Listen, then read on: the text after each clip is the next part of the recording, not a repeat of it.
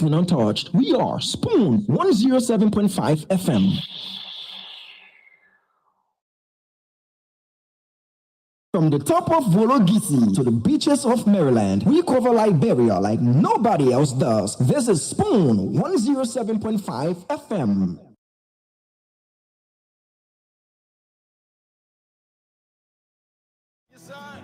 A special one from the CEOs, Dan coming with the spoon. And your boy, Friday the Southern Band. James on the beat. To the spoon to get your information. To the spoon to be part of our discussion. Spoon television. Spoon radio station. Spoon gonna tell you what is happening in Liberia. Spoon gonna tell you what is happening in Monrovia. Spoon gonna tell you what is happening in Africa. Just to spoon you will know. The children crying for starvation, just to spoon. You want to get a news update, my brother, to spoon. You want to know what is happening, Moravia, to spoon. Politicians want to make their decision, just to spoon. You want to know what's happening in the ministry, to spoon. Yeah, to spoon. To spoon. You from Fonjema, Maryland, to spoon. To spoon. If you eat kepa, congratulate my brother, to spoon. You got a Spoon TV, you got a Spoon Radio, to spoon. To spoon. You want to get a news update, to spoon. What? Yeah, Rastafari. Kilibamba.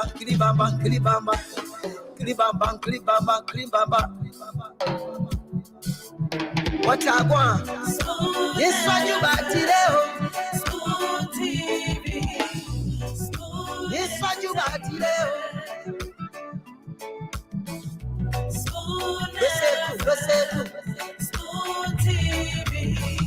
Spoon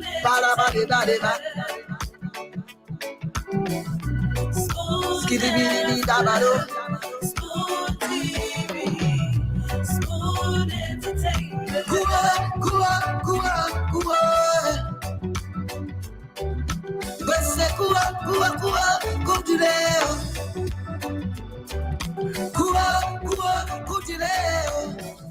To the spoon to get your information. To the spoon to be part of our discussion. Spoon television. Yes, I. A special one from the CEOs, Dan coming with the spoon. And your boy, Friday the Southern Band. James on the beat. To the spoon to get your information. To the spoon to be part of our discussion. Spoon television. Spoon radio station. Spoon gonna tell you what is happening in Liberia. Spoon gonna tell you what is happening in Monrovia. Spoon gonna tell you what is happening in Africa. Just to spoon you will know. The children crying for starvation, just to spoon. You want to get a news update, my brother, to spoon. You want to know what is happening, Moravia, to spoon. Politicians want to make their decision, just to spoon. You want to know what's happening in the ministry, to spoon. Yeah. yeah, tutto spoon. Yeah, tutto spoon. You from Fondema, Maryland, tutto spoon. Yeah, tutto spoon. If you eat kepa, gradually, my brother, tutto spoon. You got a spoon TV, you got a spoon radio, tutto spoon. Yeah, tutto spoon. You want to get a news update, tutto spoon. What? Yeah, Rastafari. Kilibamba, kilibamba, kilibamba. Kilibamba, kilibamba, kilibamba. What I want? Yes, what you back today? Spoon TV. Spoon. Yes, what you back today? Spoon. Besetu. Spoon TV. Spoon. Balabadeba. Spoon. Skidibidi dabado. Spoon TV. Spoon Entertainment. Kua. Bese kua, kudileo. Kua, kudileo. On the spoon. To get Yes, your what information. you On the spoon. To be Kua. Bese kua, kudileo. Kua, kudileo. on the spoon. To get Yes, your information. Kua. On the spoon. To be Kua. Bese kua, kudileo. 23 minutes up to 9 p.m. here in Liberia. Today is Wednesday, the 21st day of February 2024. We'd love to welcome you to tonight's edition of Liberia's biggest talk show, The Spoon Talk. So wherever it is you're listening to us from, you're welcome. Those of you listening via Fabric 101.1, Super 95.5, Better Still Spoon 107.5 FM. For those of you watching us all around the world via Spoon TV, we love to say good afternoon, good morning, good evening, and good night to you, pleasant night to you, wherever it is you are watching us from via Spoon TV. And all those of you watching via YouTube as well, we love to say welcome to you. Dwalu, the YouTube folks have been, raising serious contention that you guys don't read their comments. You don't when you're greeting your people, you don't greet them. It's like you're doing pick and choose and all that kind of stuff. So there's been serious complaints filed against you. Not that will nullify persecute your complaints. Their complaints, or not that will nullify persecute, but we have to bring it. Well, you see, Koa Flomo is actually watching from YouTube. The feed that I read from, all the network kind of feeds into this platform from the network I'm reading from. So it's not selective. I tend to just go down the line and recognize people. But to my YouTubers, man, they're sorry, it's not intentional, my people. Like I said, Koa Flomo, she's watching from YouTube. I see Cynthia Jones Sano is watching from YouTube as well. So when I'm reading the list, I just try to read whatever comes up. You can't read everything because my feed is a concentration of all the feeds from all locations. So it's much faster than the feeds you see on your network. But we'll do our best. EO White is also watching from YouTube. That one not true. Hey, how not true now? We can do our best to read your name too. But you're sorry, I don't know who you're for. I'll do my best to read everybody out there, Dama. Okay. Welcome. So Queen again has said you're always cheating them on YouTube, but Dwalu has apologized, and I needed him to have said that it's a consolidated feed. And the folks on Facebook, they usually comment faster, and more frequently than those on YouTube, but we do our best, to make sure we read out as many comments as we can. And when Dwalu is usually greeting his people, he's definitely going to add those watching via YouTube. Yeah, I'll make sure. And also, too, if you don't comment, I can't see you. So you have to comment, then I will pick it up, Once you comment, I will see you. You say, you can't just forget about us. Hey, you can't just forget about us. Yeah, that's true. Okay, Faye Williams, I think I'll do a special attention today to the YouTubers. to make sure they get recognized. So you know what? Just to satisfy the people watching via YouTube, you just do a lot of the YouTubers comment reading today. from YouTube. You But know, they got to comment though. yeah, 'Cause yeah, right have a now, comment, yeah. on my screen, I have about maybe 50 Facebooker and 2 YouTubers, which is Cynthia Jones-Stano and Faye Williams. Those are the only 2 that are commenting from YouTube right now. So if you're listening via YouTube, please make your comment. Let me see the comment, and at least let me recognize you guys. Like I said, if it's not intentional, we'll try to incorporate everybody, man. Y'all come on board, share the show, let's talk. All right. So Dwalu has apologized, and will definitely be, reading comments from YouTube. But a lot happening in the country as well. If you're celebrating your birthday today, I'd love to say happy birthday to you. I saw folks along the, Clarendon and Vantan area purchasing. One lady in particular was really happy for the fact that at least she'll be celebrating her actual birthday this year. Those born on the 29th of February. So she has been always borrowing birthday from either February or March. I got you. Yeah, but a lot happening in the country, Dwalu. Yeah, a lot. I see that you've adjusted to the heat. Yeah, and talking about heat, scientists have warned that we are gradually entering a period of heat that will be very difficult during the days and the night. So if you think like what we're experiencing is a heat wave, they said it's due to the emission of greenhouse gases. So the meteorological agency is warning us to prepare for warmer days and nights. So what you need to do is, according to the experts, you need to stay hydrated all of the time. If you do not have a water bottle, you need to get one. If you cannot walk around with your bottle of water, but it's advised that you always stay hydrated by drinking water. I say beer.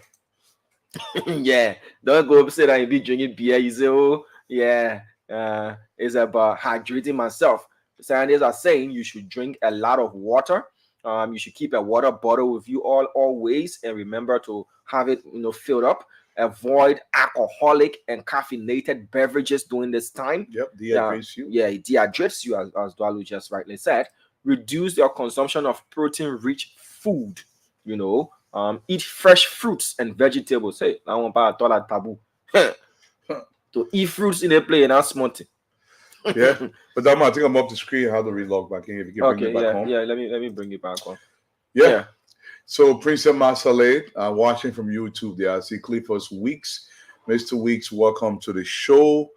All you guys that are coming, remember now, we're doing everything we can. We want you guys to stay hydrated across the country. I don't care where you are. Sano River says, I see somebody here watching from Maryland County. I want you guys to stay hydrated. It's a heat wave. Your body's going to burn more, so you want to give your body more. I say burns. Don't forget the kids as well. When you drink, get a drink in small water to let them drink. Don't say, oh, I'm thirsty. They are thirsty. You want to give them some water. Keep drinking. I mean, I'm pretty sure the health ministry is going to put out something. Speaking to this, I'm not a medical professional, but just my layman term. We just want you guys to stay hydrated. Yeah. So as you rightly put it, Dwalu, the health ministry, at least these are some of the things that they need to update us about. Right. The heat is intense. That's a fact. But away from that, during the late hours of the afternoon, or should I say early evening, so you've been locked out again. I don't know. Yeah, the internet. Yeah, the internet is. But we'll try to do it and bring Dwalu back on. Dwalu is gonna get back on. It's just a network issue. Working on that. So once we readjust, Dwalu will continue on the conversation. Choco and Magic are definitely going to help us to get Dwalu back on the screen. Or Dwalu, you could just come to where Choco is. Okay. We can change that up. Yeah, you can do that. So let me give you a minute to do that, and then we'll come up with the updates as well. But a lot of things happening in the country will also take up the time for you to tell us what's on your mind. Strokon Flammer was a part of the raid today. He witnessed that firsthand. So he's going to tell us how it all went down. Though we were watching, but you can watch Dwalu. But the person who's there, they have an eyewitness perspective. They can tell you exactly as it unfolded, even though you were watching it. But let Dwalu get settled. We'll move to that. So there was a big drug bust today. AB Kroma has begun with a bang. He has begun with a bang. Remember, the president said and labeled drugs as a national health emergency, and as such, his DEA boss, aside from taking his drug test and all of that, he has begun with a bang. 11 persons were arrested on today. We'll talk about that as well. There's been a series of protest actions, not just in Montserrado County, in Grand Cru County, in Grand Jide as well. There's been protest actions in reaction to the president nominating Honorable Alex Grant as the superintendent of Grand Jide County, the land of the rising sun. And some Grand Jidans calling themselves concerned Grand Jidans have taken to the streets to protest. They say, Pape Ayan Misi Koto. We do not want Alex Grant as our superintendent. Yeah, we do not want him as our superintendent. If it worked as the AFL, wives protested and the defense minister resigned, they won't tell you, say, we want Alex Grant, based on the fact that he has fraudulent academic credentials. But let's dig deeper, Tama. Yeah. It's not just I don't care so much about the fraudulent academic credentials. The people of Grand Jide County understand who this man is. If you remember a few years back, this very representative, there was a little child that he was accused of raping. And the child got impregnated, and then the child disappeared. The people of Grand Jide County, I think people should be allowed to pick their superintendent. If you ask me, he led their superintendents, but it's the president's decision. The people that are advising the president, my instruction to them, or my recommendation would be this. If the people in Grand Jide County does not want somebody, do not force that person on them. I will say this to them because they're not going to accept him. They're not going to work with him. Mr. Grant can go elsewhere. He's a representative. Was he not re-elected? No. Okay. So he was rejected by the people of Grand Jide County. Now he wants to go back to Grand Jide using the back door. I think that's they say I'm very low. So let me see this one. Hello there. Oh, okay. So let Damo turn on the mic, hopefully. But listen, man, it's a superintendent position. It's a local. Hey, Patakoli, what's going on, my brother? I see DJ Face on the YouTube. I see that BK Sasa Jr. YouTuber. Welcome to the show, you YouTubers. You got preference today. Jacob Rancy, man. What's going on, my brother? Everybody come on to the show. We got a lot to talk about Liberia tonight. This one, much better. Okay. Hopefully, if you guys are hearing me better, let me know. I see Martha Campbell. She's actually watching from YouTube as well. Teresa Scott from YouTube. You're welcome to the show. We got a lot to talk about tonight. A lot of things going on. But yeah, the people of Grand Jide County, I think they have rights so that to see who is their superintendent, who represents their county, or who's the chief governor of their county. I believe the superintendent is the chief governor of the county. So maybe they know why they're saying it. Hopefully the president listens to them and recalls that nomination, and they can go on from there. But I'm pretty sure the Grand Jide County caucus and the representatives and senators will have something to say about it. Okay. Thank you, Dwalu. You loud and clear now. Let's bring on Trocon Flammer to talk more about the drug bust that occurred in Sion Town early this evening, if I'm right about the time. Trocon, you welcome. How are you tonight? Diamond, thank you so much. Thanks to our many followers across the world, those who usually were addicted to spoon. And when the show is not on, we receive a lot of calls every day. But it wasn't easy today, Diamond. What went down? Mr. Krumah has got the ball rolling. By, first-hand information on today, arrest. And just imagine when, according to the team, when they arrive in the community, this guy, who is a Nigerian national, he spent about 2 hours, and the director, they have to wait outside for him because he's very powerful in the area, because he has money and a lot of people work with him. So he's very powerful. He's not just a mere person that just going to apprehend maybe on just mere allegation. So the director needed to go there. And today it was a scene of attraction when the community dwellers were celebrating when the guys were arrested. 11 in total. 11 were arrested. And the value for the drug is around, the street value according to the guys, the street value around 5.2 million. To 5.2 million what? USD or Liberian dollars. Okay. 5.2 million Liberian dollars. And so they were arrested and taken to the court.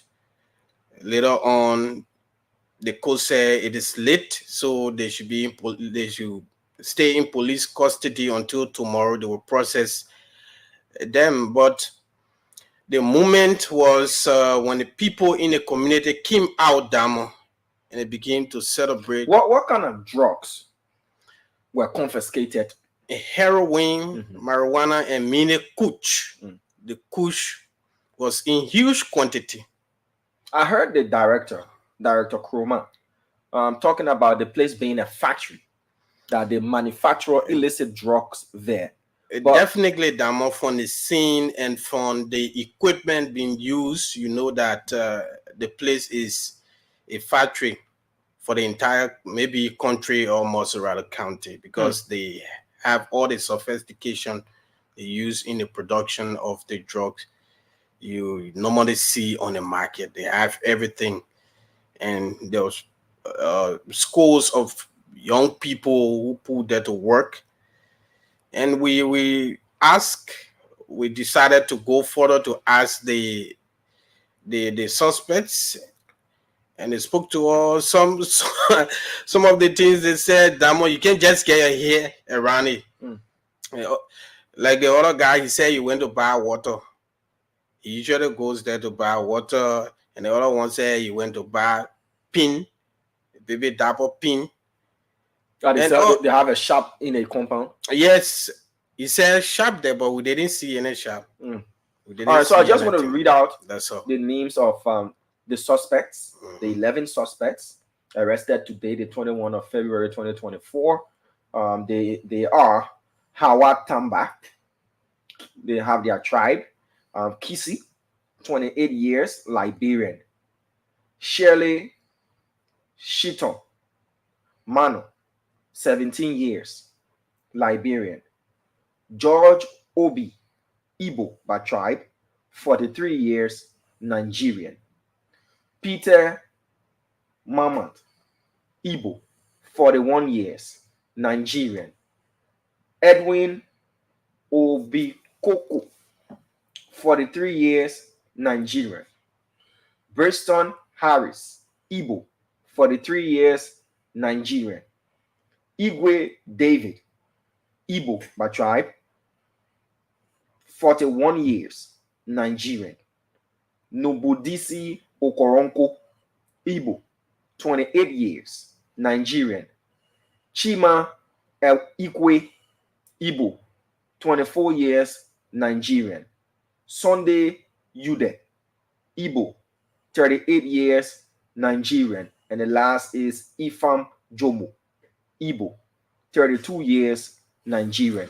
So out of 11 suspects that were arrested today, you have two Liberians, 9 Nigerians. 9 Nigerians. And did the suspected or reported ringleader say anything about what business he does?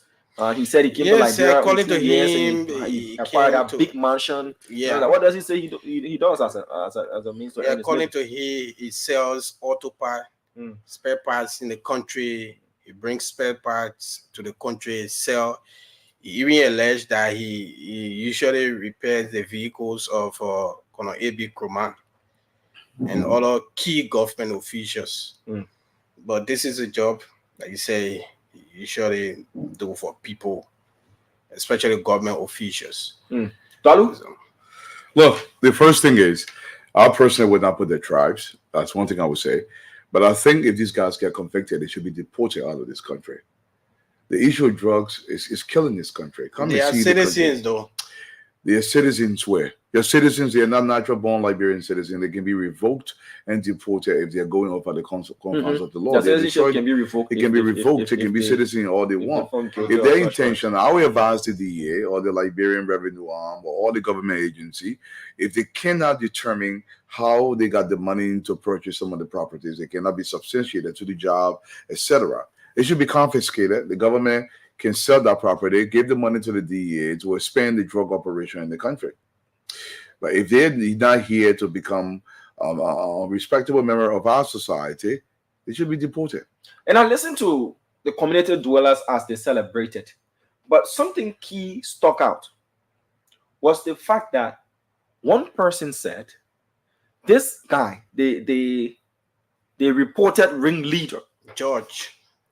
he has been arrested on numerous occasions. Definitely. They will just take him. After 2 to 3 days, he's back in the community. Back in the community. And those who are said to be the ones telling on him, they are the subjects of attacks. So because of that, the community dwellers have become scared to talk about this. It's not just about arresting, but the fact that we see people being arrested and they resurface in the community, and when they come back, they go on a vengeful spree. Is also a dangerous thing as well, Balu. People know where these ghettos are. People reside where these ghettos and they are. want to speak People out. want to speak out, but they are afraid that if they do so, They're not going to get protected. yes. But Damo, let me tell you what happens. Because it is that way, what the government does not realize is it's endangering every citizen in this fashion. This will happen. If the guys that are selling drugs, they put their nationality aside, it can be Liberian, whomever. If they're going to jail and they just come back out like that, the next thing, there will be mob action against them in some way, shape, or form. Now, you will push the people so long, so far, and there will come a day, and the people will just go haywire. And we don't want that in the society. Now, I want to commend the director today, man, Honorable Kurman, for doing what he's done, but they have to go the extra mile. Prosecute these guys. If you give them 10, 20, 15 years in jail, they do the jail time. After jail time, you deport them out of this country. You have a simple, powerful message. We cannot have foreigners. Look, the Nigerians are overpopulated. I hate to say this because they are African brothers, but we cannot take their drug dealers and other people leaving their country to come here and destroy this country. We don't have the resources to actually go after the guys in the fashion that is required. So if you grab it, you have to address it very aggressively and remove them out of the country. Because if you don't do that, look, can't see the people spoiling the country. I mean, my ear to me. Yeah. Aside from that, Damon, the guys, the young people in the community, they were also celebrating. They said the Nigerians who usually do drugs in our community, they snatch away their girlfriends. So they were happy. That one at least I'm not concerned.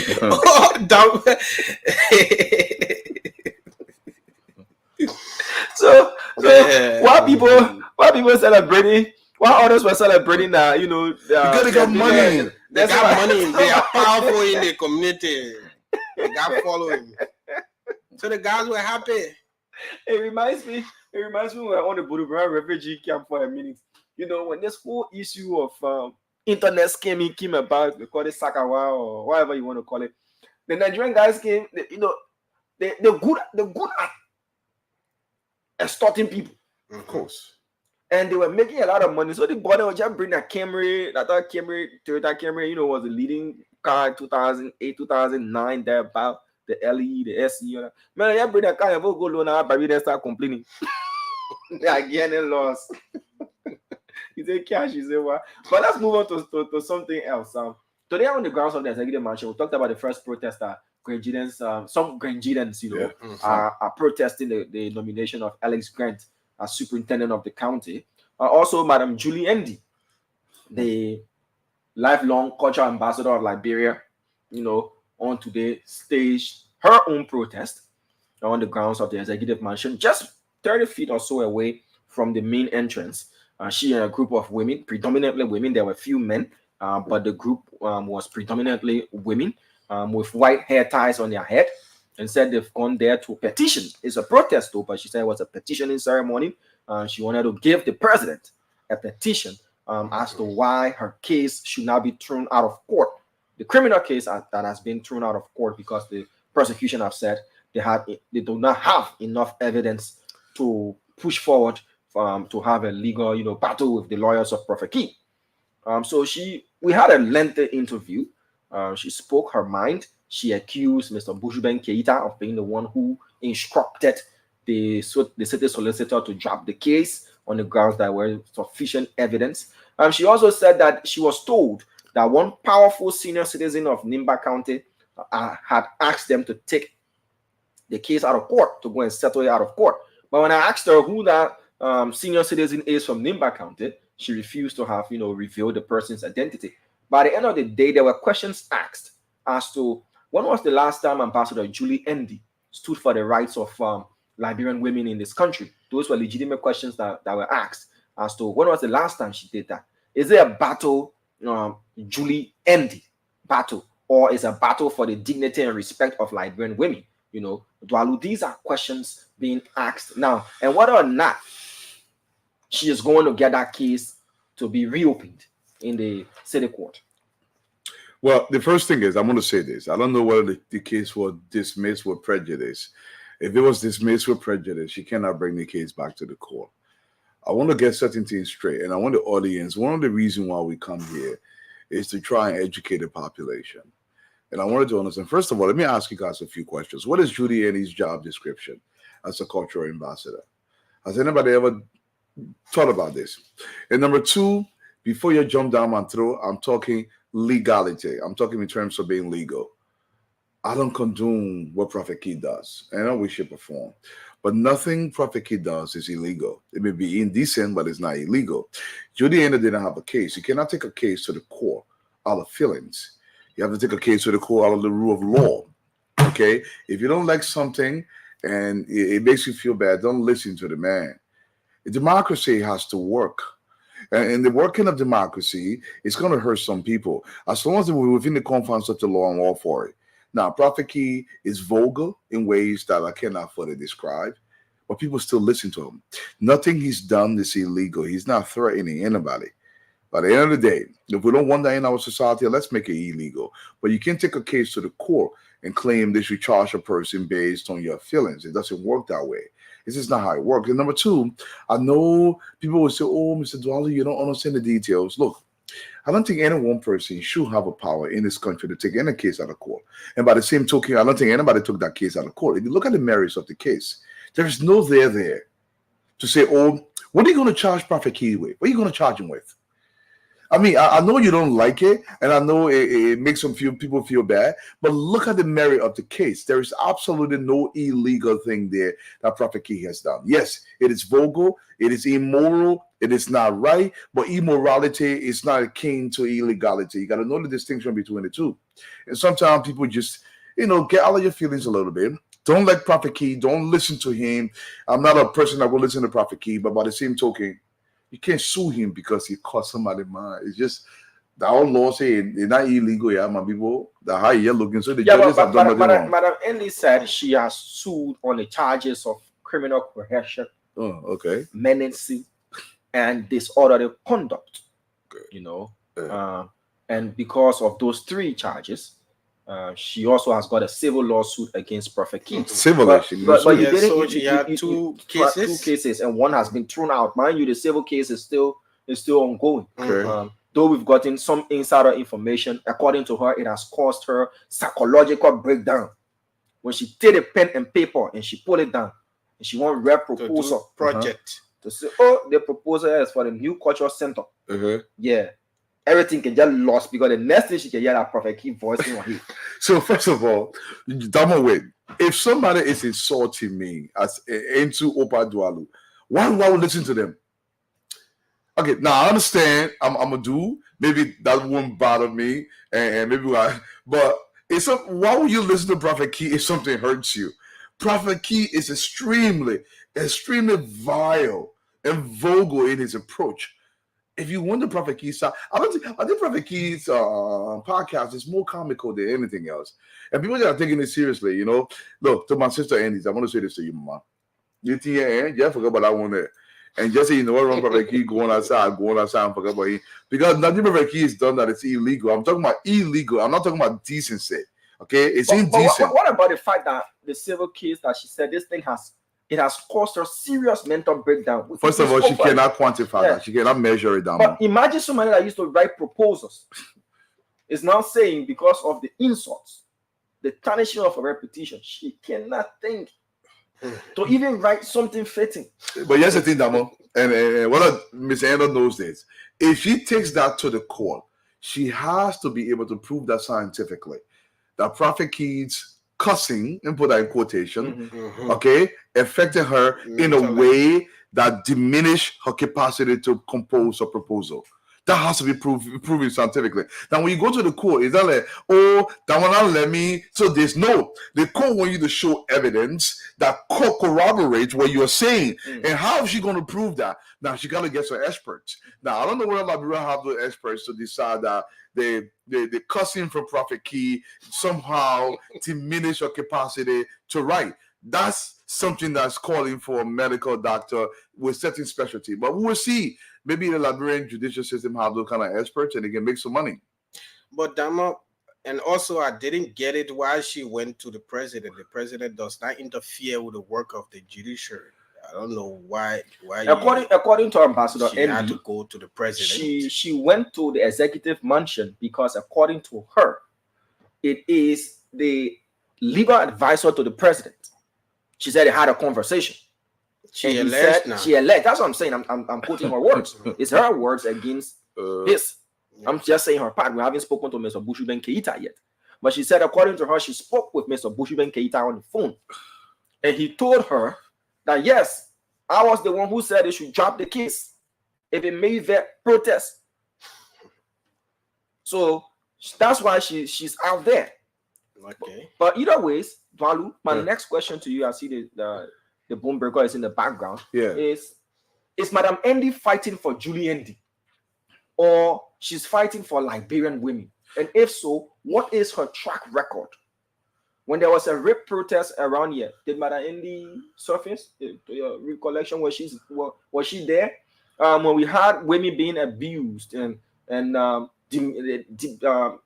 disgraced, deaths here and there, was Madam Andy out there speaking publicly against these things? As part of the job of a cultural ambassador, dignifying our women is part of our culture.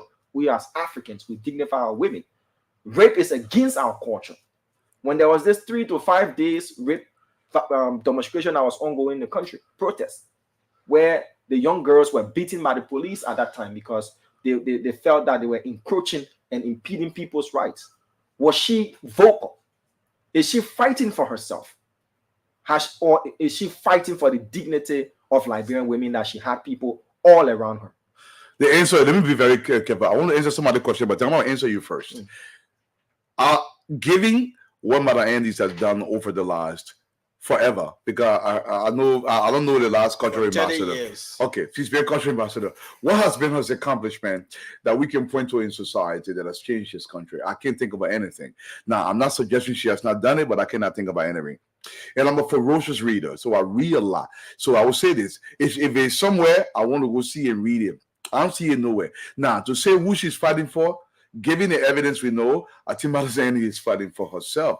I don't think she's fighting for the Liberian people, because when it comes to girls' issue across the country, and I'm going to be a little bit straightforward here, when little babies are being split with razor blade, so grown men, pedophiles can insert themselves inside them, I don't hear Madam Andy talking about it. When young girls are being prostituted all over this country, every junction of this country, I don't hear her talking about it. What is she fighting for? Somebody should tell me. I don't know what she's fighting for. But Donald, let me answer this person. Look, Morovia is not only a dumper.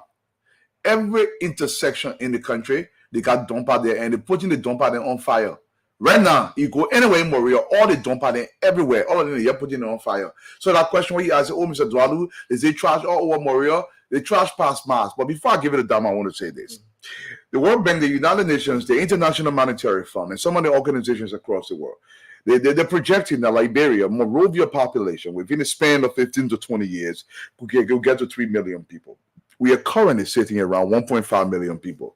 We have no sewage system. We have no crucial infrastructure to support the population growth. If we hit 3 million people, the garbage what you see in Morovia right now, that one I play to you, I mean tell you for it. When I come here, it will pass mass. I'm going to give it to you. So, in the end, you summarize the answer by saying she's fighting for herself. For herself, yeah. All right. Choko, 1 minute before we go to the phone lines quickly and take some I think I will agree with Dwadu greatly, because we've been here And these protests have been done over the years. We did not see Madam Judy any speaking out or even, addressing the press one day to just say one or two words to the victims or the survivors and their parents and all of that. So coming on today, aside from that, over the years, Prophet Key been insulting women. And she didn't come out to say you insulted someone that I know, one woman that I know, or this woman that I know. She didn't say anything. So in short, I think she's there for herself. Psychological damage, as you said, expert will have to prove. In a case of defamation, you should also prove that it has cost you monetarily as well. And that's why she said she couldn't write her proposals.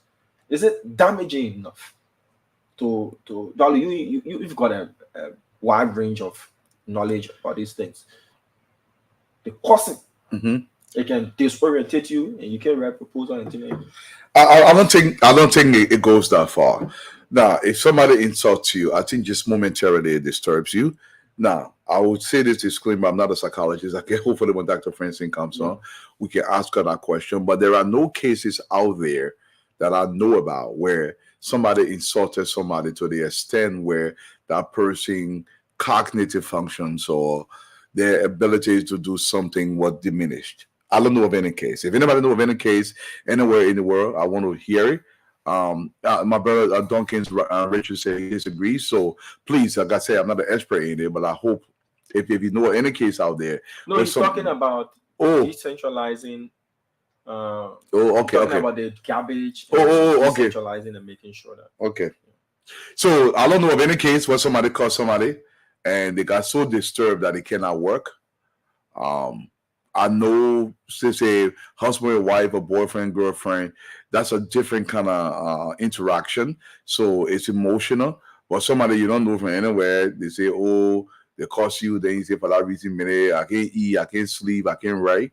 So Michael Bakala says, yeah, he knows of a case that person's ability to perform. But anyway, we're watching this as it unfolds. She said if the executive had not come out to receive a petition, should have slept on the grounds there of the executive mansion before the main entrance.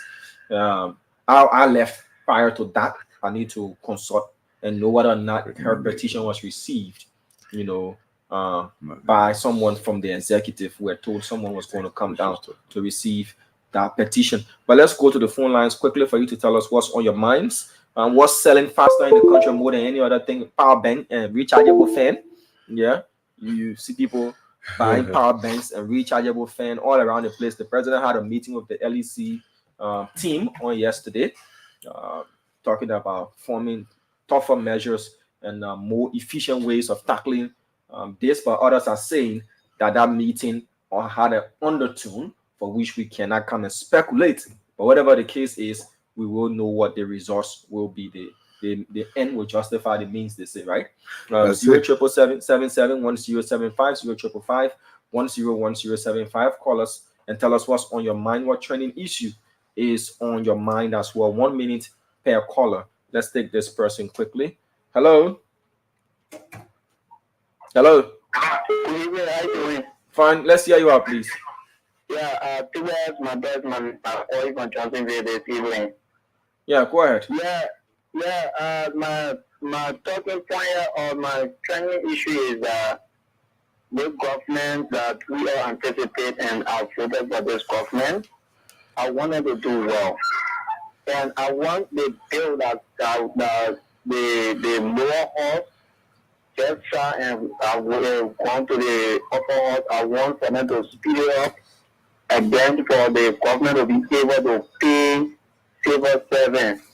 Yeah, because there are many people, that children out of school, many people are supposed to do other things, but there's no money. So civil servants should take pay before maybe March. Thank you. Thank you. Let's take this person. Yeah, the government just got 41.3 million to take care of the operations for the month of February. Let's take this person here. Hello. Yeah, I'm Jay Dwalu calling. Jay Dwalu calling. I have to do with the rate. I'm calling from Ray Hill, West Town. The The government need to work on the rate. That's why they are doing the gas price and the rest. They have work on it, but they have to work on the rate so that at least the prices can come down. All right, thank you. That is what I'm saying. Okay. Boombreaker, what's up, Chief? Yo, yeah. You feel, man? Thank you. She said my complexion is complexing. When my it look like going blind. When my video looking different. I mean, whenever you bring the begin choke on the show, I can be having eye problem. Yeah, I mean, you know they're picking full of Sege, man. They're picking full of Sege, seriously. They're picking using Sege on me. Whenever you bring on the show, I'll be having eye problem. They're picking going live. I can be fighting to see clearly. I mean, if you don't let me just say it, Chokon, I want to get very with you. I want to let you see you. If you can get Niji, let me tell you for we talking about that. Oh, I see that Niji. Yeah. Chokon, what's up? Dama, what's up? Minister Do. What's up, Minister Do? Mr. Dwalu? I'm all good, my man. Yeah, we are grateful. We remain grateful, man. How's the country? I heard Dama saying your own Chokon, and Chokon, were you the one covering AB? Yeah, we just came from there and I left AB at the police station. Is he coming on tonight? Yes, he's coming.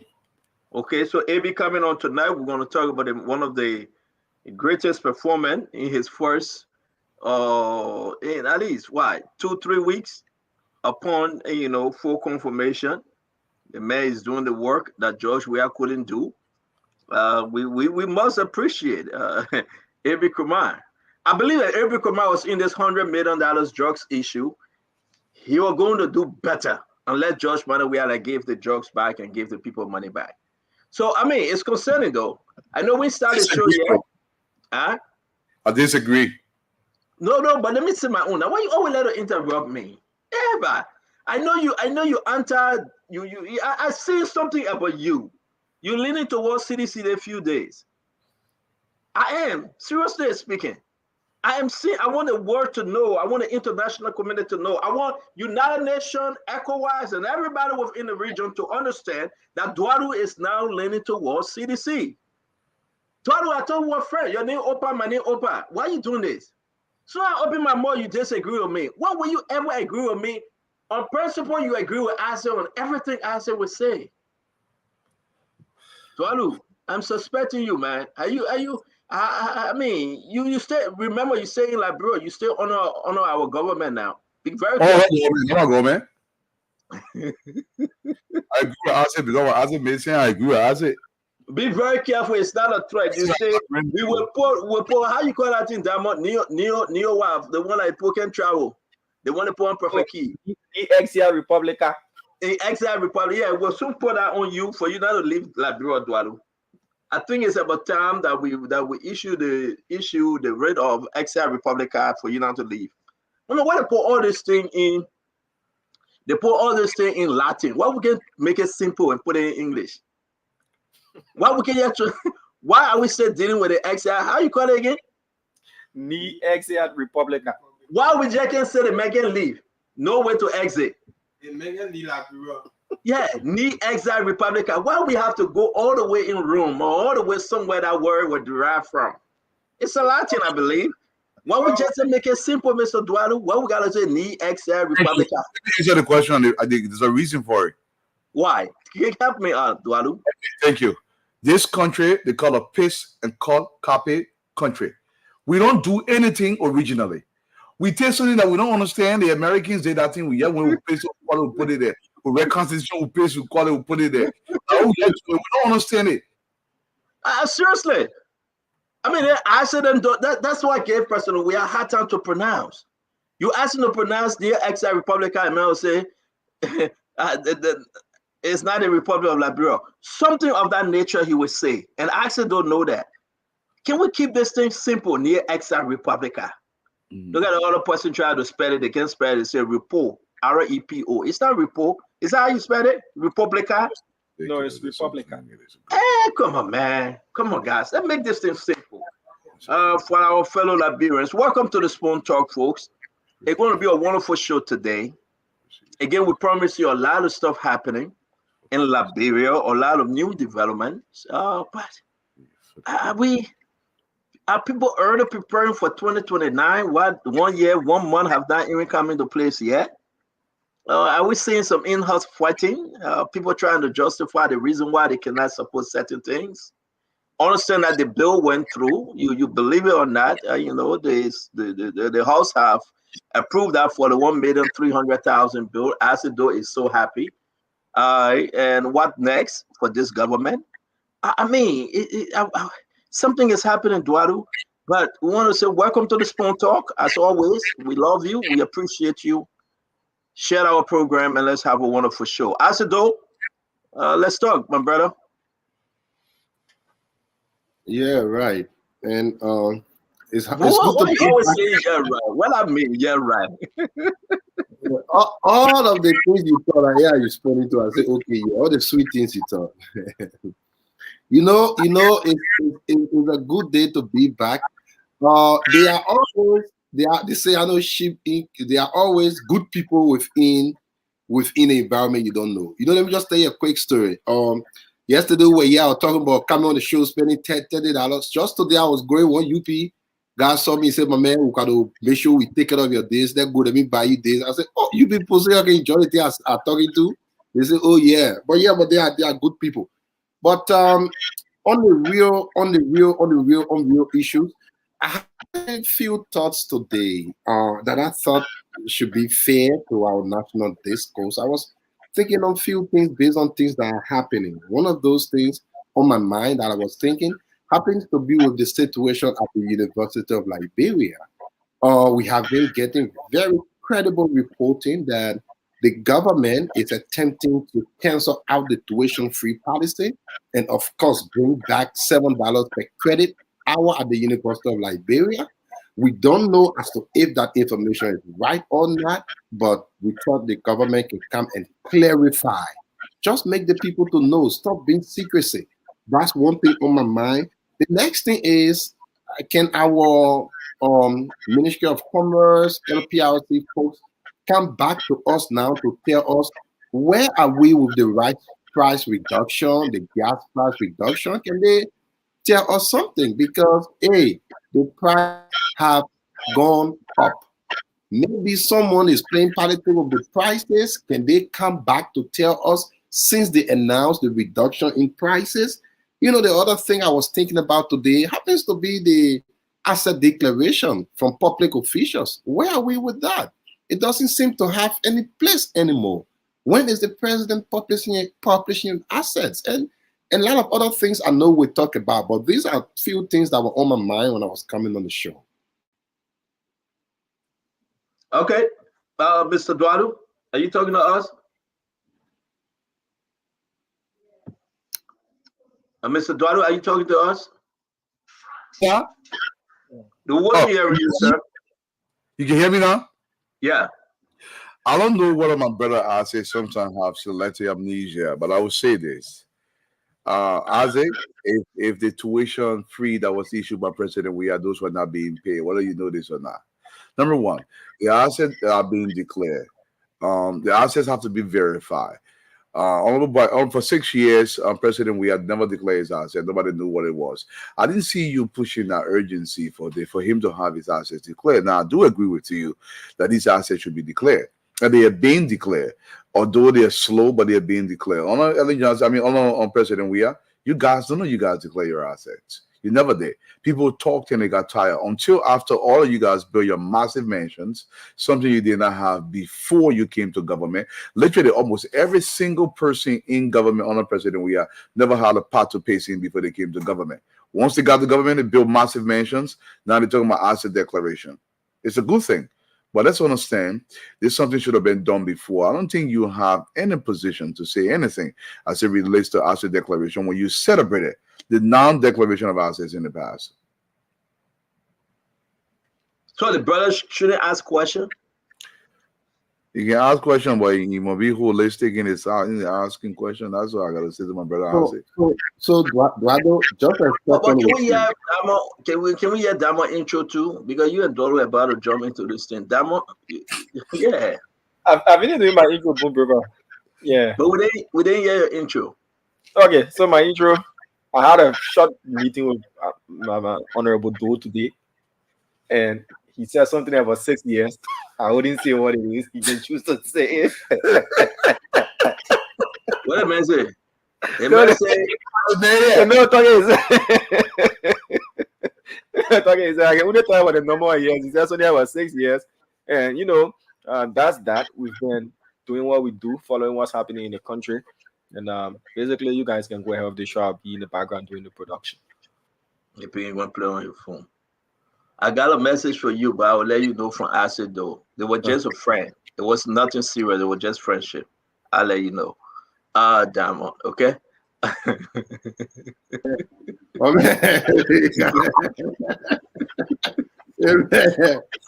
So Duadu, let's have fun. So Duadu, Yeah. you had repeatedly said George Weah's for Liberia. He damaged Liberia until everything Liberia damaged.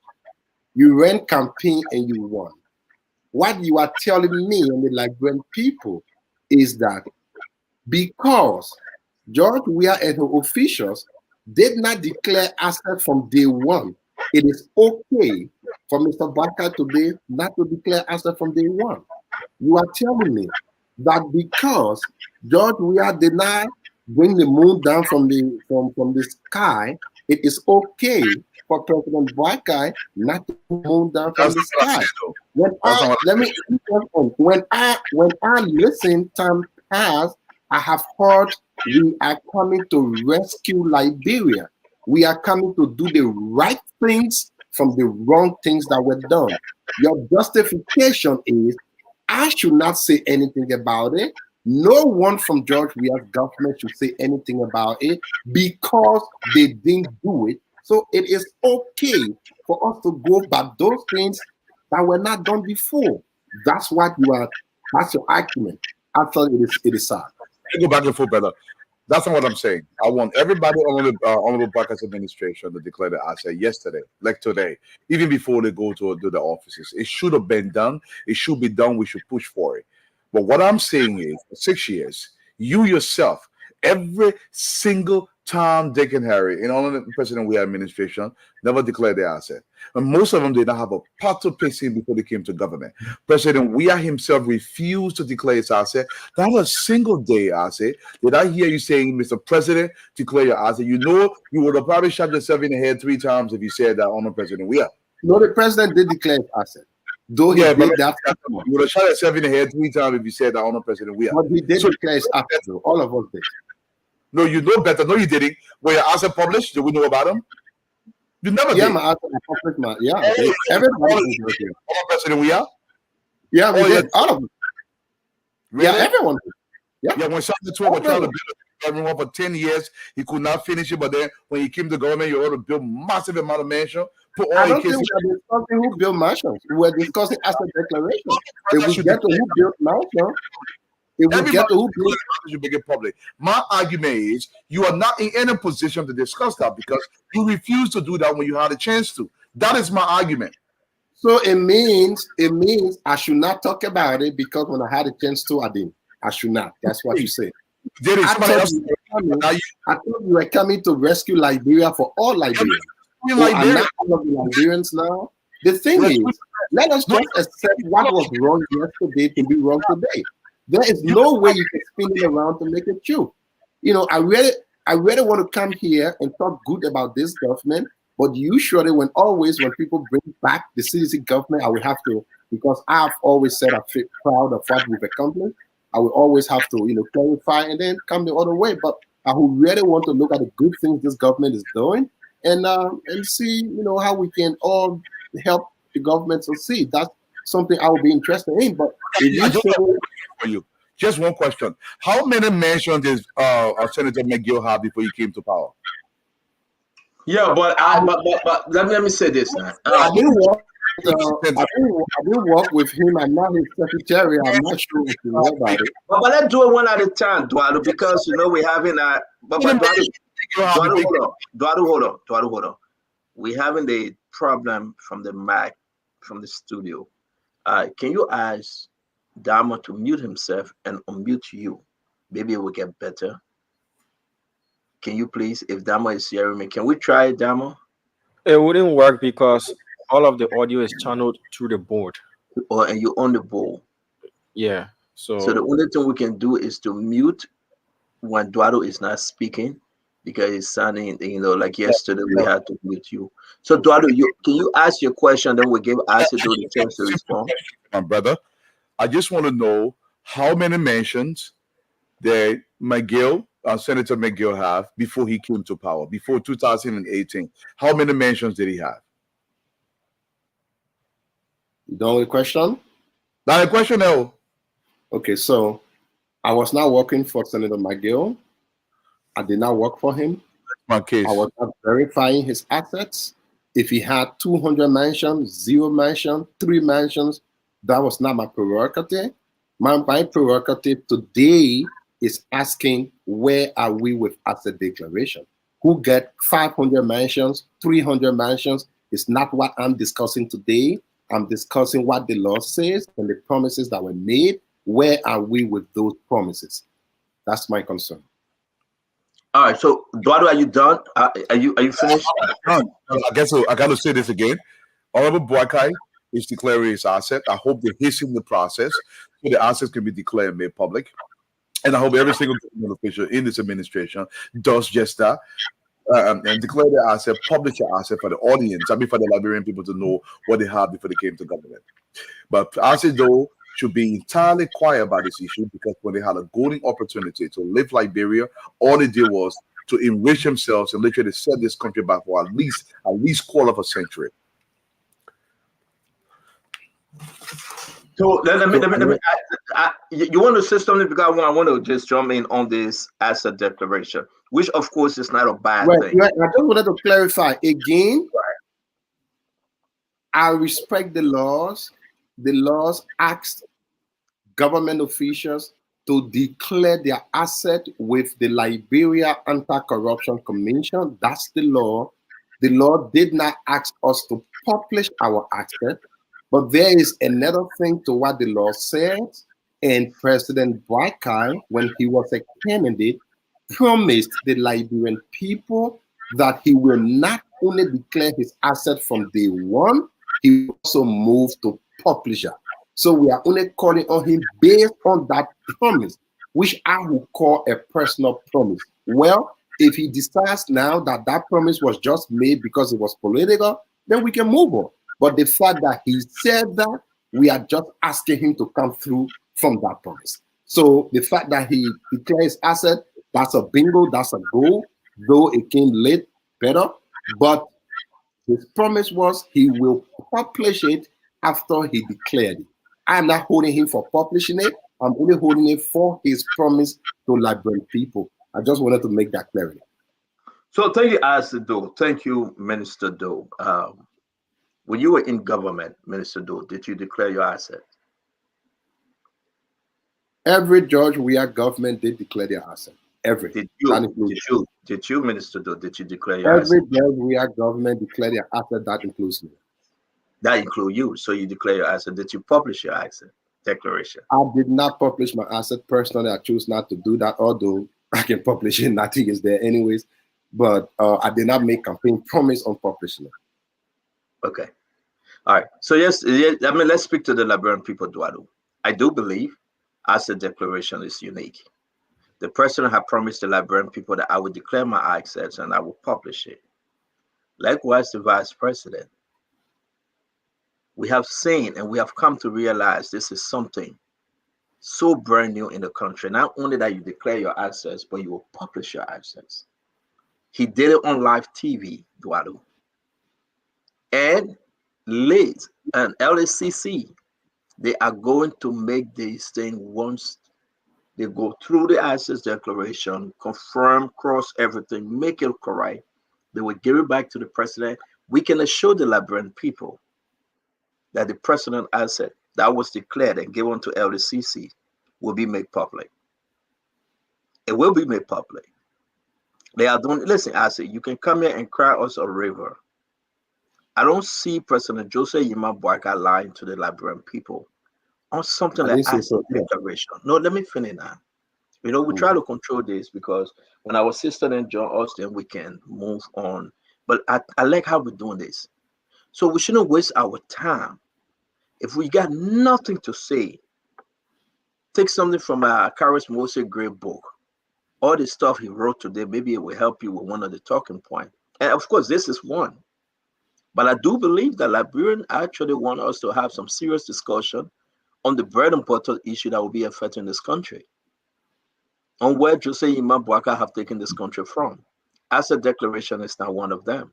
Though the president voluntarily announced, and he's on point, and it will be done.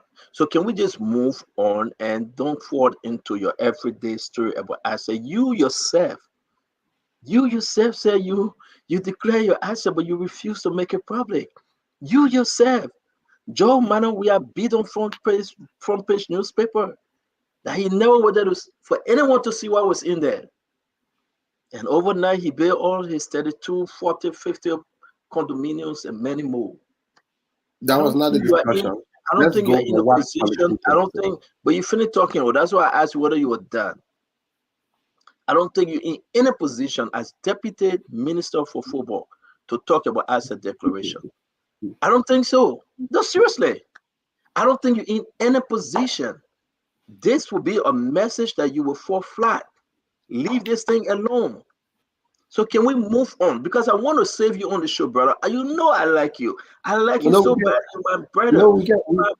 I want us to move on because this one, you fall in the flat. No, we can move on. You want the service to the Liberian people when you declare your assets, but later on you refuse to make it public. so it's your master judgment aware. So you have no more right to talk about someone making the asset public to the Liberian people. Okay. So as a Liberian, born and raised in Liberia, parents from Liberia, everyone's in Liberia. I have 1 billion% right to ensure I hold my government accountable. President Boaka is my president. He is the president of my country. Unfortunately, I will hold him accountable for the next 6 years. I will praise him whenever praise it should be. And in this Eastern, we are calling on the president to come through with his campaign promise. Already. Let's move on, brother. Because today I will tell President Boaka not to even listen to you. He will do it accordingly because you are President Boaka knows that I love him very well more than you do. He knows very well that. I appreciate it. And I appreciate our Sidisha loving President Boaka more than I do. That's a big plus for you, I say. That consultant contract you're looking for, you won't get it. Okay, so let me make it clear. Dwalu, the man fishing for a consulting contract. You not get it. The man Liberian man may get it right to get it too. No, but he will not get it. We get people qualified than him. We get people that have come with much more bigger credential. When you put a bill out there, and I said, though we have reviewed his credential, we think that other people get a higher credential than him. So he will not get it. So I said, though we pray for you. If I call up President Boaka now and say, I'm coming to your camp, I'm very sure the president will be so much open and welcoming for me to come over. But for right now, right now, what you're doing, you have agreed to be very careful because I think after 2 more months, you will need your rent pay and you will need.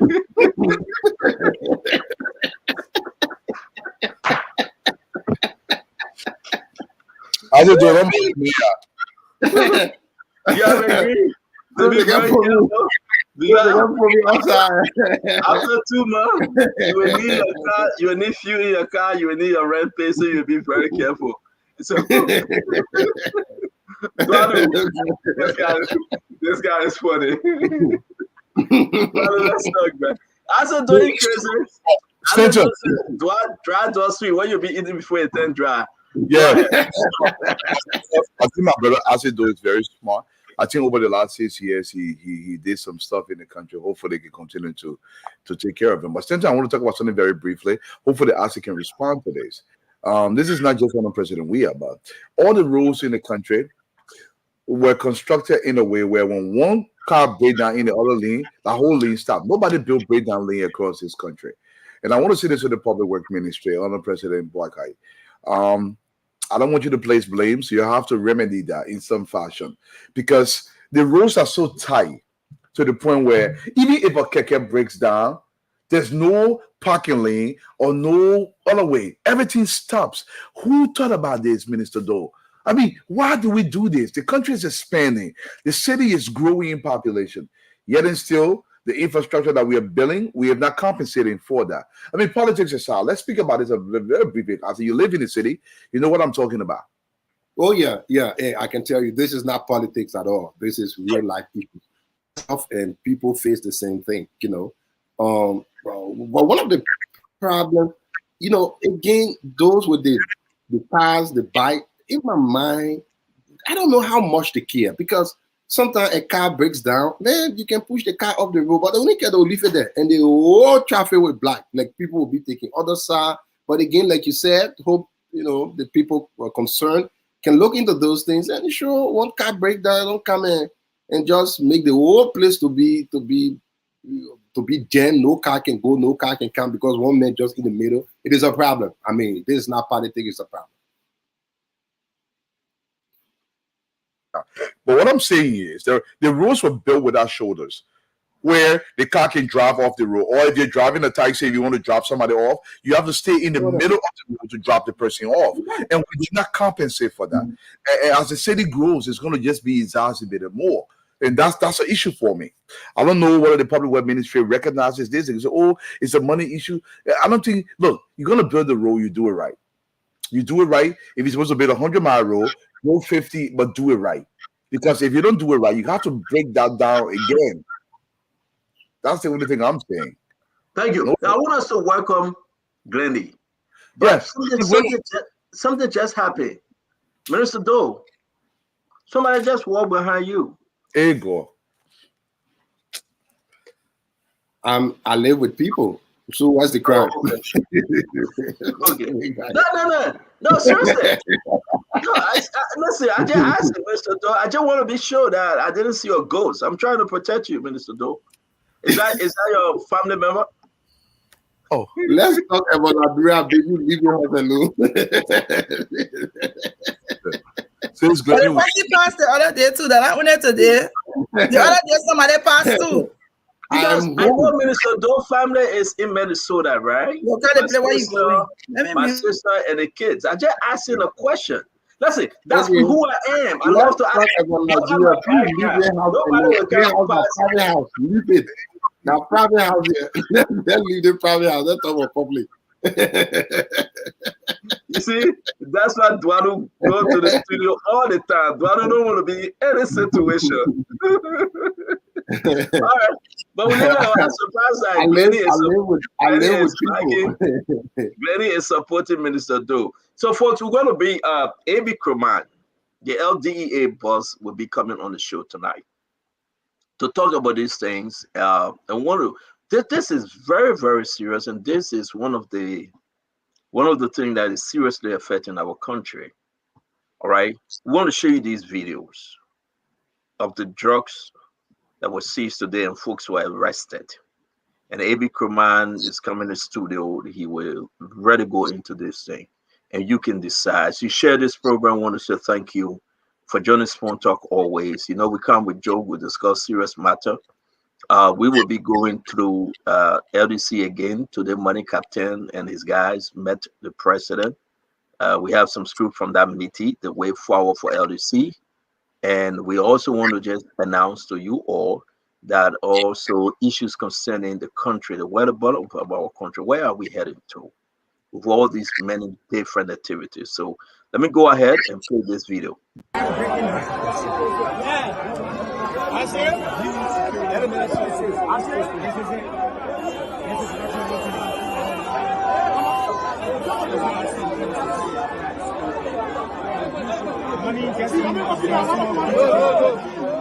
All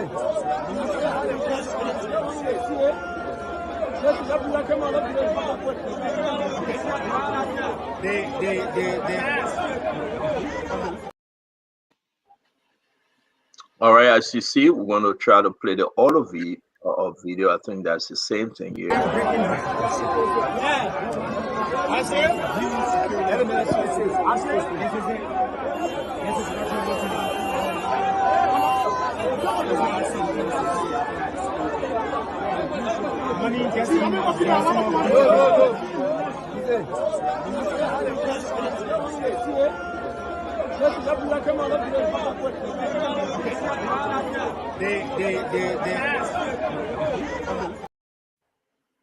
All right, so as you can see, the issue, Glenny, they are setting folks up.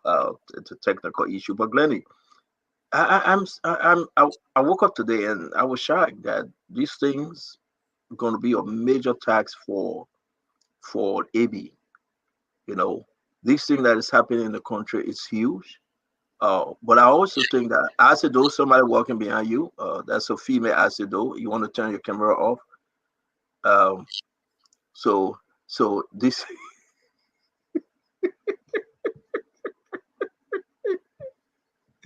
Granny, would I hear you?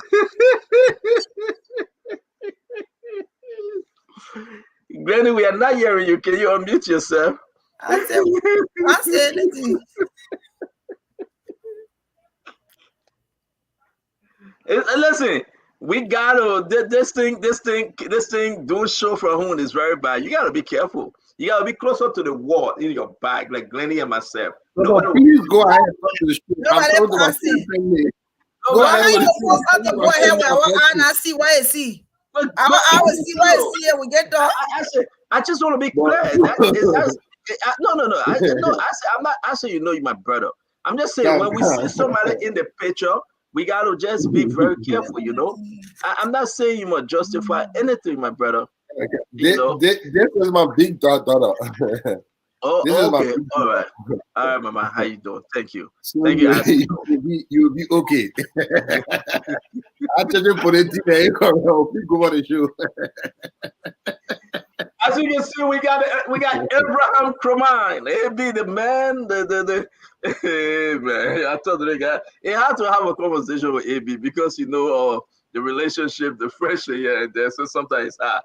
But welcome to the show, AB. How you doing? I'm doing great. Thank you very much for the invite. I'm doing great. Yeah, something happened today. We got Glenny, we got Eduardo, we got Isaac, and of course, Al Hussein. We want to say we're going to play these videos. You did something that I believe you're bringing more extra power, extra strength, and you're bringing this kind of thing to the community, the city, the country as a whole. You are installing fear since you took over as LDEA boss. So we ask you to come and join us that we can discuss the importance about drugs in the country. And what took place today, let's play the video again for our audience, and we'll give you the time to give us your intro on this matter. I want to say we got so many videos, we got pictures. First of all, I'm going to share the pictures as you can see, folks. Money, drugs. Look at those things. I don't know what kind of drugs they are. We got cell phone, everything.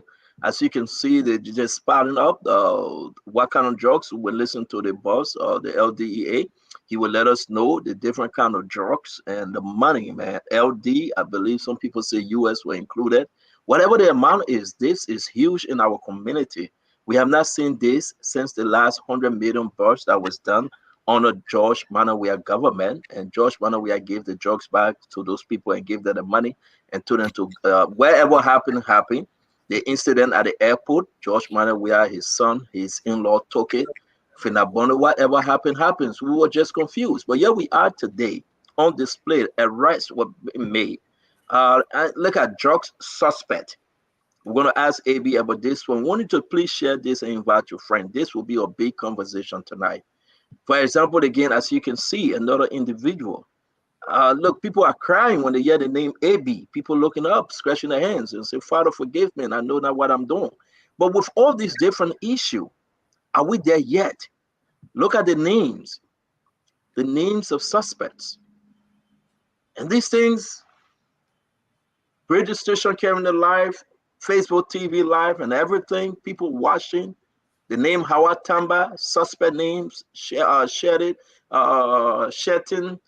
George Obi, Peter Momo, Edwin Oziko, Bristol Harris, Igwe Davis, Wadubis, Okoronkwe, Okiman, Ikwe, Sunday, UD.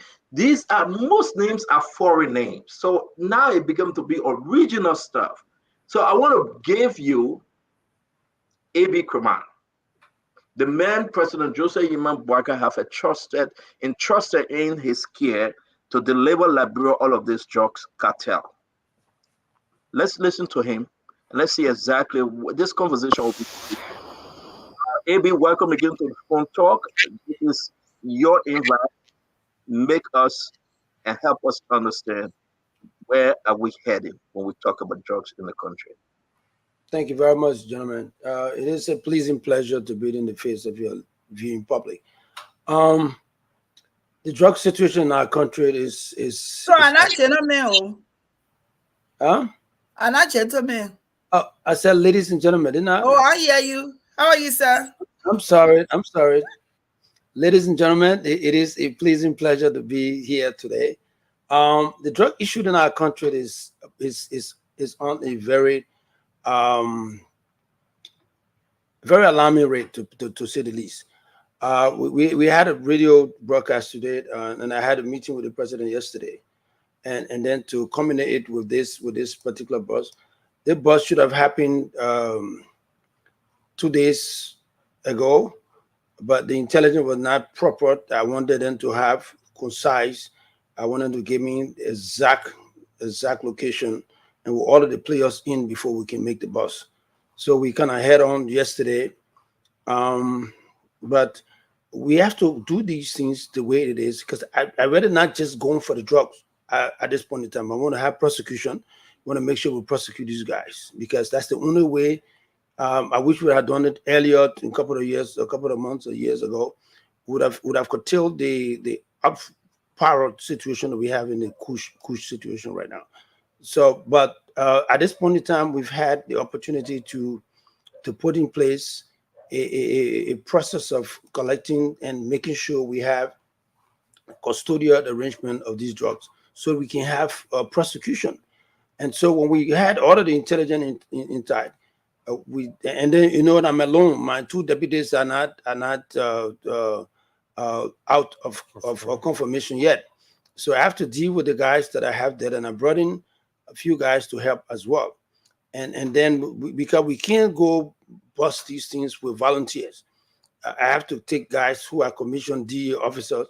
The few guys we have to take them along. And so it is a little bit intricate to say the least, and a little difficult to actually say, because I can't. You see, I'm in court suit today. This was not a raid. This is not a raid suit. I had gone to support my guys in a confirmation hearing, and I met with Senator Zopenon. Zopenon has said to me, "Look, Abi, I have a pickup.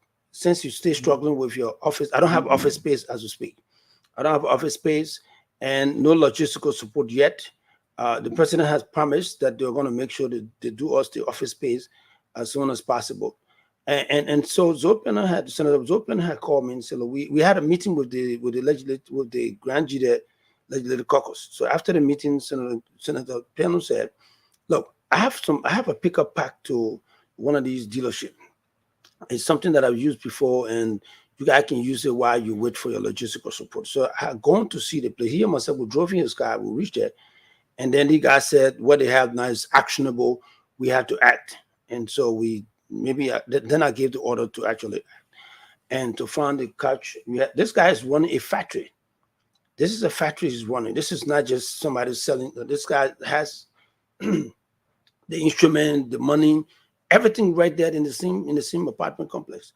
And so I gave the order to search, and we went to obtain a search and seizure warrant from the court, because I want to make sure the guys are prosecuted. We got the sheriff there. We got everybody to actually go inside. I spent 2 hours waiting for the guys to open the gate. He couldn't open the gate. The gate that had most of the drugs, he couldn't open it. So we had to force the door open with the help of the sheriff. And then we went inside, we saw the drugs. And look, Stanton and ladies and gentlemen, the problem we have in our country is alarming. We have 20% of our population on drugs, 20% of our 5 million plus people on drugs. So you got about 1 million of our citizens on drugs. What you saw in there today, what you're looking at there, that kuch, cocaine, heroin, that's what you see there. It's been put together. You saw some chemical. If you can see the footage back there, there's this chemical on the other side. This white product you see, stuff you see, that's the one that mix with the cocaine to enlarge it to make it more marketable for our people. And out here, let me see the other one. There's a footage out there where they got okay. Here in the black plastic, these are our coach. This one, coach. Coach is what the guys are marketing. This is value, a lot of money. Okay, so the guys who buy this one in the black plastic bag, they will sell this, and then as wholesale, and the little one, I don't know whether you didn't get that footage. There's another one there in the white plastic, in the white paper. We are uploading the picture you're talking about. We'll put it up shortly. That's one they sell $100 Liberian. That's what killing our children. That one you see there, the little one, the white stuff, is what the guys are selling $100 Liberian. And that's the one the kids are buying because it's affordable. And this guy's operating in the dense community. And it makes it, for me, I shed tears, not for the boss. I shed tears for the children of Liberia. I shed tears today that these guys are creating death warrant for our people. And for me, I committed myself to fighting this thing head on. And I can't do it alone. That's why I asked the police, the immigration that will be at the Vera borders, and the LRA, all of these folks that participate in the joint security to help to fight this war. This war is not, we can win this war, I can tell you, but whenever we win it, we'll have a collaborative approach. When we do this thing with an approach that will involve all of our people, the citizens themselves. You saw the enthusiasm from the citizens today. They are tired and they want to help. And we can also do this without neither logistical support. We call on you guys sitting here to help us push the line. So the budget that we put up, we're actually starting a new DEA. This is not an old DEA we're dealing with. We're dealing with a new DEA. We're starting all of our instruction, administrative instruction, operational instruction, everything at fresh. Nothing is new, nothing is old that we're doing right now. We just managed to use few of the agents today. But we will be calling on, the president has committed himself to actually help with this process. And the Liberian Senate, the National Legislature have committed themselves as well to actually help to push our budget so that we can have a functioning DEA system. The vehicle we use today, we got one vehicle in the whole system. We think that the passing of this budget and making sure that we have an office will give us another advantage against this process. I think we can win this war. It can be fought. We can win it. We can have support. We can have the necessary support from our people. And basically, that's what we are. Well, I'm tired. Mr. Dwalu, can you handle this real quick? I'll be right back. Yeah, no problem. Mr. Kraman, first of all, I want to say assalamu alaikum to you. Wa alaikum salam. I would say this. The question, I'll get straight to the point. Yes, sir. First of all, I know you're trying to build a new DEA, and this is a great thing that we want for this country. Do you have a hotline? A lot of people in the community are extremely afraid to even talk to these guys that are in the community. In fact, they're afraid of the drug dealers. Yes. Are you going to establish a hotline where you get people can tip you off to start doing this? That's the first question. Mm-hmm. No, it's between you and I. I will go to Fadiga. I will take over the circle. So, well, right now we are establishing hotline to actually give us give our people. Yeah, today, the fear in our people is just enormous. They are so scared that when these guys came out of the apartment, out of the gated community today, the people were so like the people were so happy. The fear left them when they saw this guy who presented himself as a businessman, as an auto part dealer. All of them, everybody know him. They call him some Japan, some Japan. So with that kind of, with the presence you have out there in the community, people now, today I was on the radio to one of the radio talk shows. They asked for, I forgot to answer that question. They do need, they had land tomorrow. I will give one from Orange and give one for Lone Star. So we can actually get that to our people, and we have people manning them all around the country. Yeah.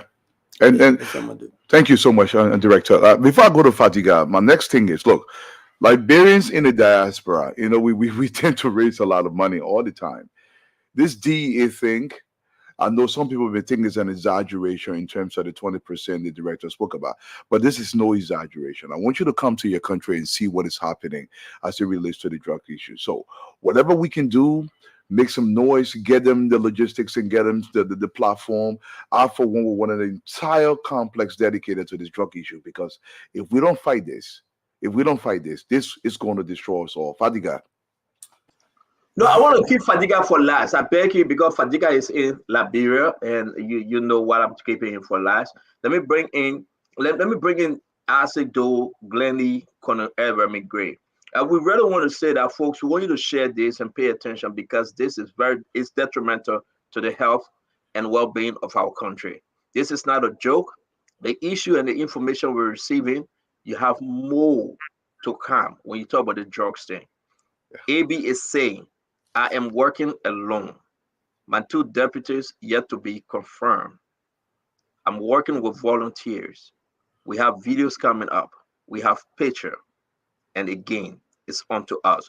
Minister Doe, your question or statement for Director Kraman. Yeah, Director, how you doing? And nice talking to you. You know, I'm sure all of Liberia will be behind you in the fight against this, which in my view should not be political. This concerns the lives of our friends, our brothers, our sisters. Some of them doing it without their own conscience on exactly what they want to do. And so whatever it takes for this situation to be handled, is something that all of us, regardless of which side you're on, must be proud of. You know, and following the footsteps of your predecessors, though there are lots of challenges, I'm sure, you know, we all know the famous 100 million drug bust, the issues in Grand Jide and Port and other places. I would want to encourage you to stand strong and keep pushing on. This is a huge task. We are all with you, and I'm sure Liberia will be with you. This will not be the issue of politics. And so thank you for what was done today. Hopefully more can be done to help our friends, our brothers who are out there, good people. But I was listening to the guys, and one of them caught my attention that I wanted to ask you about. Do you know any of the folks who were today caught? Has any of them worked with you, who used to repair your vehicle or anything? Because that was mentioned and been around, so I thought to get your side on that. So, AB, don't answer. We have the clip. You mind me playing the clip, Isaac? Yeah, sure, very well. Yeah. All right. So, AB, let me play this. It's one of the suspects. What he said. You said you can face the director car. Yes. Before you the director, you must see his car. You don't want to feel his car. When was the last time you feel his car? Yeah. I think about last time 4 months now. About 4 months. Don't you think that's where he got the intelligence from? No. I've been dealing with him for how many years now? When he was deputy IG of police, when he also I was fixing the road, the operation cars. You don't get feel all part of security operation cars.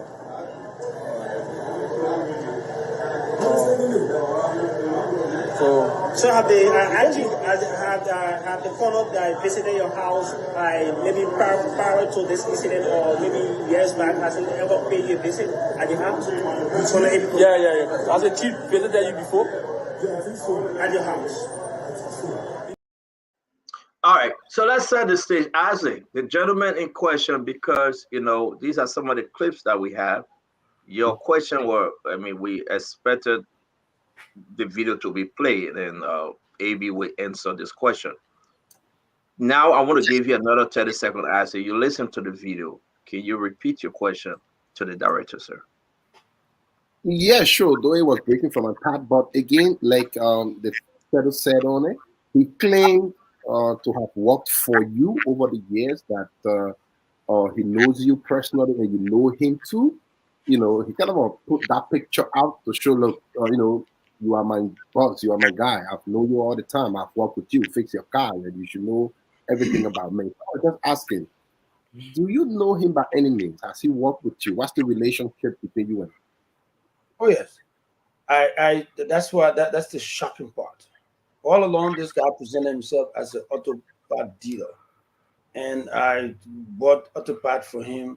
I know him very well, but I had no inclination that this dude was a drug pusher, to be honest with you. So when I met him today, I was shocked. I told him, I said, "You fool me, you fool everybody around." I got a little bit of information about the way you dealt with things, but I wasn't sure that you built a whole empire that would sell drugs to our children.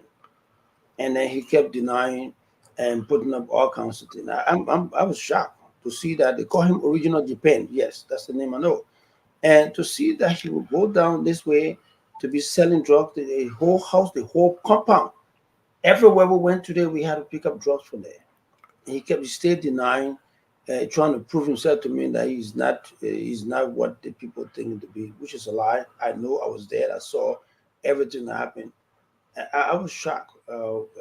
For me, it was baffled to see the presentation that he brings and the way he carried himself. Basically, I was shocked. And so, yes, I do know him, Mr. Gold. I think he's a guy who can fool the whole world, but I don't think he can fool me anymore. Those comments and those denial, for me, don't ring a bell. But we do have video. We do have the NVR for his house, because he has a television, he has CCTV covering the whole building, the whole house, everywhere, from back, front, middle, everywhere. So we got the NVR from his property. Is with us in the presence of the sheriff. We do have that. He doesn't know I have that already. So we are going to play that, and we get most of the information from him to corroborate some of the information we got. So he can fool himself by acting like he's smart. I don't think he's smart. I think he has no understanding as to what he's into. Because I'm going to make sure he's prosecuted. I'm going to make sure he goes to. We throw the book, the new drug law. We throw at him. And I don't think we want to see the deal like it does. Good. Yeah, thank you. So, Asa, you have another question? No, I just want to say, continue your job, continue to do what you can do, and help our country. More needs to be done, like it was done before, and just more. Thank you. Thank you, Glennie. So, Director, it's good to have you on and to talk to you. I have two questions. First, let me say congratulations. This is not strange territory for you. This is familiar territories. I want to first ask, are you? Stand up full of shit. Let me get. Are you? Go ahead, Glennie. Are you? Go ahead,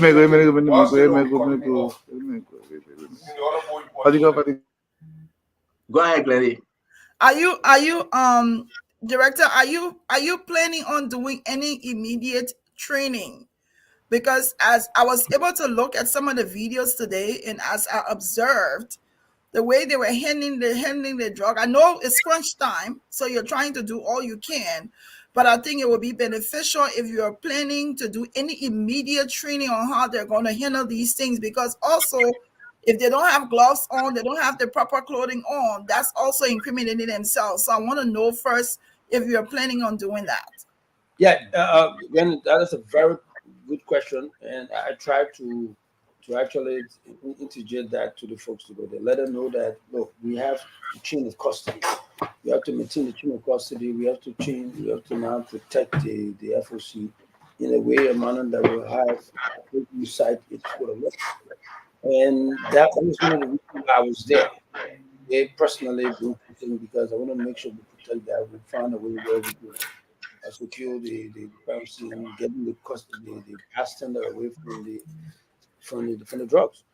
Yes, right after we take it in our new budget and we put up, we're going to have training for handling drugs at all levels. We're going to have our partners who promise to help us with these things, with training, the equipment, logistical support. Those are things that the new DA is going to come away just to protect and help our people to prosecute most of these guys. If we had the requisite training, I don't think the last drug boss who did $100 million would have not gone scot free because we didn't have war. If the arrest and prosecution handled properly and the requisite fees for that and eyes fees for crossing the eyes with that would have had conviction. What we now have in the fight against drugs is conviction, because conviction serves as we provide, we achieve specific deterrence, and then we also achieve general deterrence in the process. And that's one of the reasons why we want to make sure training become a priority, training becomes something that we can handle, that we can actually use as the basis of what we do in the fight against drugs. All right, thank you. My second question is, I know you know the community and you know the different terrains, but I wanted to ask, I don't know if you will answer, how did you get this tip? Did it come from the community? Did it come from areas that you already knew about? How was this tip garnered? Because it will lead me to also, and when you answer, if it's from the community, how are you going to protect community dwellers from becoming exposed to telling you things about where drug laws are located? Well, I'm very sure you know I'm not going to tell you where my sources are. That's good luck. No, we're not going to tell you the sources, but I can tell you we have unimpeachable source. We have sources that are willing and ready all around the country. I have about 29, but 20.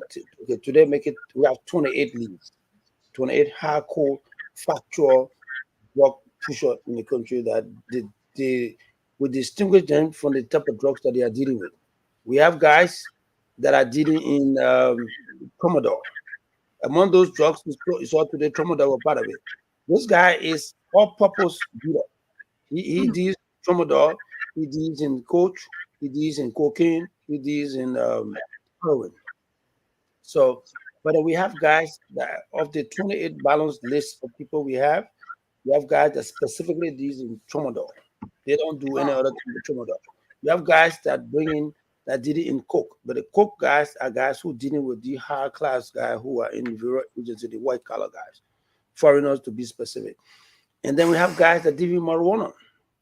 I think marijuana is one of the most dangerous drugs you can find in our society setting, because marijuana is the drug of choice for our young people.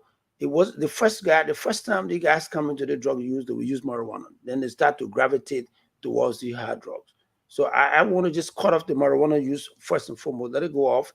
Then you try to cut the importation or the trafficking of these hard drugs, like kush, heroin, and all of these guys. We now today in Maryland, we're dealing with a ship on the high sea that dump drugs in the water. I think they were intercepted by one of these patrol ships along the high sea. Apparently, they decided to just dump the drugs on the water.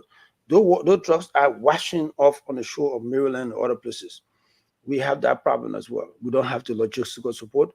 By right, we should have a boat to actually tour those places. We have to wait for them to come on shore before you can get that. And before we get there, there are guys, unscrupulous guys, who pick it up, and then they start to do the transaction as well. So it makes it difficult for us to do it. So now we have to be doing catch up. Okay, my man, there was a drug stop here, blah, blah, blah, blah, follow up with some other lead, and then we start to reach to some other people. And that drug, before you look, some other drugs back in the hands of our kids and our people around the place. So it's something difficult. All we ask of you, let us have the logistical support. First and foremost, the little budget we proffered, let our let our budget be accepted so that we can start. That's rudimentary stuff. That's something we start. We've not even gone for dogs or sniffing dogs. We've been helped by the UNODC. They've given us Skinner that we placed at the airport. We've not gone that much far. The UNODC has given us Skinner. The Skinner is going to be placed at the airport. There's no more privilege pass for any of these VIP. Beautiful. VIP system now. When you come in, all of us, every password, every stuff, we have to pass through the Skinner before you get out. Because we realized that most of the VIPs will be the one, they allow the bags to be left there. Then some car will come at the back door and pick up the car and pick up the luggage and then go. Now we've arrested telephone that have bypass custom and depriving us of the needed payment and several other stuff. If it's not trucks, it will be evading LRA payments. So that's why we stopped the people from using the back door at the RIA. Tomorrow, I'm going to be visiting the National Port Authority. We're going to be asking our partner also to establish another Skinner to where the goods will be coming. And every time there's a consignment now at the port of Monrovia, will be accompanied by a DEA agent to search and to those stuff. The fact that LRA will be searching for the goods in there, we are also going to be searching for drugs. In the very near future, we'll be requesting for sniffing dogs. There are other instruments that we will have that you can just put on the side of the. You're gonna bring. You're gonna bring the people dog in. Will they survive though? Yeah, they can survive. Why not? The dog. The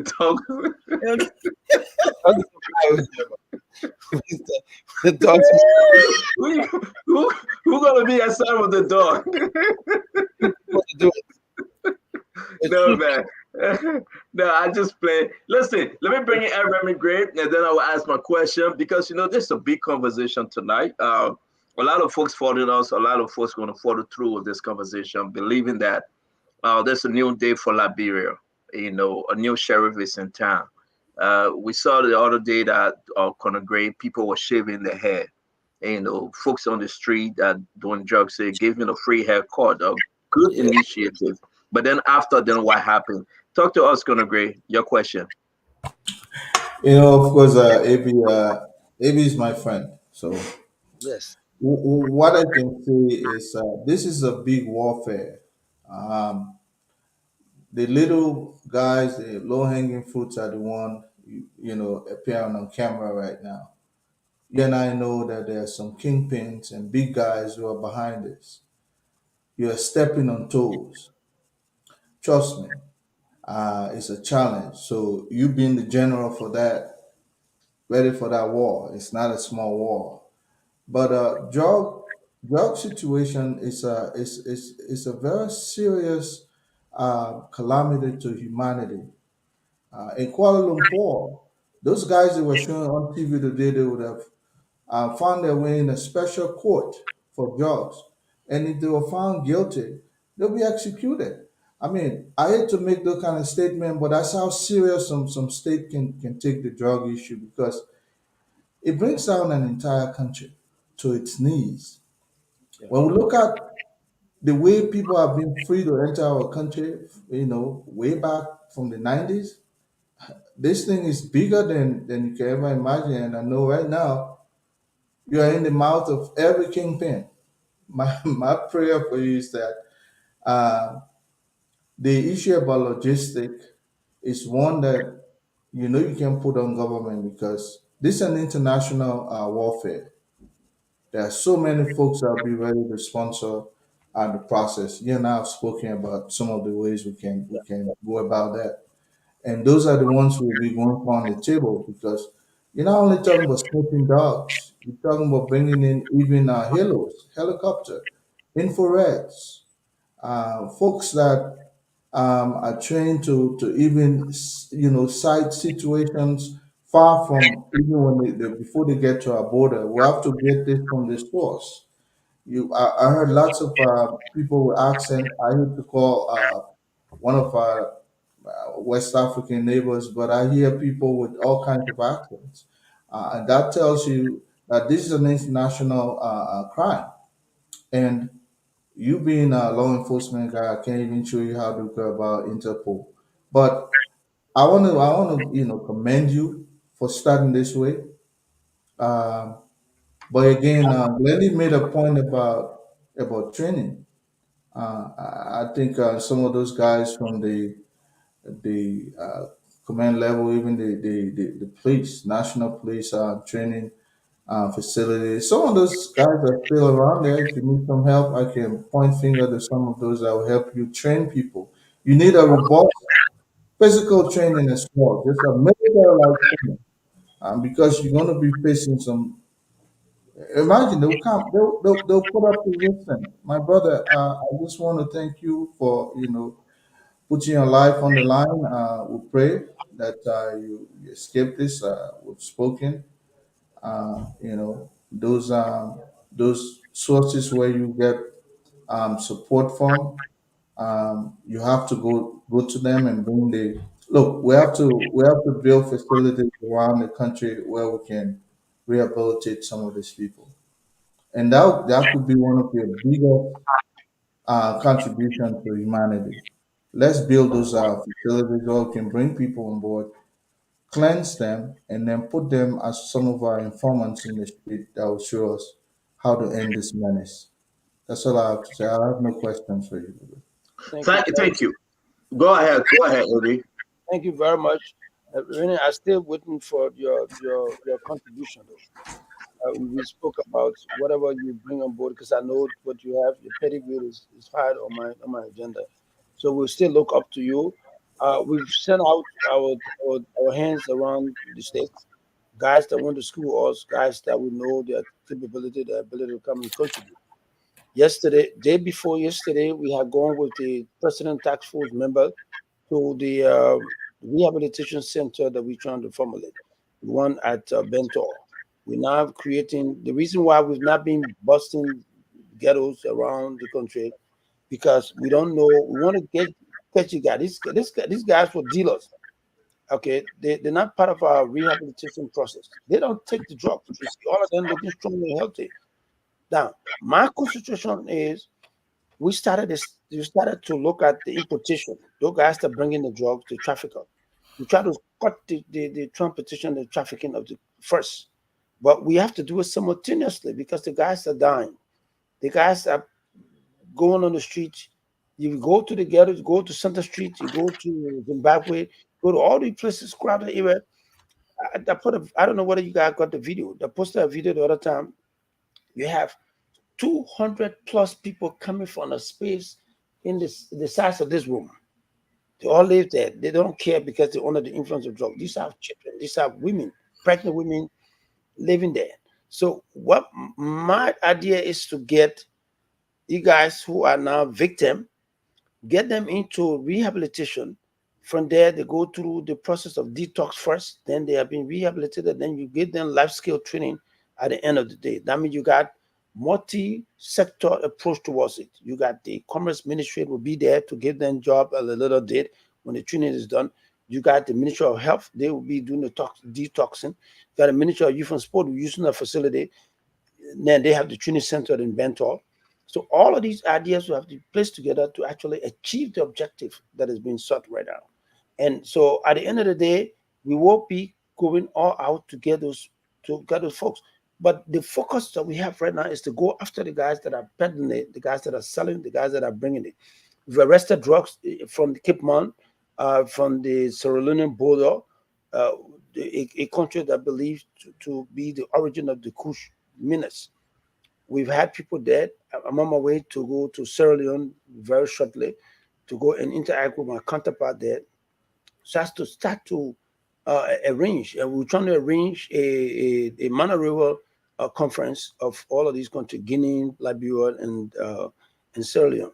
So has to start to discuss the issue of drug, because we have declared a war, and so the other guys are now waiting for us to take the lead. So we're going to start to do that. and we'll have stakeholder conference here to talk to the folks that we have in our country. Go to the schools, go to these religious-based schools, the Baptist schools, the Baptist church, the Muslim Congress, so as to start to deal with the situation from the school level. Our kids in the various schools are the ones that have been affected directly for the little cheap drugs. So we want to start to reach out to them at that level, and then reach out to the schools and reach out to the community. Ask the community to participate in the process. You saw the enthusiasm from the community today in the student area. They want to help, and basically, the doctor said, we will have the hotline to our people. We'll go out and have meetings with them, discuss with them, ask them to participate, leave the lines with them. They will share with them in the various community setting. We also have these kids, the gathering. There's another kid on the internet called gathering.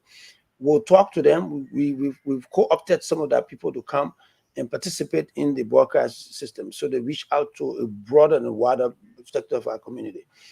Those are the multi-factor approach that we have, so as to reach out to folks there. And take it from me, that is part of our deliverable for the 90 days. You know, I was going to squeeze one small question. You know, you could have taken more Herculean task than this, and I think we thank God at least uh, somebody like yourself, was brought in. But let's talk about prosecutorial. Are you going to see that in the new drugs law that we have a special court so we can speed up some of this prosecution process? I think that is the possibility. That's something we might be asking, we should be asking for, we will be asking for. If we have a special court to prosecute drugs, that's something that will expedite the process as it is. We look forward to that. But first and foremost, guys, I want to have an office. I want to have the requisite logistical support. I want to be sitting somewhere. I worked out of the president's office 3 days ago. I was making sure that I coordinate things from the president office when I want to go see the president. I need to have an office to work from. I can't go to that place to work. It's impossible for me. So we're working on that right now, and I've been promised by the president that there will be some help very shortly for us. Actually, you said they'll get to you. So, let me come to you, Director. Let's get back to the meat of this thing. Yes, Now, sir. I'm pretty sure you're still brand new and still trying to decipher what the main areas are across the city. Yes, sir. But is there specific communities so far that you're aware of where we have a high concentration of these drugs to identify? Yes. Basically, we look. This is not restricted to one community at this point in time. We just have to open it to all. I didn't know it was this prevalent in this whole location we went today. But I tell you, in all of the 28 balanced people I have, they spread throughout the whole country. I mean, city of Monrovia, basically we incorporate most of the 28 people that we have on our list to be rated. So, is there any community? Because let me say, I know it's probably all over the city, drugs everywhere. We understand, but are there specific communities in Monrovia or anywhere in the 17th district that is more infested than another? Well, I would tell you, Pinsville is more infested. My own neck of the wood. Pinsville. Okay. Now, you did mention when you were speaking, Director, that our territorial waters actually being violated. Yes. Now, it goes back to the coast. You mentioned even the DA should have their own boats to track our coastline. It's a Yes, massive coastline, 350 miles of it. Yeah. Have you spoken to the Coast Guard, or is this something you guys are thinking about? Yes, I had spoken to somebody in the Coast Guard that told me, came to visit with me when you heard I was appointed, and he said to me, look, we have a relationship with the DA that we can always hop on our boat when we go up and down the coastline. But that's something they just do it in passing. So now since the stuff start to show up on our shows, tomorrow when I leave the port of Monrovia, I want to go to the Coast Guard base and speak to the Coast Guard people so as to concretize the relationship they established with my predecessor and the folks out there, so that we can start to work around the process of patrolling our coastal line. Because, like you said, our coastal line is being violated right now. Okay. Thank you. Sis Glendy, I think it's your turn, or Brother Asido. Sis No, Glendy. I had asked a question, but let me just like a short question. I already asked my 2 questions because I heard you talk about an office and working from the president's office. Is there an immediate plan to renovate the DEA office, or is there a reason why there's the facilities are the facilities ready to be worked in? Maybe that should be my question. You coming in broken, but I heard you talk about So where the DEA office is it accessible? Is that where you all are planning to work from? Is there renovations that needs to be done to get it up to par? But Glenda is located in an area that I don't think any normal person should be in. And I wonder what happened to the guys who used to work there. And what happened is that the guys were not stationed there. They come there when the drugs is caught. Everybody come and see what it is and they go right back. Because I went there, I've not had a chance. I've not seen anybody open office door and sit there. It doesn't make sense to me why we should go in and sit. It is haphazard. You find all the dump that is collected in the city of Monrovia is dumped right there in that Fiamma area. Oh, wow. In that place, it's about 10 feet away from the DA office. It's dumped right there. Then the sewer dump, where the sewer is dumped in Monrovia, is right 10 feet away from the DA office as well. So DA office is sitting right in the middle. When the sun is hot, when the breeze comes, all of the fume that's come from that is coming straight into the DA office. I mean, and then besides that, the facility itself, the facility is dilapidated.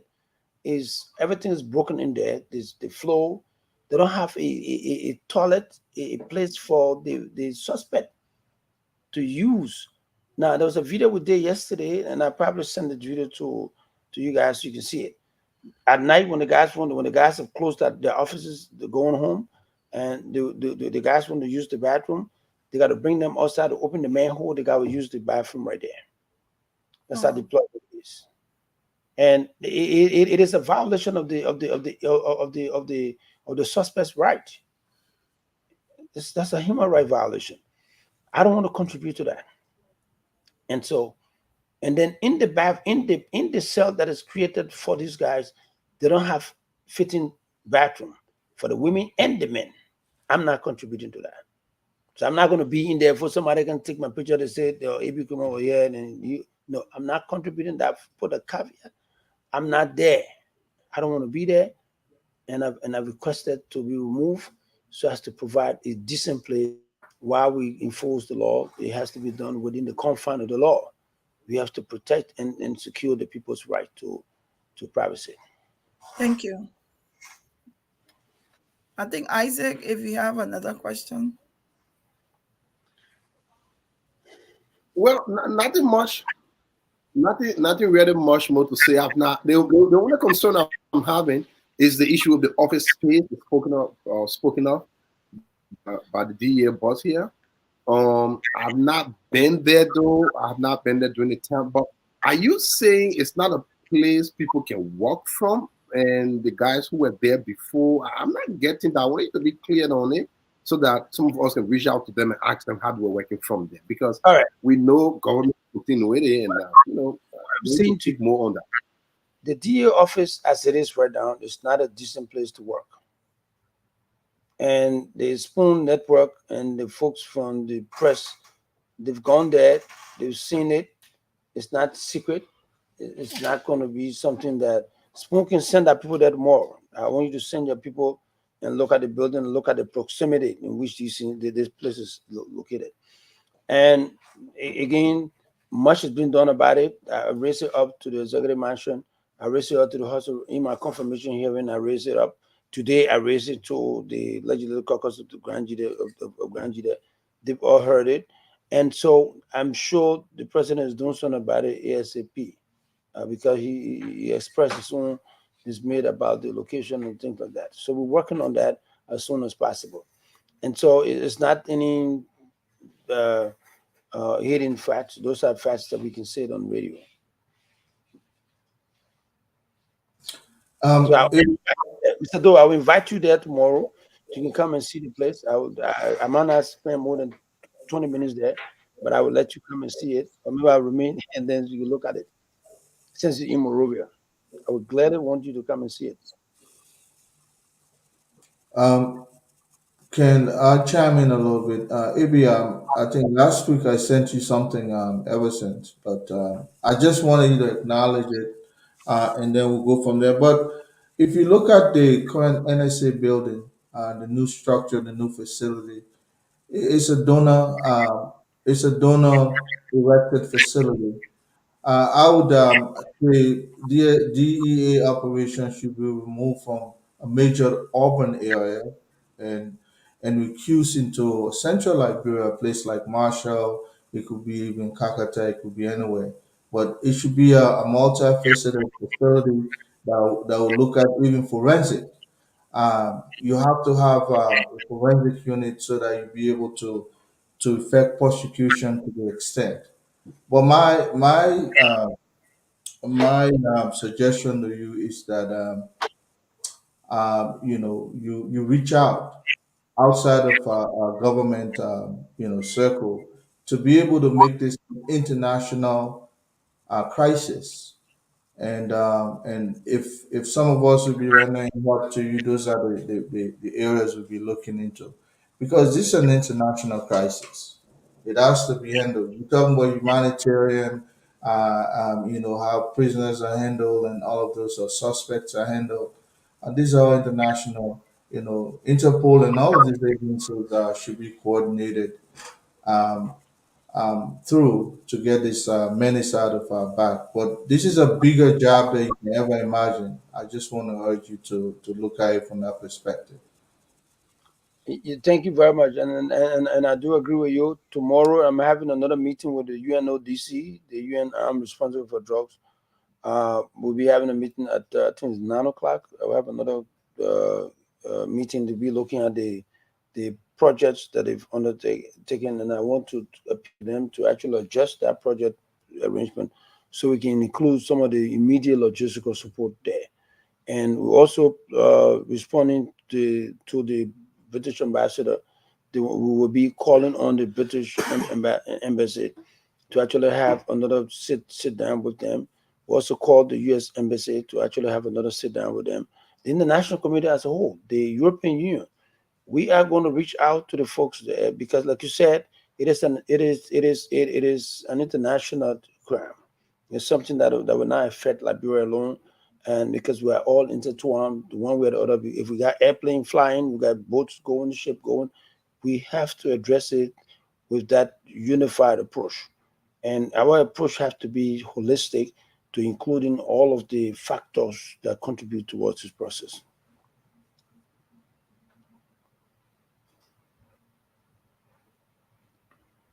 So let's welcome Prince Maxwell. I'm sorry, AB. I've been doing different stuff. While you're speaking to me, people are sending us information about drugs area. You're making mention of Zimbabwe.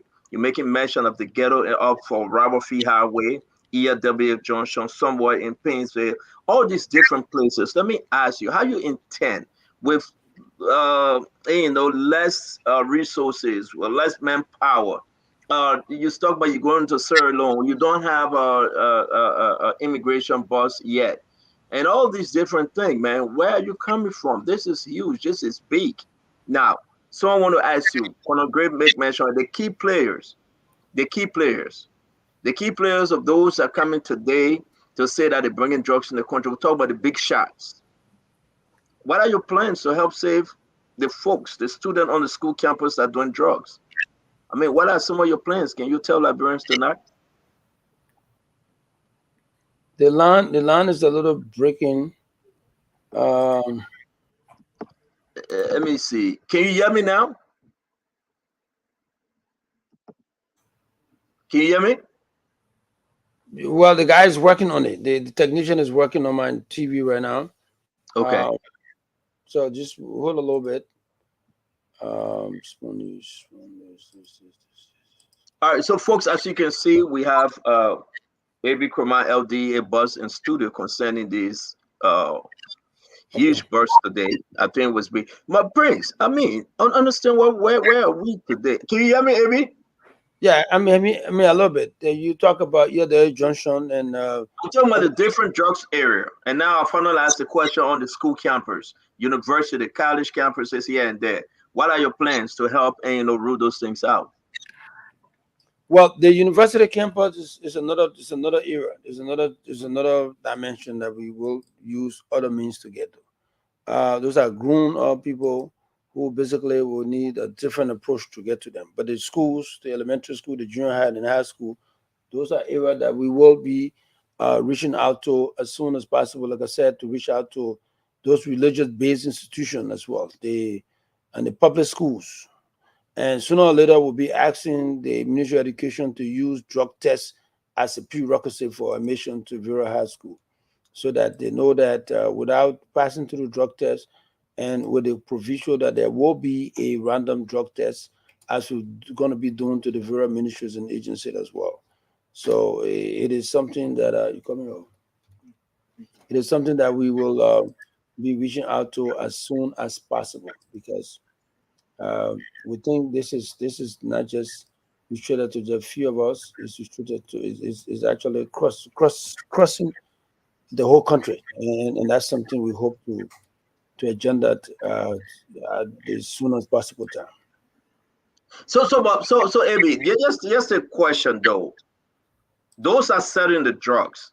You're gonna grab them, send them for prosecution. Those are doing the drugs. Our law in Liberia say what? All right, so we are going to make sure the guys they're good. Holding drugs, being in possession of drugs is a crime. Selling drugs is a crime. So when we're sending folks for for rehabilitation, we have to go with the understanding that, because the UN would not UN rules will not allow you to force anybody to rehabilitation. However, when you are caught with drugs, it's crime.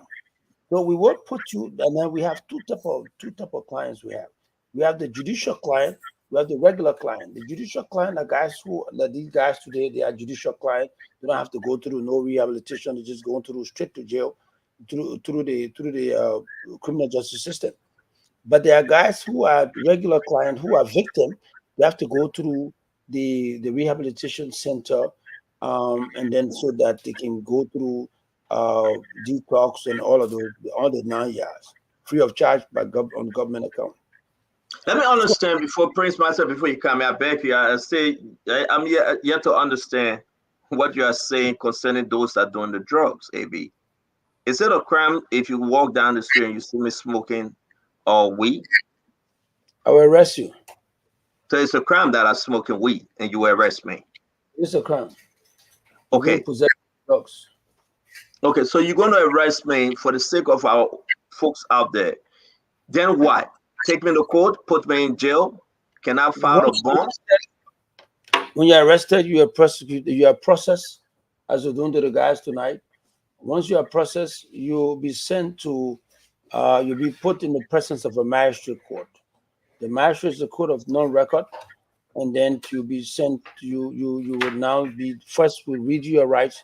Once your right is established to you, they will send you they will send you a writ of arrest. The writ is sent to you, and then you basically will be charged and you sent to court. When you go to court, you go to center prison. If you can, there's no bond at this point in time. It is not bailable to the extent where you have to now go through the process of adjudication. At the end of that, then you find yourself fighting for defending yourself in the presence of the magistrate court, and then later on to go to the circuit, and then indictment is drawn, and then you go to court, and then we follow all of the processes that has to do with enforcing the drug law in our country.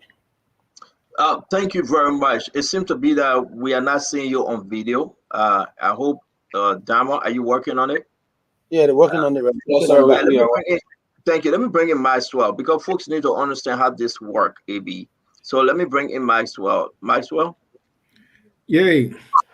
Colonel Cremon, thank you so much for coming on Spoon TV today. I mean, the entire country is cheering you on right now. each and every person. I mean, you are all on social media right now. You are the trending topic on social media today. Wow. Of all Liberian posts, on social media, whether you're looking at Facebook, Twitter, or Instagram, you are the trending topic for today and the success of your operation. Why you take the Matingo guy from Gantad on that level of training? I'm not used to that. Yeah, because you're not used to that because the country has been plunged into a major drug crisis. Serious. Right? We know fully well that with having small scale drug operations here and there is only one step to having major organized crime in the country. And you right now at that junction of arresting this situation before we spill over into an organized crime country where we become a narco state.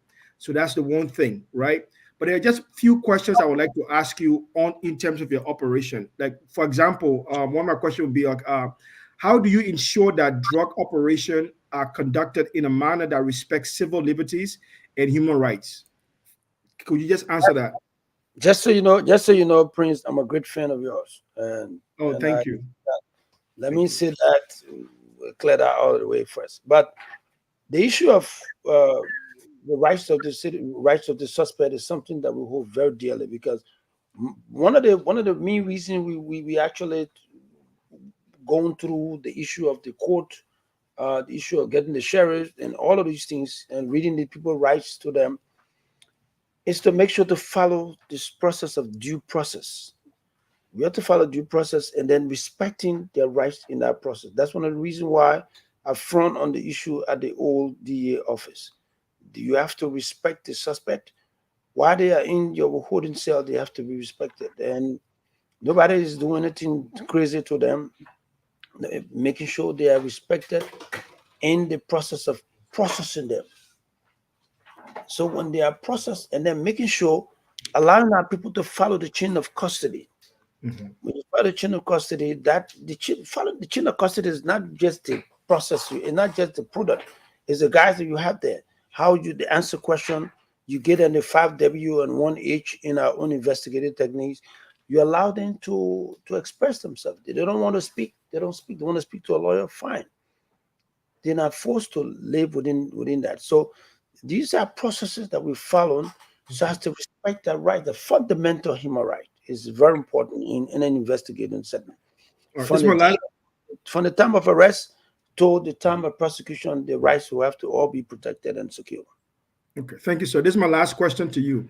Before coming on, I heard you speak of binding constraints and some constraints to your organization.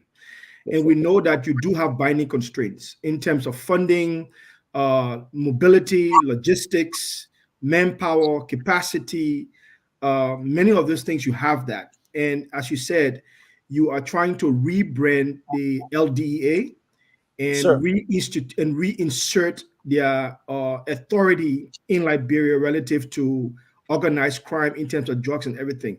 So for me, I cut across from the international side. How do you intend to build partnerships, collaborations with UN, the US, the EU, and our international partners out there, not just on the logistical side, but also on the data side? How do you intend to build these relationships? All right. So we've made promises to our partners. And first and foremost, just to open the line of communication and to be transparent. We said to some of our partners that we're going to digitize all of our situation. You saw today we're transparent. We got the press there, we got everybody there. While respecting the folks' right, we also have the right to be open to the people that are being victimized. We basically open up that we're collecting data, we're structuring as to where we found them, what happened, building a trail. That trail is going to be the strength that we have, and placing it on database and sharing it with all of our partners. Where, how, who we arrested these drugs from, who are they, where they coming from, the name, age, everything. Now, that will be the basis of their own arrest. Now, the first one also, the issue of rehabilitation. We do not have, we have not established the mobilization. We've not mobilized the issue of the rehabilitation center yet, except the one we have private partner relationship with the guys on the Rawasi Highway. I've forgotten the name, and the guys, Mr. Senator Dillon, and some of those folks who have gone to establish these things. We, while establishing with them, we are in the process of establishing a very strict approach towards getting them into going with whatever we have as a government. Basically, we said to them, we're not going to get these guys out there. We're not going to now start raiding until we can find this institution, the government institution we have in Bento established, and then to establish a clear line to the folks that we have in the various other institutions. Now, because we do not have that, we've not established that, and we can't allow the country to go the way it is. We've been around for almost 21 days. We're now going to starting from yesterday, today. We're going to start coding the Vera ghetto. When we go to the ghetto, we decimate it, we get them out. They're not supposed to be there. The folks that will arrest there, we'll code them, register them, codify them, let them be there, because we can take them anywhere right now because we don't have the space.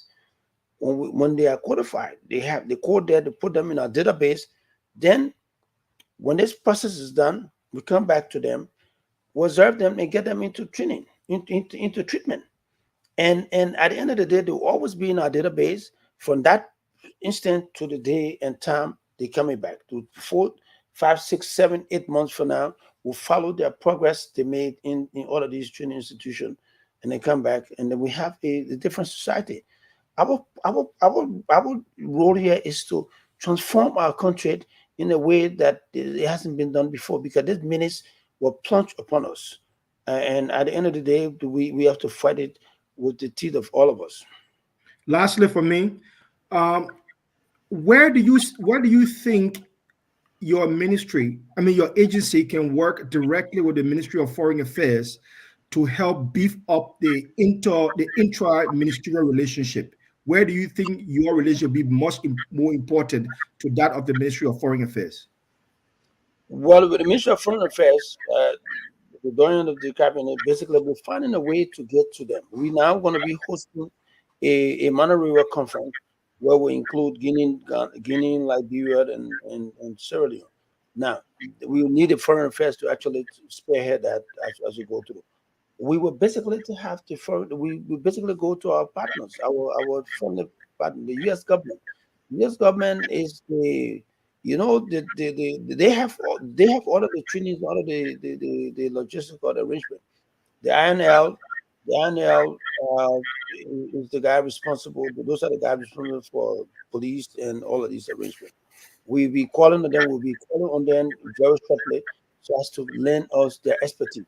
We can even have them deploy somebody within the DEA so that they are there to see exactly what we're doing. We're not. And then what we've done, we've asked that the DEA be audited. The drugs that we had there, when, how, where they were there, how they got there, and the funds that they contributed, because we don't want this donor fatigue to actually plunge into our system. So I want them to come to audit the DEA for what it was, audit the drugs that came in there, how did they dispose of, starting from the $100 million case.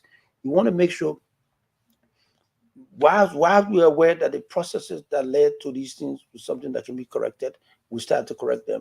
Let them know exactly the funding that was contributed towards the DEA, how it was expended, how we got to where we are.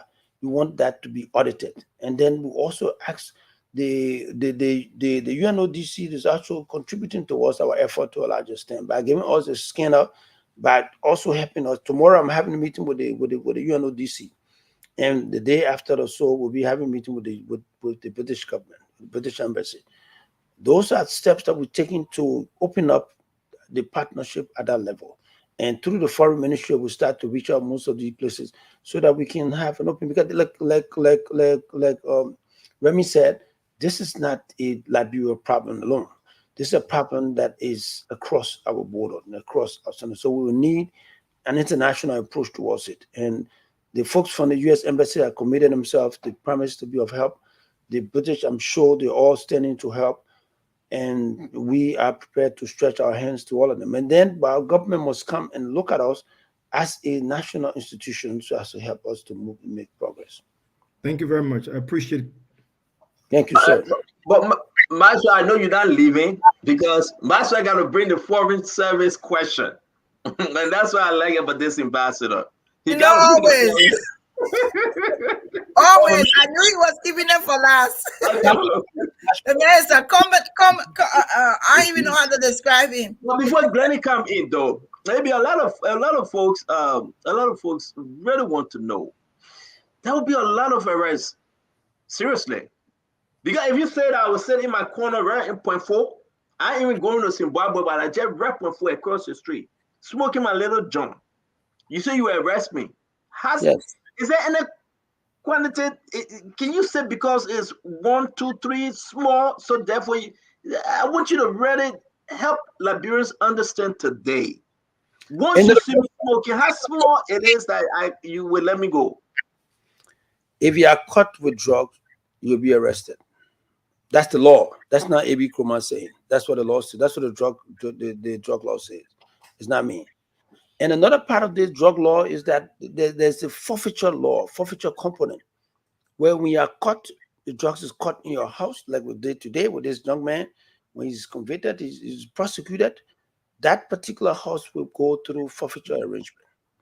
And the vehicle, and I told all the folks, I spoke Mandingo to a couple of my people the other day, when you get your car, that you put drugs is caught in your car, we seize your car. So you better know exactly what kind of load, what kind of stuff you put in your car. But when you are caught with drugs in your hand, you will be arrested. We'll prosecute you. So Liberian must brace themselves for that, because this is a war we're fighting here. We're not going to leave. And so there's a criminological theory called the broken window theory. And the broken window theory basically speaks to addressing the little thing, then the little thing will address the bigger thing. So that small little marijuana you got in your hands, gradually when it stays with you, it will catapult into bigger thing. Then you're not going. That's what I said. Marijuana is my choice of prosecution, because from marijuana, back in the days, sometimes when you and myself were in school, back in the day, we didn't have coach. We didn't have cocaine. No. We had marijuana. Marijuana was a drug of choice. So at the end of the day, now, because we didn't have the vigorous action that we're taking towards drugs right now, we let it slide. Marijuana now, the guys not doing marijuana anymore. They're doing kush. But if you check your system there, those little small bag you saw, I don't know whether you got the footage. The small drugs, the small stuff you saw there is $100 for a piece. There you go. There you go. The little stuff, $100 for each other one. The one you saw, the one you're looking at on the left-hand side, that's the kuch. They will grind it and they will place it right in these things. The little stunning little stuff, whatever. It's $100. The guys that you can see standing up, shaking themselves, looking at their body fall, and they're not going to fall. This is what it takes. When they take this, that's it. They offer different things. What was your problem? I beg you, Glennie, give me the chance. Listen, I want to be so simple tonight, AB, because they don't have I got a drugs, a rehab center, or youth and sport try to do the same. What's the hardest part of this? I know arresting the folks is not an issue, but then talk to Liberians tonight. The hardest part, the borders. We saw this thing on George Manowia's administration. They came in from all the country by the way of the plane. Glennie was yelling. They opened it and said our tea leak. People will go drink tea. People drank tea, they were dropping. Acid door was happy and said our tea leak. All of these different things, AB. Tell Liberians tonight, look at these drugs. 100 Liberty gave you the white powder. Look at the green. Let me show this. Let people see. Look at your guys working. Look at money. I want we have to show this to Liberians that they can see exactly what you are engaged into. Now, your own people, those guys you met there, and the group that will be coming later, can we trust them? Can Liberian trust them? What are you doing to investigate the investigator? All right. Now, the first thing I'm sorry, AB. I have to break this news. I have to bring in Fatima. Fatima, welcome to the show. AB, Fatima is on. I was waiting for this.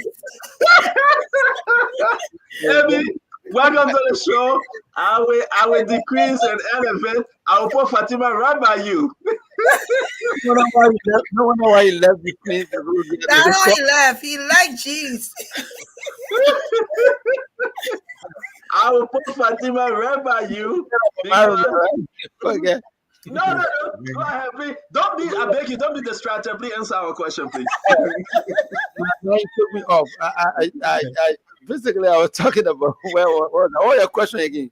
Yeah, you forget my question. See, you feel confusing the man. I'm asking you, how can you investigate the investigator, your guys? All right.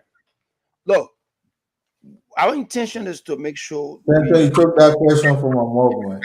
Okay. We want to make sure to rebrand the LDA to the extent where we're going to be training, we're going to be canceling all of the volunteer system. We're not taking no volunteers. We're going to be getting all the volunteers to pass through our processes, our HR process, and then they will be vetted. They will do drug tests, and they all will be accommodated through the civil service arrangement. The guys who are, or the few, they are more volunteer than the regular guys. Just so you know, 60%, I think 66% of our workforce volunteer, and the rest of the guys are the regular guys who are there, who also need retraining. Okay, so to do that, we're going to cancel that volunteer system, and then we're in the process of doing that to get the guys to be reorientated so that they understand that they will have to do the process differently.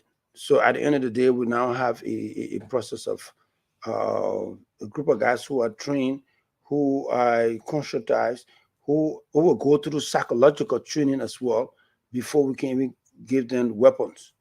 I will be asking our partners to go ahead with the training process, psychological training, and then giving them the requisite training that they deserve, that they should have before they work. So we all be investigating, and then once you fail drug tests one time, I don't have second chance for you when you're a drug addict. You can't be a drug. I'm sorry, I'm not talking about drug stacks. All right, I really got to bring in Sis Glenny, but I'm talking about those that were caught under the old regime. People were pushing drugs. People were recycling the drugs, taken from the border setting. We got a recording from the former DA director, deputy director. My man pushed this thing. I need a high substance. Those kind of people from the airport, from the seaport, from the borders. Are you keeping them? What become of them? No. Let me let you know, I'm not doing that. I'm not keeping anybody who's been connected to drugs before, because I have to trust you, Stanton. Because today, look at the amount of drugs you got there. If I don't trust anybody, I can't leave that drug to people when I have to prosecute these guys tomorrow.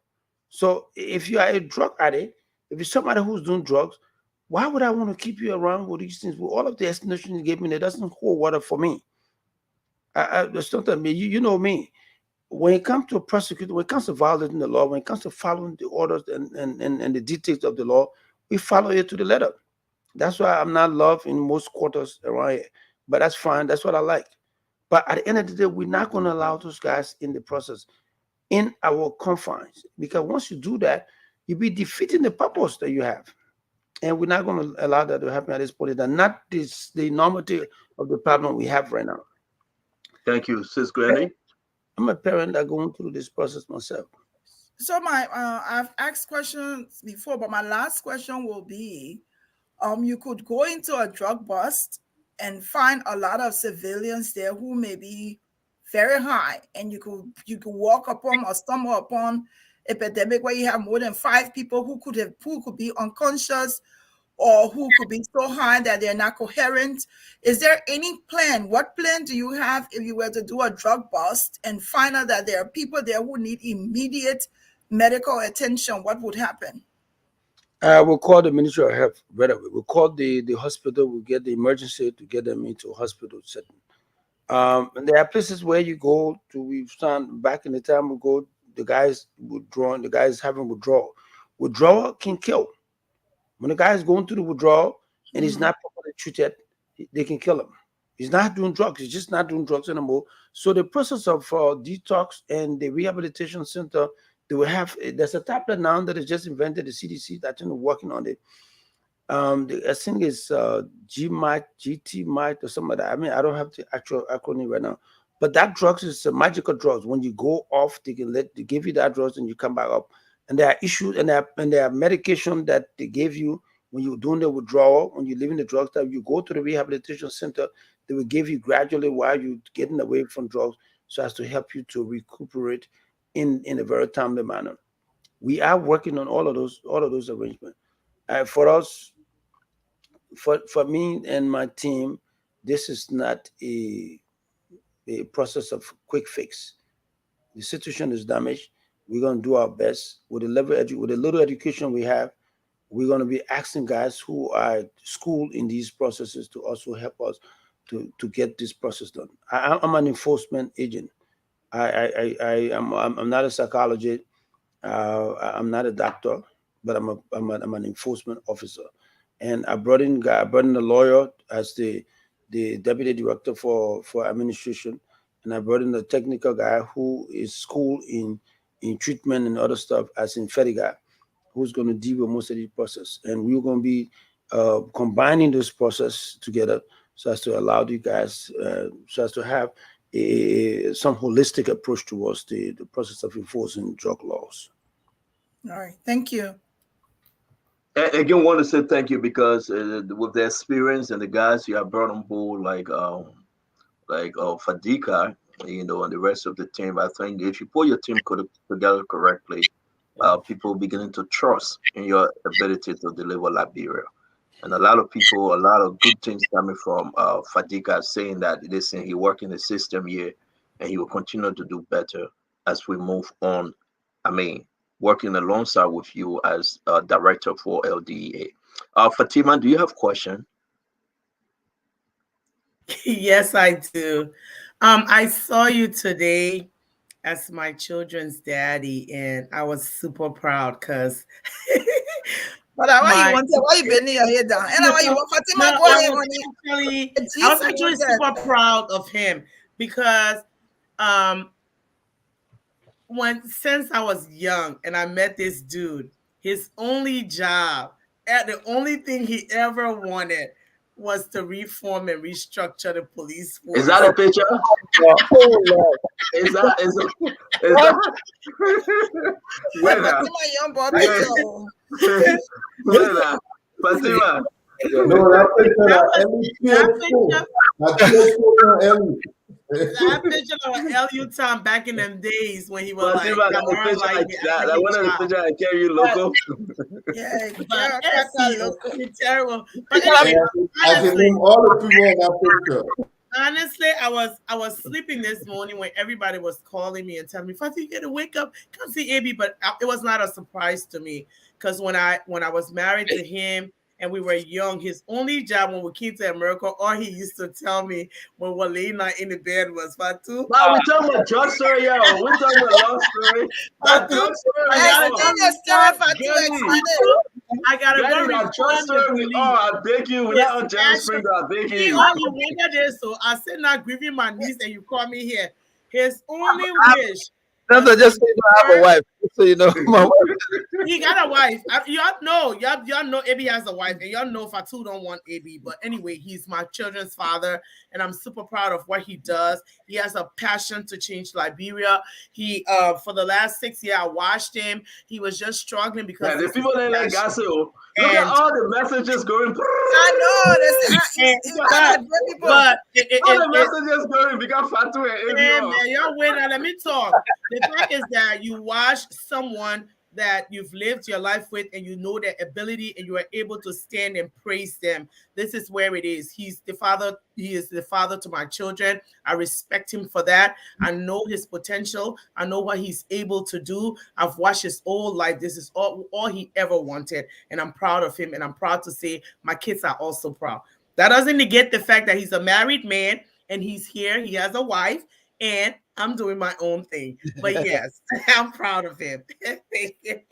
Badima, I'm so proud of you. Thank you very much. And the intellectual you are and the smartness you have, I do appreciate that very much. I know your articulation, your approach, your analysis. For me, I'm not strange to it because I've seen you grow from the smart little lady I know and to where you've become. And I'm super proud of you too. So ask a question on drugs now. This nothing got We've watched, because he knows I'm a therapist, though, but I can ask the question on drugs. I've been in Liberia and I've seen young minds, young children. I have I have 3 boys of my own, and of course, when I go to Liberia and see young children struggling from drugs, the drug epidemic, I want to see them with a future. What do you, as the DEA, because we've seen a recycle, okay, a revolving door where people were arrested, they come back. Today I was listening to some of the people in the crowd. Yeah, I was listening to some of the people in the crowd, and they were like, they may say nobody can do nothing to him. Anytime they carry him, they can just bring him back. Police officers and DEA officers have been coming to the mayor, and they can go in there and come back. What are you gonna do as the DEA chief, the man who's supposed to ensure that?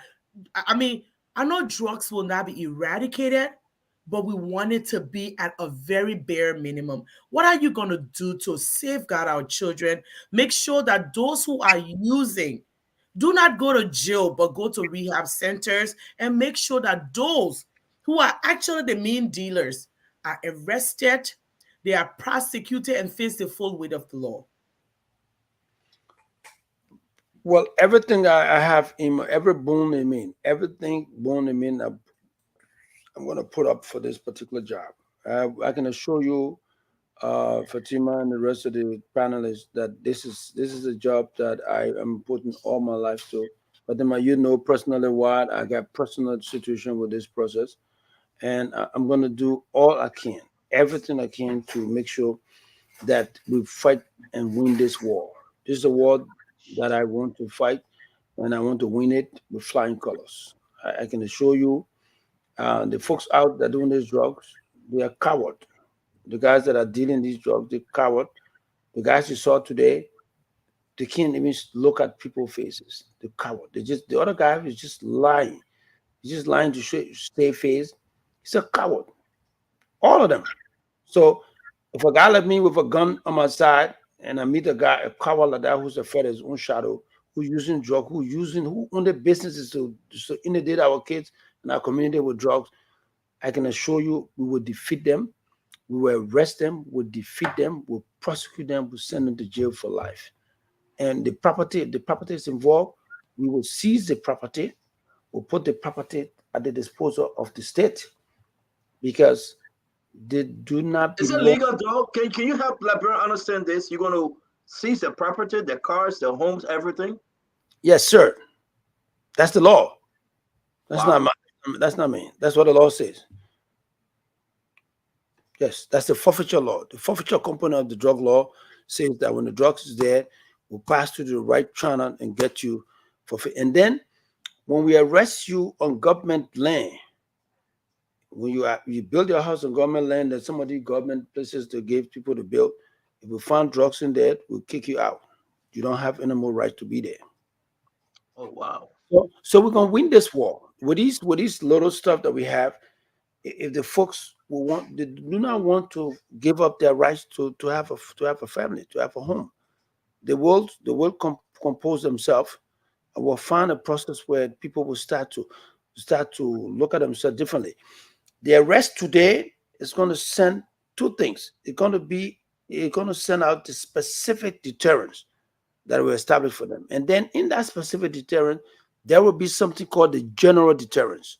where the folks who are not part of this process, they will realize that these guys were arrested, these guys were prosecuted, and some of them will not have the right to own a home. Then the rest of the guys will say, no, we're not going to do this. Wow.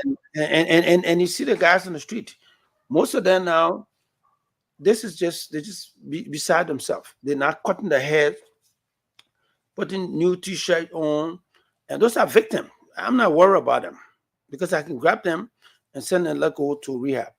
But the people are there spreading rumor that AB Kuma is going to grab all of you, put you in the ocean. But they having that fear. I've gone to several ghettos to alleviate that fear. However, they are going out of this process. The people, the families are coming out to pick up their children.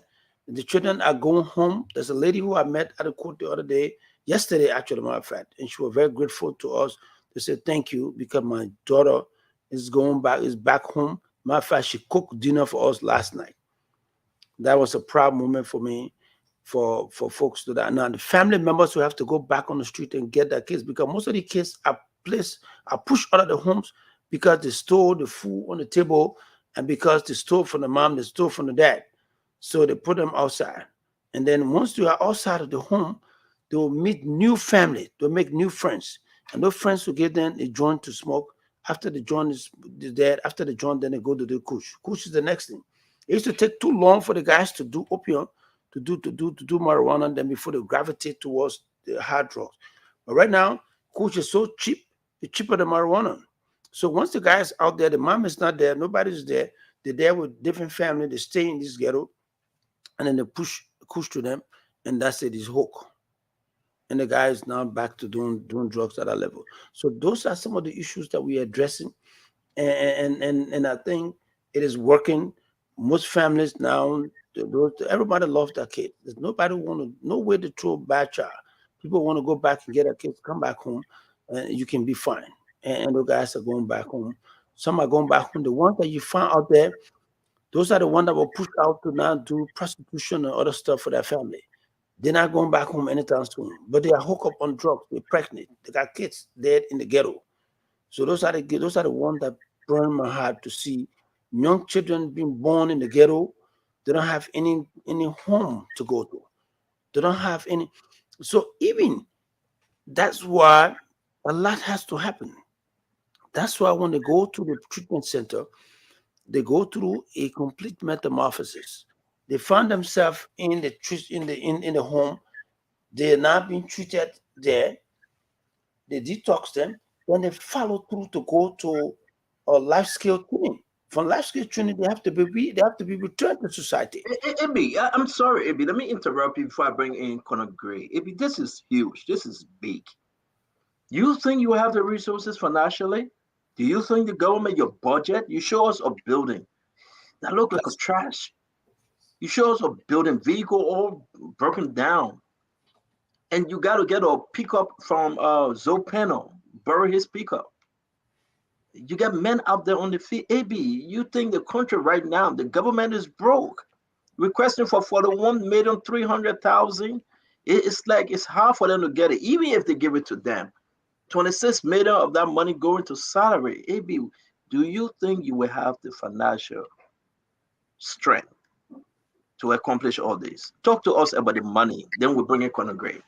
And I can tell you, if we serious to fight drugs, we have to drive, we have the tenacity, we have the guts to fight it. I put in a team together. The team is ready. They're going through confirmation tomorrow.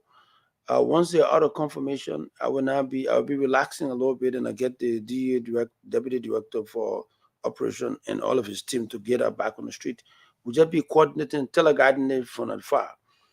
You wouldn't have to look for the money. The government would have to find the money to fund this process if we are serious to fight drugs in our country. If we can, now it's not going to be left with us. The international community can step in. There are a lot that we have to do. Again, if we are prepared to change the shift, to have a paradigm shift in this process, we have to now start to make sure that we reach out to our international partner, to other people to deal with this process. I know there are competing priorities. I understand that.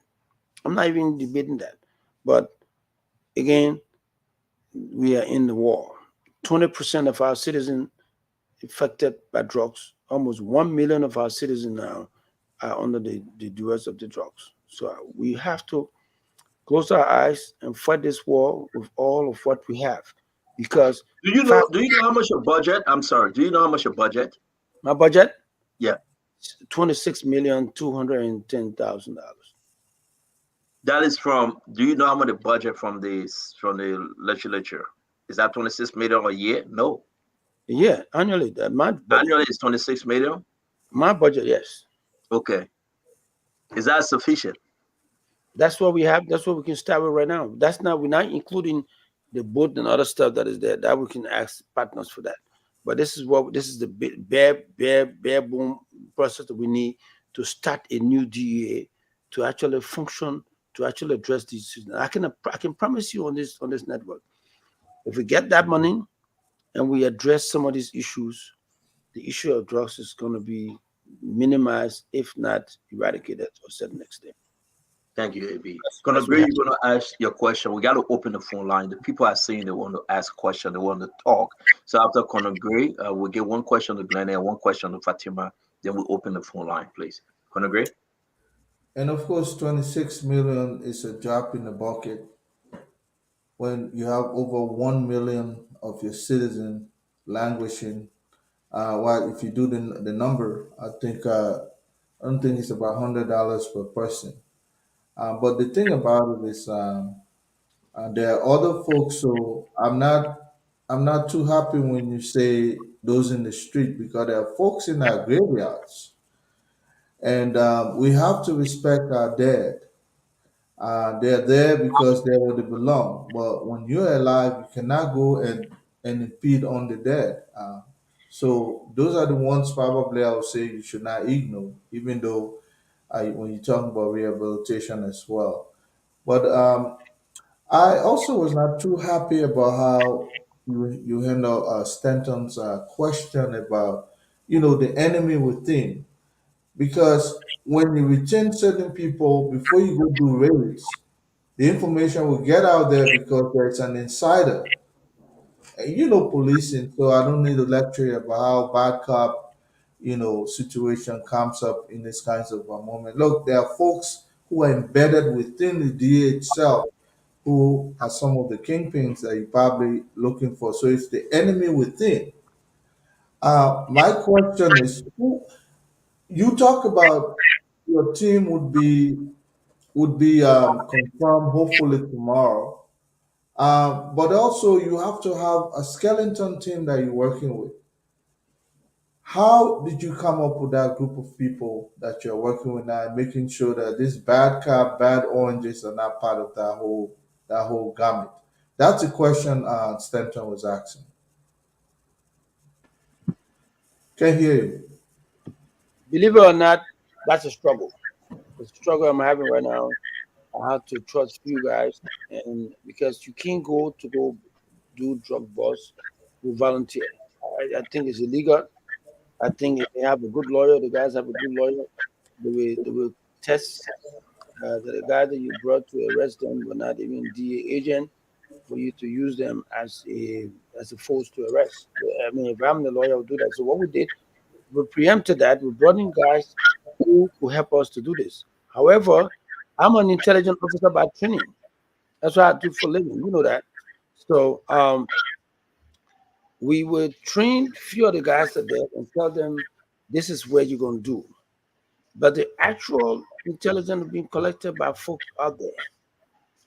We do people, I'm not going to tell you my source, but we do people who we know can actually do this collection of intelligence. And then to go and carry the drug boss, we now carry the guys who are soon officers to go do the boss with the sheriff officer. Yeah, it's a difficult task to actually get the guys who are with us right now to get them to do the job without having the feeling of looking over your shoulders. Gradually, we want to make sure we finish up all of the employment processes right now. There are a few of the volunteers who I know can be trained, can be reoriented to focusing on the ethical reason why we are there. We're doing that right now as we speak, and at the end of the day, we'll find them try to be redirected in focusing on what is the ultimate objective that we want to achieve. Thank you very much. You got one more to go, Glendy and Fatima, before we go to the phone line? No, I'm good. All right, Fatima, you do? Yes, I do. Abby, I was gonna ask about, the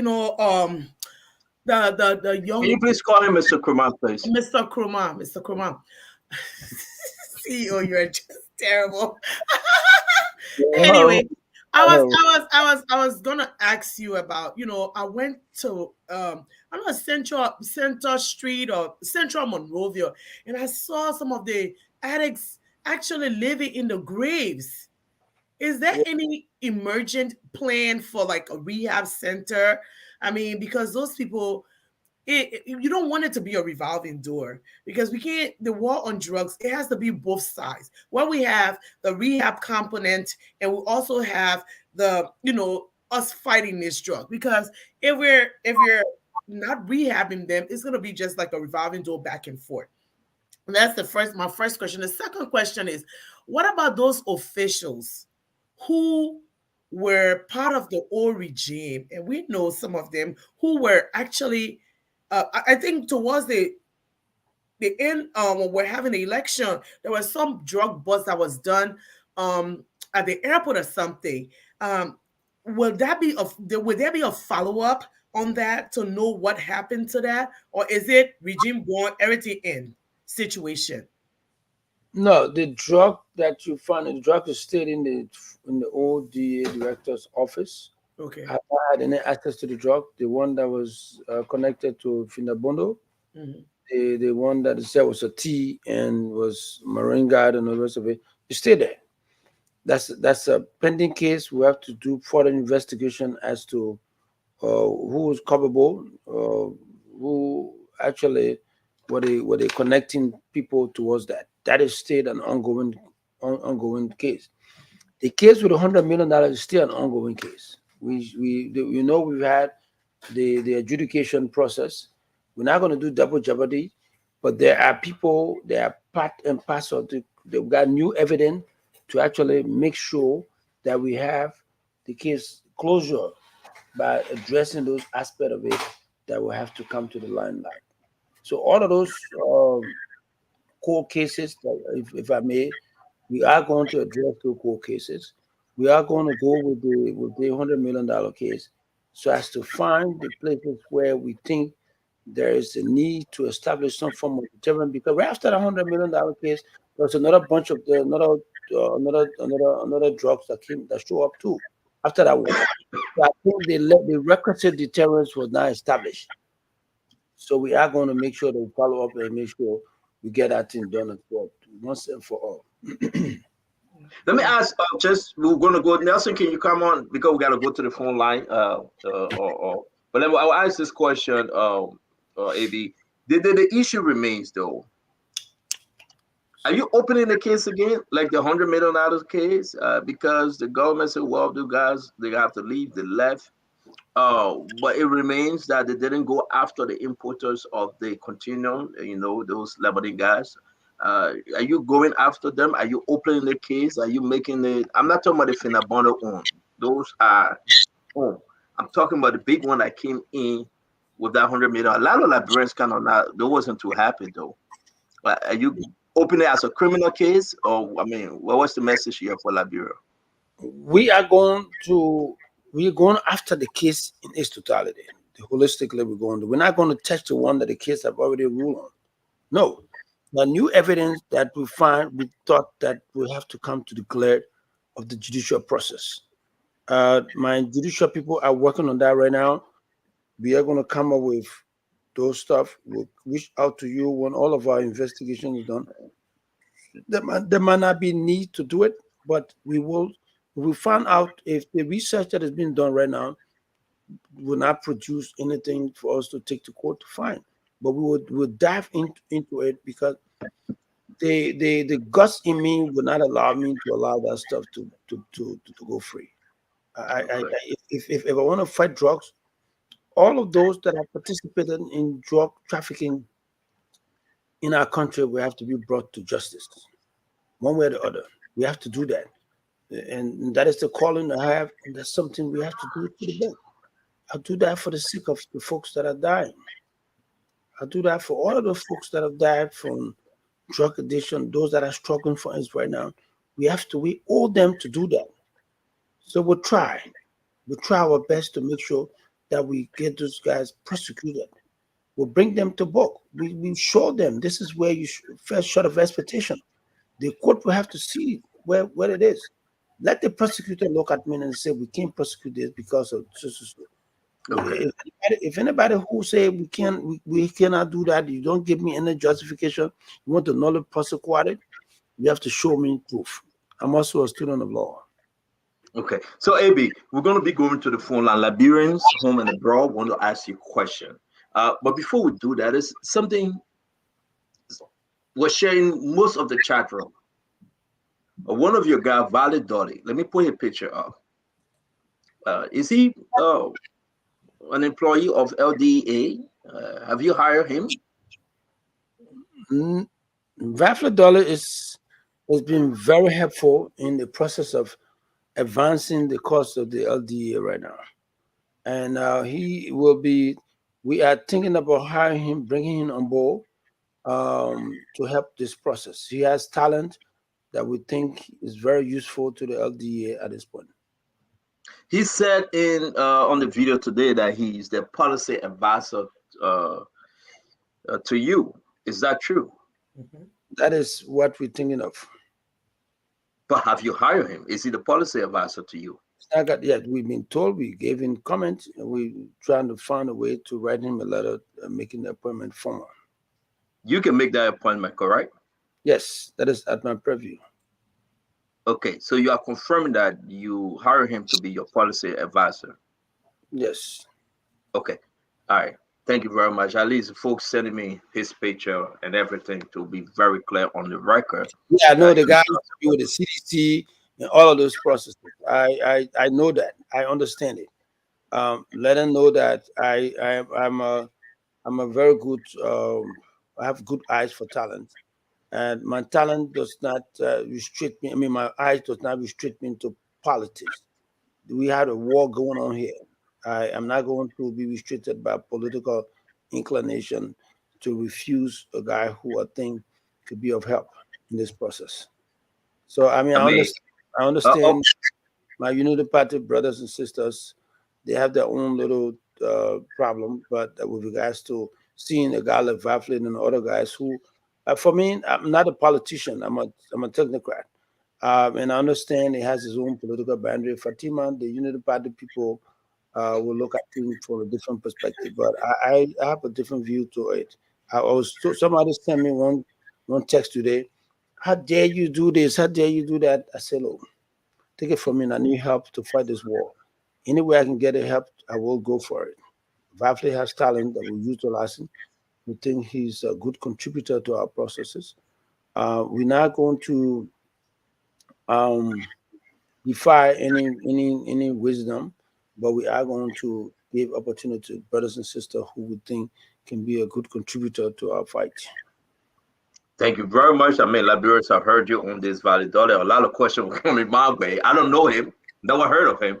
So I'll begin to ask folks, and they say, well, X, Y, and Z. But it's good that you're speaking on it tonight, folks. Nelson, let's go take some questions for Connor.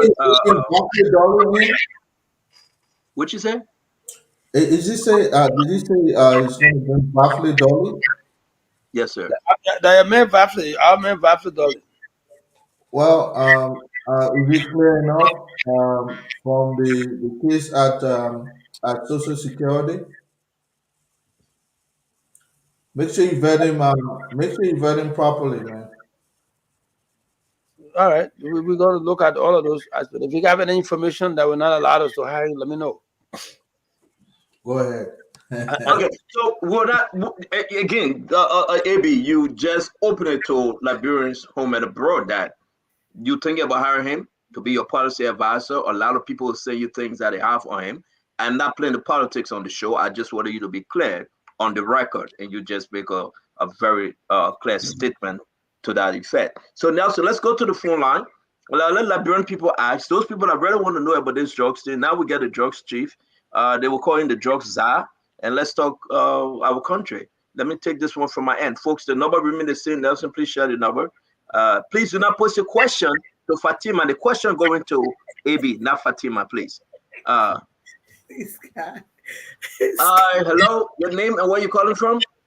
My name is Emmanuel Mark, and I'm calling from the city of Philadelphia. Emmanuel Mark, you have AB, the drugs enforcement czar. Talk to us. My officer in there, I just want to say thank you so much for job well done. I'm so proud of you. We are here watching. Thank the Spoon Network for job well done. I have two concerns, one question and one recommendation, if you may permit me to. All of the talking we are just looking at Maserati. Do you have any plan for the entire country, especially with our various borders and other areas that people are using to camping with drugs? My next concern or recommendation would be, if this is a first hand that I'm giving you, there is nowhere in this world that you will find a Nigerian man leaving his country, coming to another person's country, just have a piece of box in front of him with pieces of electronic. Make it fast now. We gotta go. Just be fast, please. That he is selling to take care of himself. I want you to go to Waterside, check those Nigerian people, those electronic shops that you see. Trust me, you'll be surprised what the people said. Thank you so much. Thank you. We'll take one more question before we go to AB, please. The next caller here, your name and where you calling from? Your name and where you calling from, please. Yes, your name. Hello. Hello. Yes, your name and where you calling from? All right, let me take this one. Your name and where you calling from, please? Yes, Tanner, my name is Steve. I call from Fargo, North Dakota. Talk to us, Steve. First, I just want to give a heads up to the director in the building. Congratulations on the post. And I'm happy to work for DEA for about 9 years. I think in the entire area administration, I was at DEA, so I know the in and out of DEA. But one thing I want to tell you, that in order to succeed at that building, at DEA as an institution, the entire operation department needs to be, taken care of, because the guys that end up are all friends with this drugs dealer. Most of these guys are friends with the drugs dealer. You find out that people in the Lewis County. I beg you, make your question fast, my brother. Where the line is so basic, please. Yeah, definitely. I just want to let you know that the institution itself is rotting, including most of the operational guys. So in order to be successful, you have to revitalize our entire operations department. Thank you very much. I will take last one, and I think the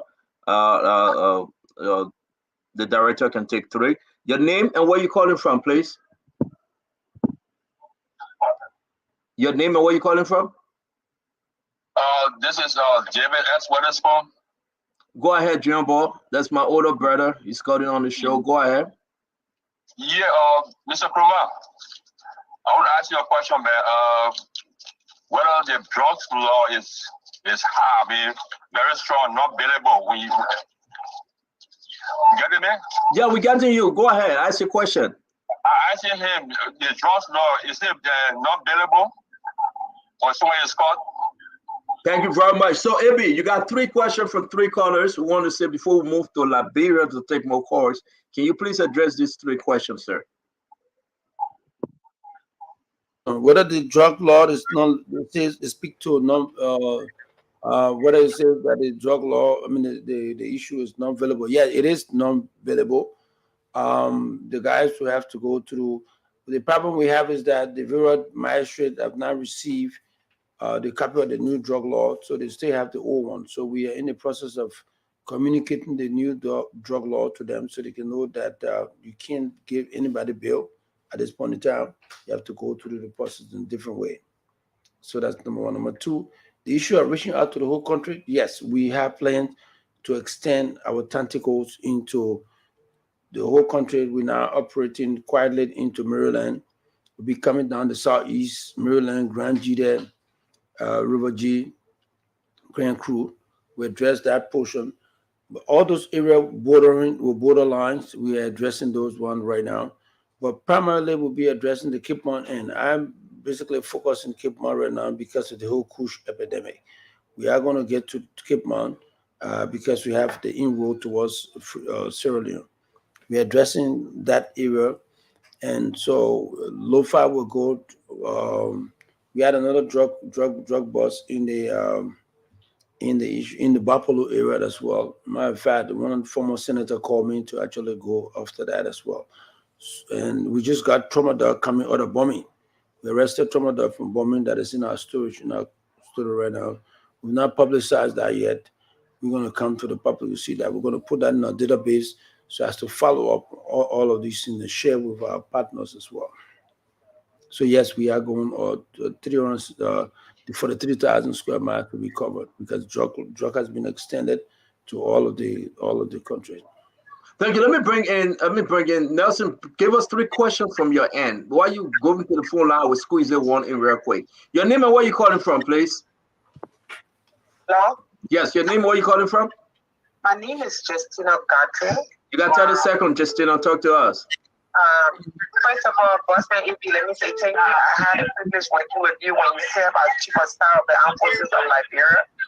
And I also had the opportunity working with you also when you served as Deputy Director with the Liberia National Police. I know AB to be a very forceful person. And I really want this government to give him all the tools that is needed so we can be able to eradicate the drug issue into our society. If the budget passes and he doesn't have everything, we ask the Spoon Network to please help us to use your platform to raise up more money to be able to add up to what the government will give you to fight this drug issue. I want to say bravo to you. Congratulations, big brother. Continue what you're doing. Thank you very much, Justina. A good suggestion. Thank you. We'll now go to Monrovia, Liberia to take more questions. Nelson? Okay, so we take our first call here. Hello, you're live. Your name and where you call from? Hello, I'm Uncle Kamara calling from Oro. Please go ahead quickly, sir. I want to congratulate brother Honorable Abraham Khalil Kuma. On the Oro before I build Tiara on the Oro. Hello? Yeah, please go ahead, sir. Just go straight. Probably can work for you. I will lay brother, you know me, Uncle Kamara, but you cannot be your policy maker. Okay. That man worked in the past regime and push all around. My peace advice to you. Peace, Fatima. Hello, I'm a friend of the late brother Hassan Kane. Thank you, sir. We take another person. Hello, you're live. Your name and where you call from? Yeah, my name is Jeremiah Collins, and I call you from New Georgia. Please go ahead. Let's hear you. Yeah, thank you very much, and I want to say thanks to Mr. Cloman. The steps you're taking, I think Liberia will be better. Our brothers and sisters are getting crazy. They are getting dangerous. The parents can no longer continue them. Things are getting bad of the country. But the step he's taking today, it tells that Liberia will be better. Thank you, sir. The only thing we ask that the government will do is to give them good salary so that they can be brave. Thank you. Thank you. Thank you. We take another one. Hello, you're live. Hello. This person. Hello.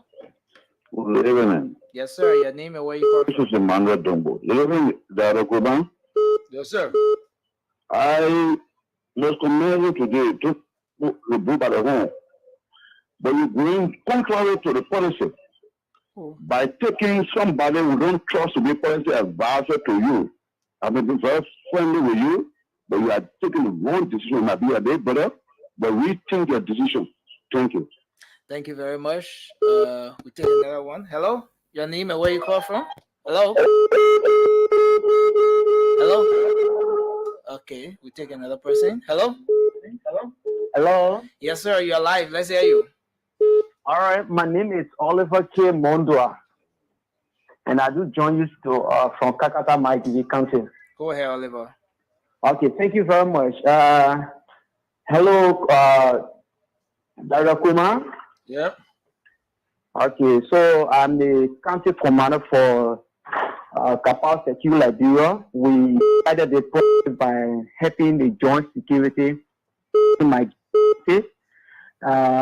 we are pleased to work with you. You can visit Kakata. Our national chairman, Chairman Valipin, is in Monrovia there.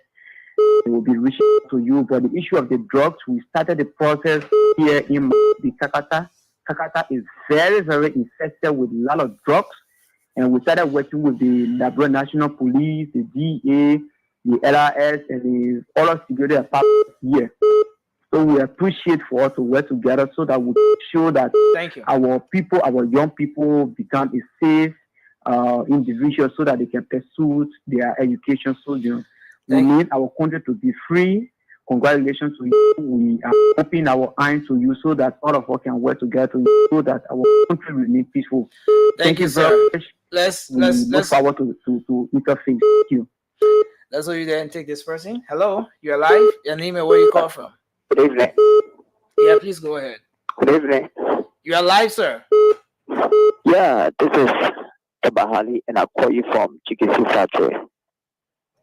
Yeah, I want to thank my former boss because I worked for him in my pilot radio, but I have a little bit of satisfaction. So I would like you people to please take down my number because now he is on a stone talk.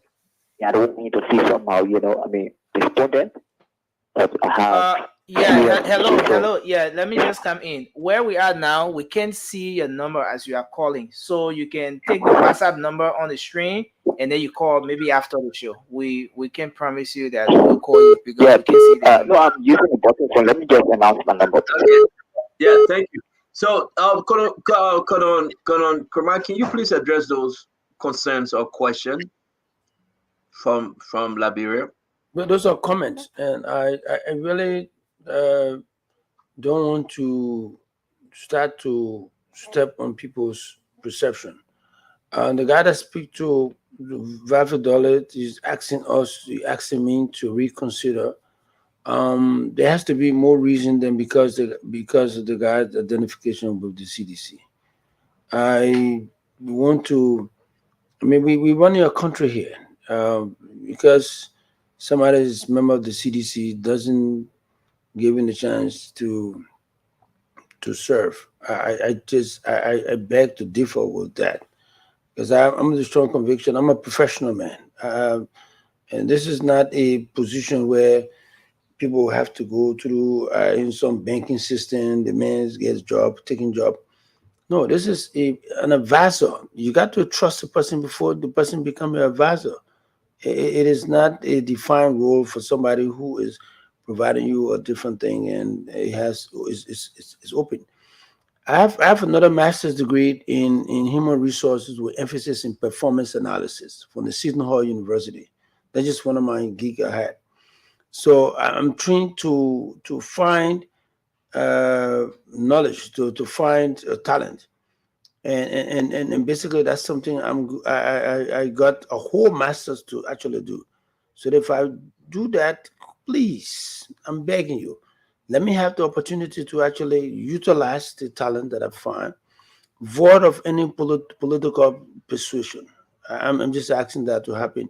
I'm sure the folks hire me to do a piece of job, and I'm prepared to do that piece of job. I would just want to be left alone with my personal advisor. Don't politicize it for me, please.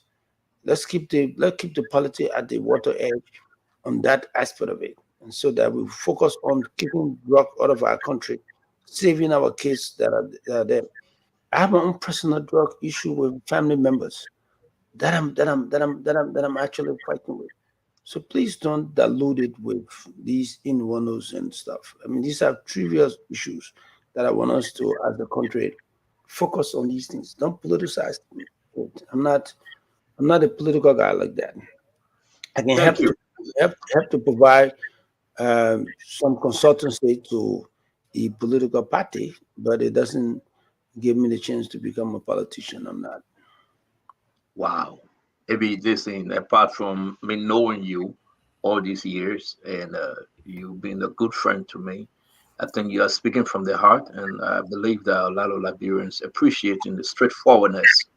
And, and if Liberia can only give you, Fadika, and the rest of your team members the chance, we believe that we'll get the best out of you guys. I want to appreciate you for appearing on this phone. Because you said that, I'm just going to end this thing. We got 11 minutes to go, but let me bring in my maid that just coming last. But you hit me hard because you are not deflating, you are not shifting. You were right on point and said, listen, I want to do a piece of job to help Liberia get better. And a lot of Liberians, I believe, appreciating you tonight. Now hear from Ambula. Yeah, Ambula, I'm going to come in. Ambula, say you got a couple of questions, and then we'll take your closing statement. Mame, please. Yeah, Mr. Krumah, Director Krumah, good to be here.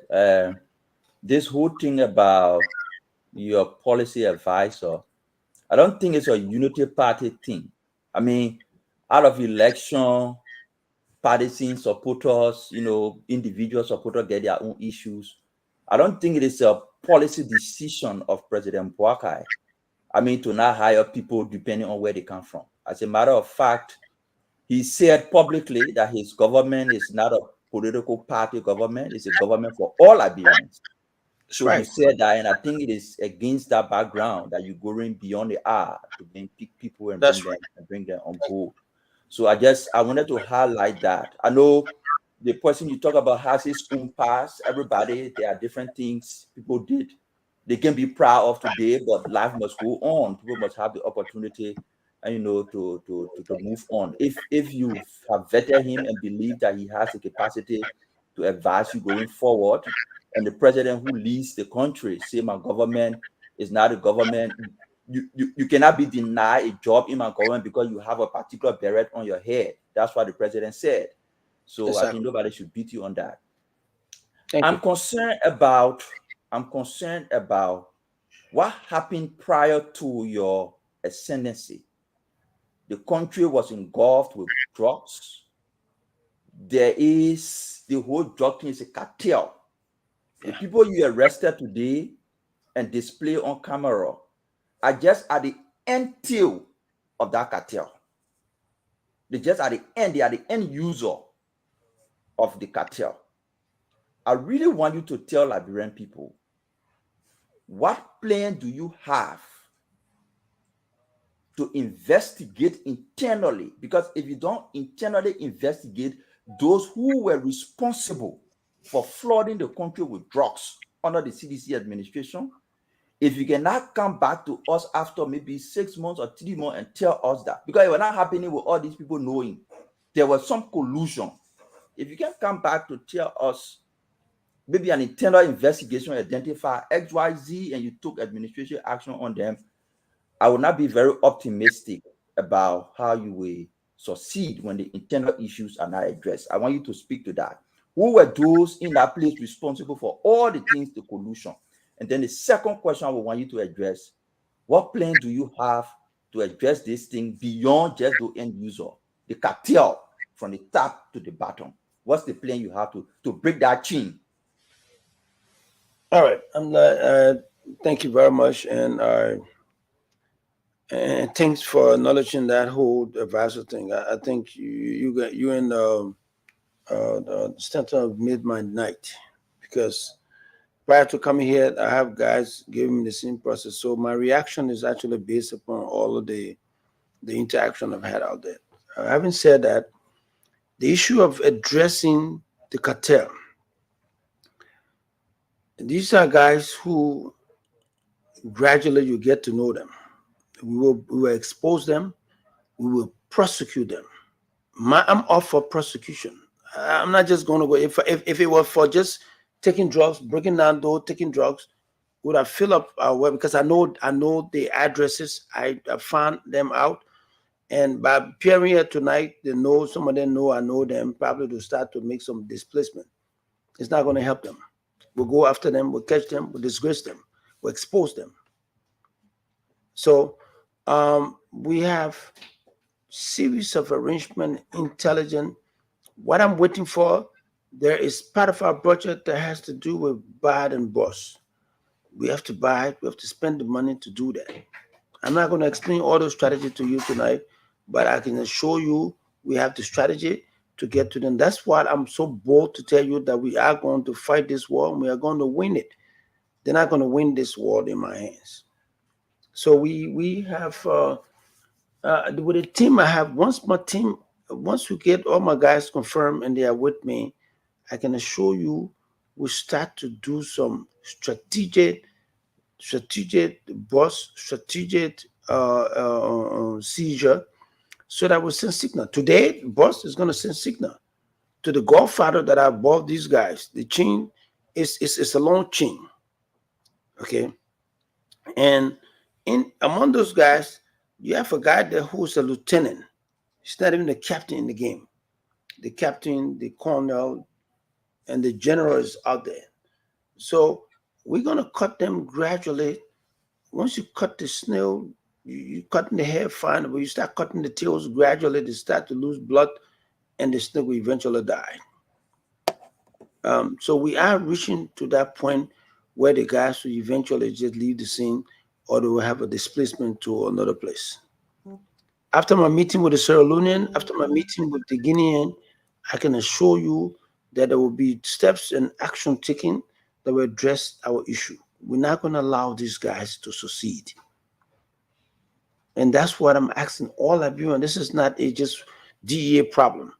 The police will have to be there to do their part.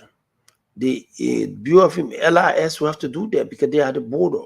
The custom will have to do that because they are also at the border. They will have to play their part. They have to be as vigilant as possible.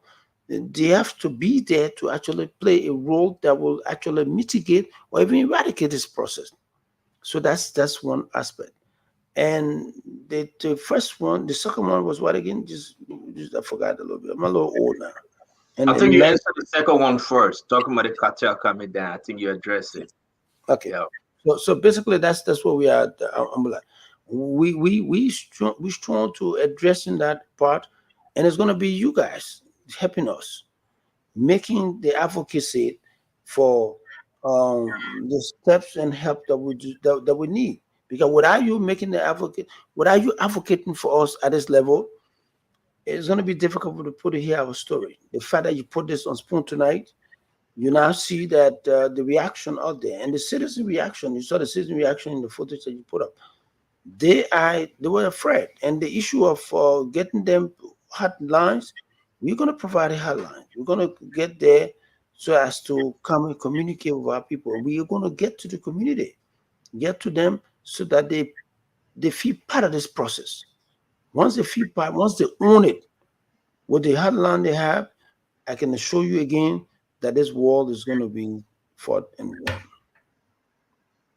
Thank you very much. We want to say because real quick on a great place. You know, Abi, one of your partners in this warfare would be the U.S. government, and No, I'm not hearing you. I'm saying that one of the you can hear me? What is what? You can hear me? A little bit, yeah, I heard that. What is that? No, I was saying that one of your closest partners in this operation would be the U.S. government. Yes, sir. Yes, sir. And that said, you have to make sure you vet people before you bring them around your circle. I understand there is this Herculean responsibility of helping our colleagues and people we've been dealing with. But remember, there are certain individuals that you are talking about bringing around you who are fugitive themselves, that fled the United States, went abroad, arrested, and deported. Those individuals, you don't want to look them as your canopy or for people to see them around you. That can deter the international circle from helping you. I'm not saying don't help. I'm just giving you a warning. Be careful. Got you. And I will take that in advisement, and it will be part and parcel of the decision that we take towards people that will be brought to our circle. I mean, I've got the story, I got the information. We are going to be working towards it gradually. Besides that, we have a broader advisory board that will actually make decisions at the end of the day for the processes. So should I just take us home, Fatima? Take us home. We finish with this thing. You get the last word because this is the last time probably you guys interfacing here on Spoon. So Can you imagine? AB, why you getting off camera, AB? We're filling out with the drugs thing. Let's get to the Jerry Springer stuff. Go ahead, Fatima. So I wanted to ask one question, and I'll just make the parting statement, okay? AB, I was just thinking. I know you're well known in Liberia. You've worked with a lot of these big dudes, big government officials, people that are in high places. I was just gonna ask an ethical question. I know the answer, but I want you to publicly just say that because you know me and accountability. I know you almost all of Liberia. Just a scenario: what if one of these big dudes, minister or governor or whoever, was caught with drugs or any drug paraphernalia? I want to ask you, are you going to be the person who will arrest that person and publicly, just how this is being displayed for all to see? Is everyone going to be treated equally under these drug laws that will be enforced? That's my question, and then I'll give my partner statement. Just to give you a direct answer, yes. I made that pledge to the Senate. We have no restriction. We're not bound by any kind of hurricane arrangement. Once you fall within our trap, once you are caught with drugs, and there will be time where I will expose people at a very high level that will be part of this process. I will be right here telling you, yes, I told you so. So you know me. I'm not restricted by personality when it comes to me doing my job. I've lived with that to the best of my ability. I did that I know since that you arrested some of my family members back in the days during the police time. But anyway, I'm here. I just wanted to say something. AB is a married man. I am a married woman, but we shared 3 beautiful children. Yes. I've come to know this man since I was 16 years old. I've known him all my entire life. I've loved him before. I love him because of my children. He's the father of my kids. He is me. He is we made some beautiful children. He is someone who stands for justice. He stands for respect. My kids are very, very proud of him. In the beginning, when I was bitter with him, I tried to see if I could get the Madingo kids to turn against him, but they couldn't. And so we all decided to love on him. I love him because he's the father of my children. I'm super proud today. See, I'm super proud of him. Leave it to Stanton. I'm super proud of him because, as you all know, I lived my life backwards with this man. Fatima, we're not hearing nothing. We're hearing a song. You see how he is? I just want to say that AB stands for something. His whole entire life, he wanted to change Liberia. He wanted to go back to Liberia and make the best out of Liberia. And through all of it, we lost our way. And he got married and I got married. But what remained constant in our lives is our children. They are loved. The children miss him. The children appreciate him. And I want to say, AB, we are so proud today. Thank you. Thank you, Yes. Mighty God to say. I know. I wanted you to clear the air to know if it's a married woman and if it's a married woman. And we know that, sister. So we're just here to welcome. We appreciate you as a friend, brother. Thank you for everything you did for the Spoon Network. Thank you for everything you continue to do. You're always welcome to call. And you know the guys, we have that agreement already with LDEA through Madam Titi. They are welcome night, even morning, whatsoever. They will be there to go live once you want to make the news. Thank you very much for your time, sir. Thank you, Gokalu. Thank you. Thank you, Gokalu.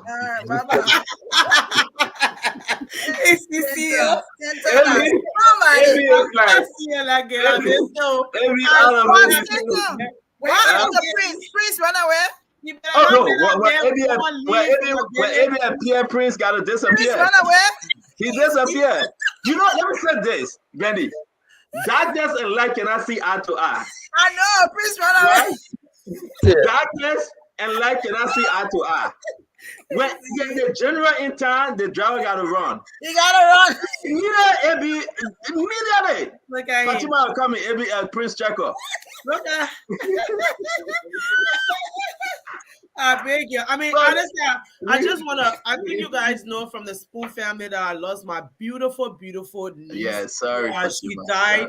She died from sickle cell anemia in London. I was actually going tomorrow, but then we got some other news that they haven't released her body to us yet. The hospital's trying to make some adjustments. So, you know, I just want to say, I mean, everybody have been reaching to me in my inbox. CEO, thank you for sharing the news. Everybody have been calling. Everybody have been reaching out to me. But I just want to say, you know, she's my sister's only daughter, and she's so sad, but she's so, you know, she's so religious that she believes that the 25 years that God gave her with her daughter, she just praise God for his mercy for giving her. So thank you so much for remembering our family in your prayer. And I just came on today just to say how super proud I was of AB and what he's doing for Liberia, because we intend again, Fatima, want to say have our sympathy. We wish the family well. We talked to your mom, and we wish your sisters, the entire family well. It was a wonderful show, folks. Yeah. We always been impressed. The reason why we try to leave 7 p.m. Eastern United States time and 12 a.m. is because the CEO, Madam Titi, always push us. You know, Nelson have a show, Late Night Politics with Nelson Kolai, coming up at 8. So we got to go. They got to make some adjustment. I want to say, Conor Gray, Glendy, let me address the issue about Fadiga. Fadiga, that's my brother and friend. The slip all was a mistake. Let me say this. We were setting a base for Fatiga to come in with his question to AB, knowing very well that his brother is the deputy to AB. It was nothing personal, but we're addressing this issue in our chat room. We remain friends. He's a good guy. Do not hold him for wars being used. Like Prophet Keegan say, wars meant to be used. We have thick skin. We love Fadiga, and Fadiga will be just fine.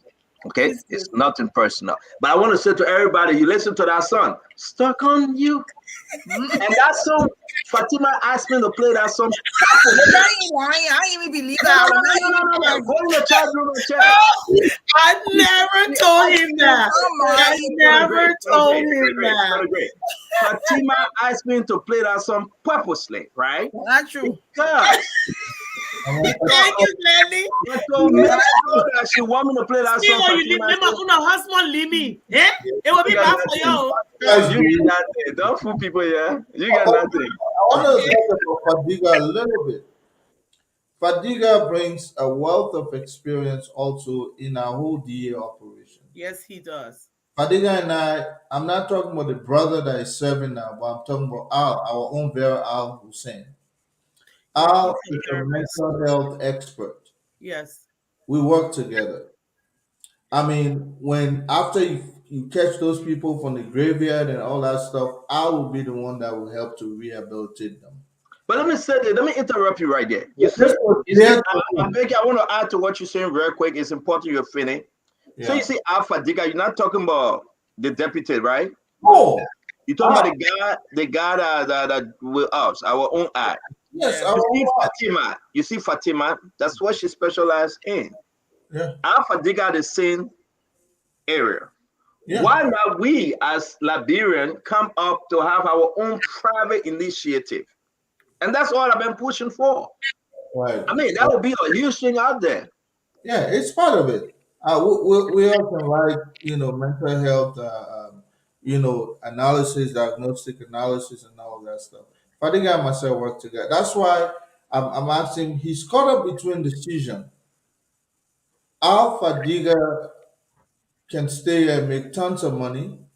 Al Fadiga can go to Liberia and contribute to humanity.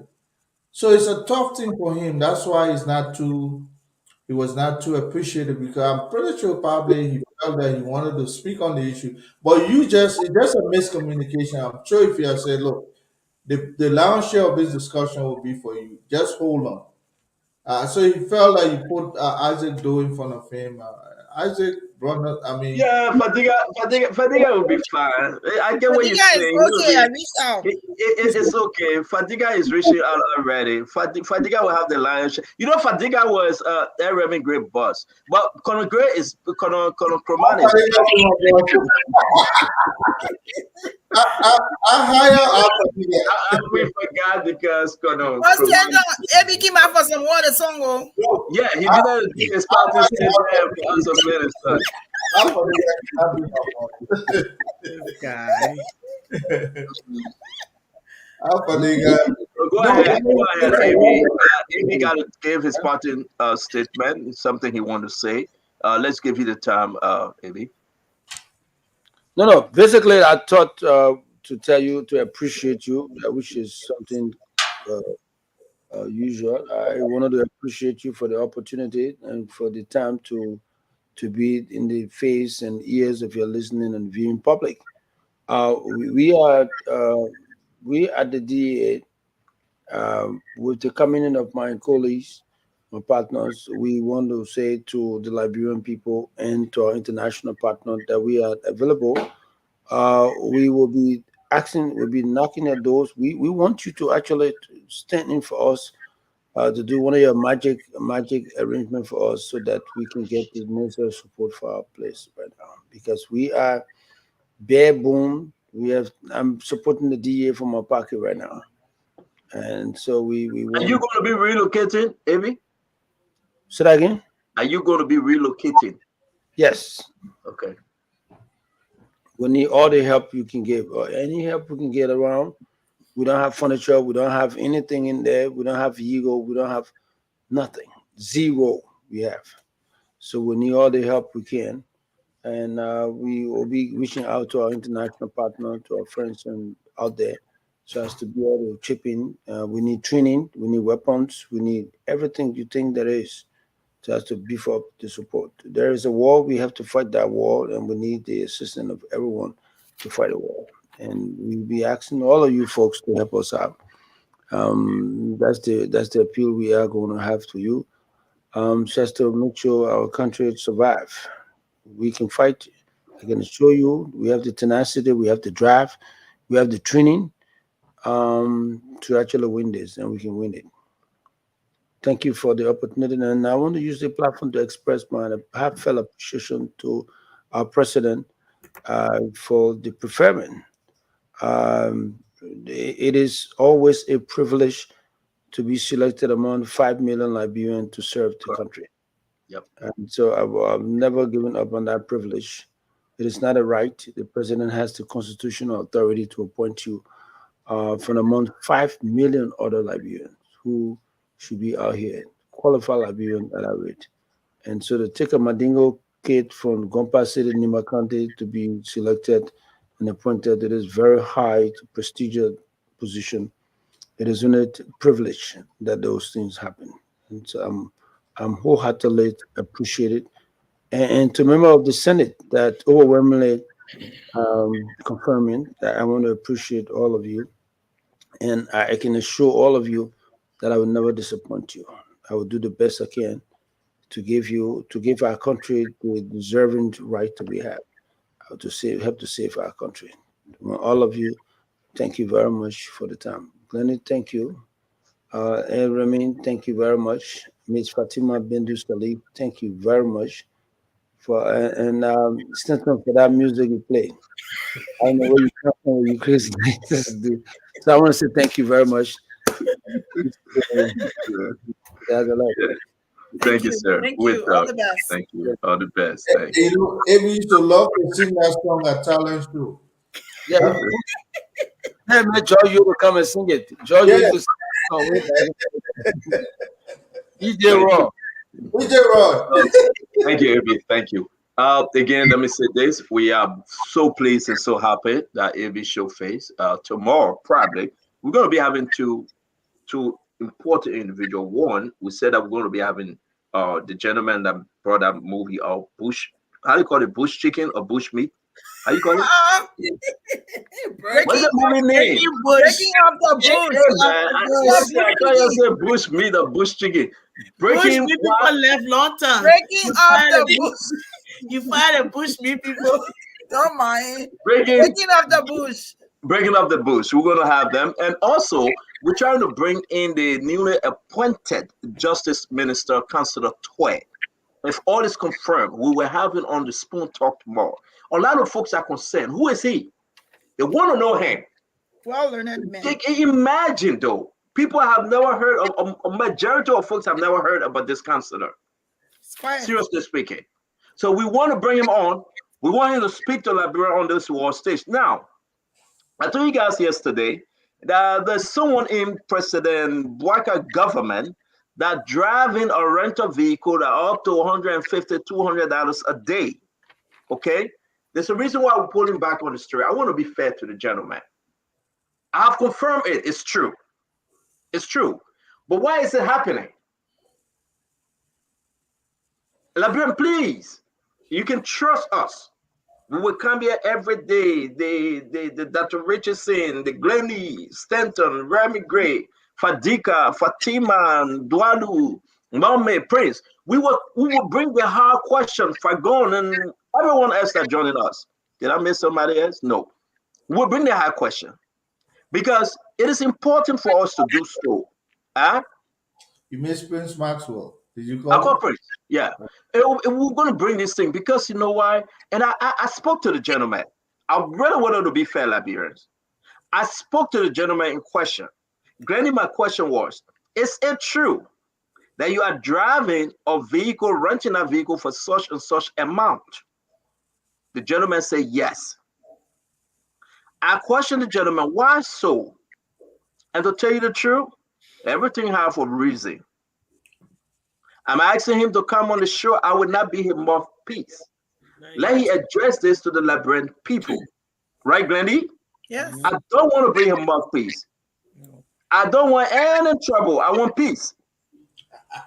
But why in this government that begging for $41.3 million, you would take a car that worth almost 250 or 150, whatever the amount is, to rent a vehicle every day?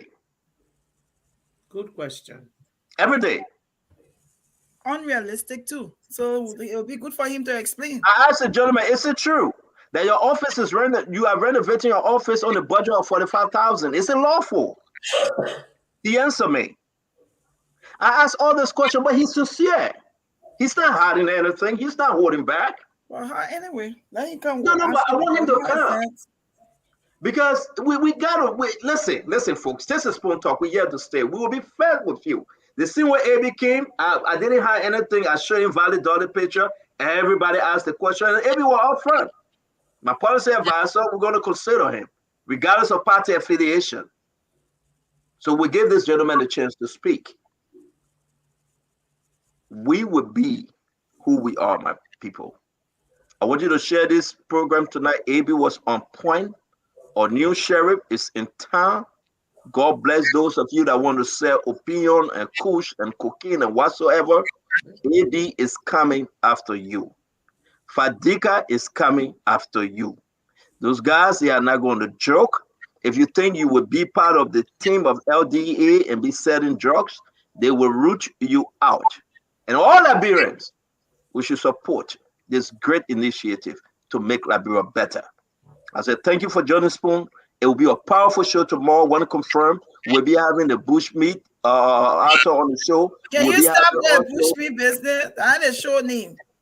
Oh, bush chicken. I forget. We'll be having the bush chicken. Of the bush. Breaking of the bush.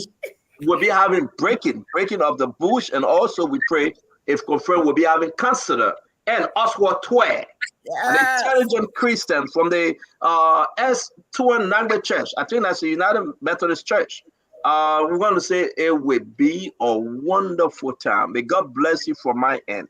May God keep you. Nelson, come on the show. May God bless our Republic of Liberia. As always, Glennie will be driving 100 miles per hour just to be on show. Glennie loves Spoon.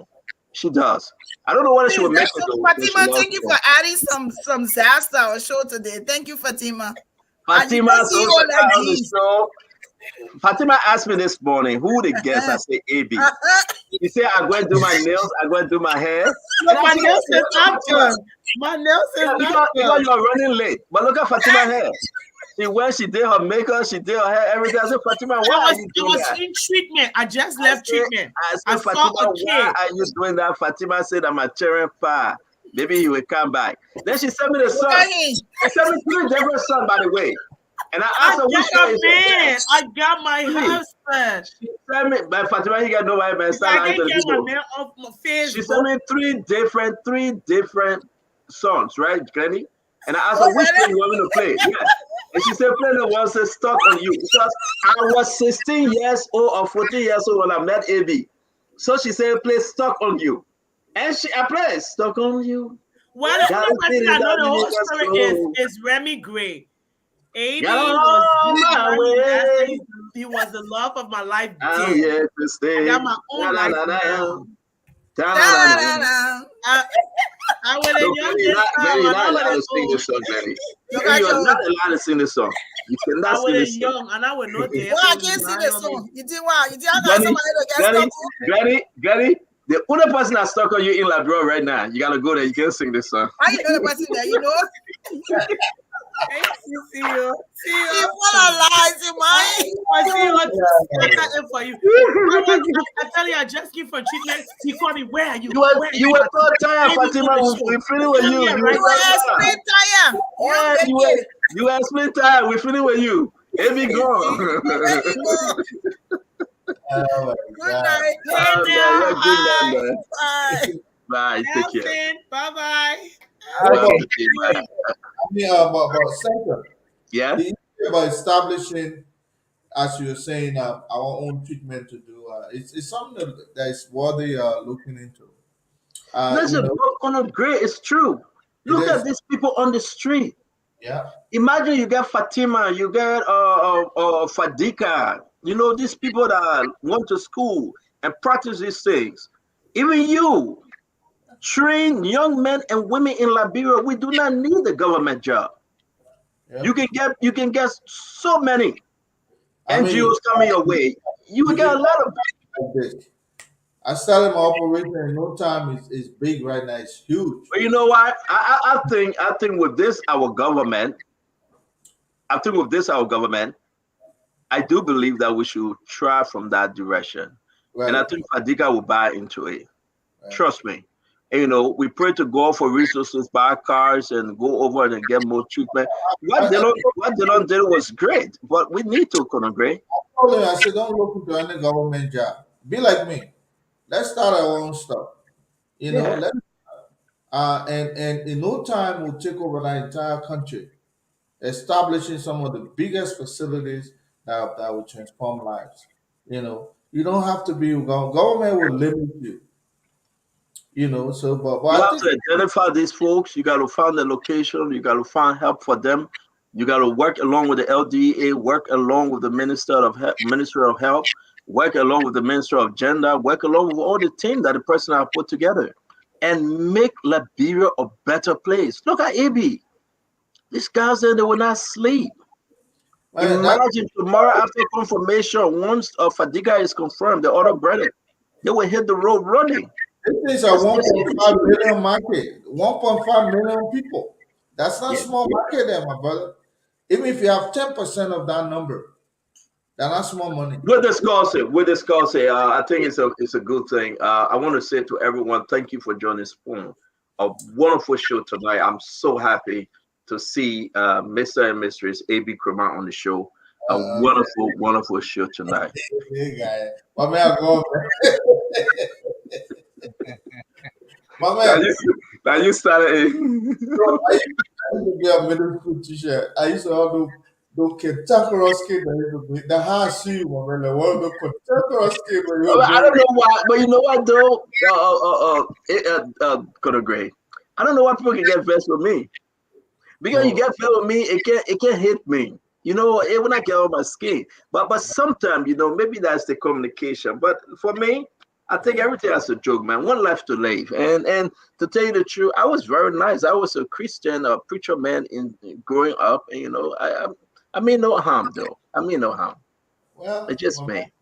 You Get up just in the like morning, drink your coffee. the adult you is very cantankerous now, my man. I don't know growing up, and I'm pretty sure your dad is somebody that probably I know. But I can tell you the adult center, it's a cantankerous kid, No, man. it's not. It's not. I just like a graduate. But thank you very much. I got a message for you. The opinion want me to say you didn't call. You promised to call. You didn't call. So please do. Please call her. Well, Gray, Colin Gray is running. He said no. Gray had to escape. Colin Gray escaping. The guy, you promised to call Pinga, right? And Pinga been waiting. I have not called Pinga since. Almost 3 days now. She said, but what happened with your friend Gray? I said, I don't know. But folks, we want to say thank you very much for joining Spoon. As you know, the House has passed the $41.3 million budget. As you know, today, Money Captain met the president, Yomdi Kanga Lawrence, and the rest of them. We'll be discussing further on that issue tomorrow. We'll be bringing in the Councilor Oswald Tway, tomorrow by God's grace. Once all everything is finalized, we'll be talking about how they call it broken bush, right? Broken bush. Breaking the bush. Breaking the bush. We'll be talking about breaking the bush tomorrow. Join us, man. Make it an interesting program tomorrow. We got everything plus more. Entertainment, news, and everything. All right. We got a letter today from the former president of Nigeria. We'll be reading that letter tomorrow. What are we missing today? What are we missing? What was in the news, Nelson, before we go? Yeah, so many things. Madam Judy Andy had a team protesting before the executive mansion today. Yeah, Julie Andy, I would pray that I call her. I hope she was here. I would pray that Madam Julie Andy just lead that one will go. Let it go now. Because it done. That that my old man, she's a nice lady. Apart from her job setting, she's very nice. I know she's hurt, but I mean, everything under the sun have time. The code have dismissed the criminal charges against Perfect Key. Again, life goes on. I will advise openly Madam Judy Annie to just let it go, and let us do something for the unity of our country. So what else you got?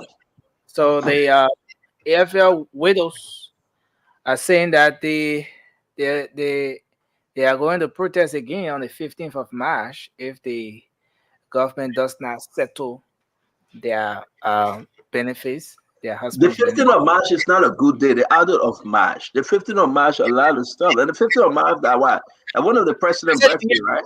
Joseph Jingin Robert's birthday. Yeah, Joseph Jingin Robert's birthday. And and I want to say to the women, the AFL women, let it go now. The president would try his best. He would do what he can do to bring some he have shown concern. I think this time around, maybe it's not your husband and putting you out there, but it doesn't look good. No, but CEO, the first group, it was the AFL wives. This second group is the widows. Oh, so the widows. Their husbands are still alive, and the first group, the second group, and the widow, they're all the same. They all are military women. They all are the same. They are military women, and directly or indirectly. That's where I'm coming from. But I think the president should find that husband, man, that person that will speak to those group, and bring that relationship close to the mansion. I think that's what the president should do. But I believe that the president will intervene. You have Samuel Kofi Woods, National Security Advisor, to the president. They are watching this thing keenly. I believe the president called for 2 weeks of investigation. 1 week have expired already. We're checking the time. And after the investigation, we want to know the report as to who started that thing with the AFL women. So our country needs to be peaceful, folks. Our people deserve it. For you to get better job, good security, all the little protests. I heard the University of Liberia students saying 72 hours, they need to go back to school. 100%. They need to go back to school, Nelson. They need to be in class.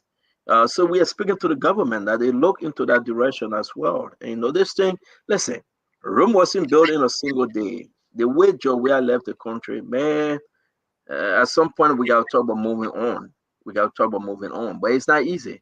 It's not easy, Nelson. But we will get there by God's grace. We're keeping our finger crossed.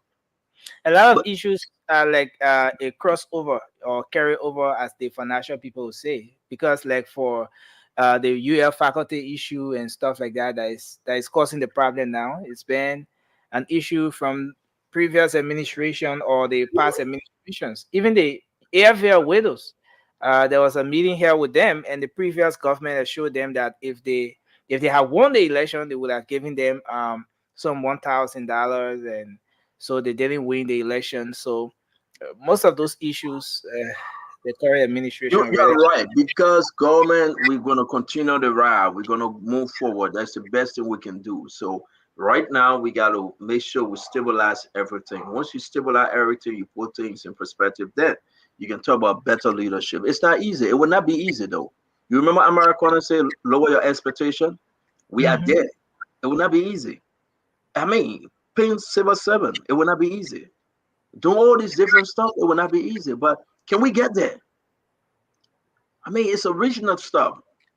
I mean, it's a international stuff. So can we get there? It's kind of hard every day. It's tough. It's crazy.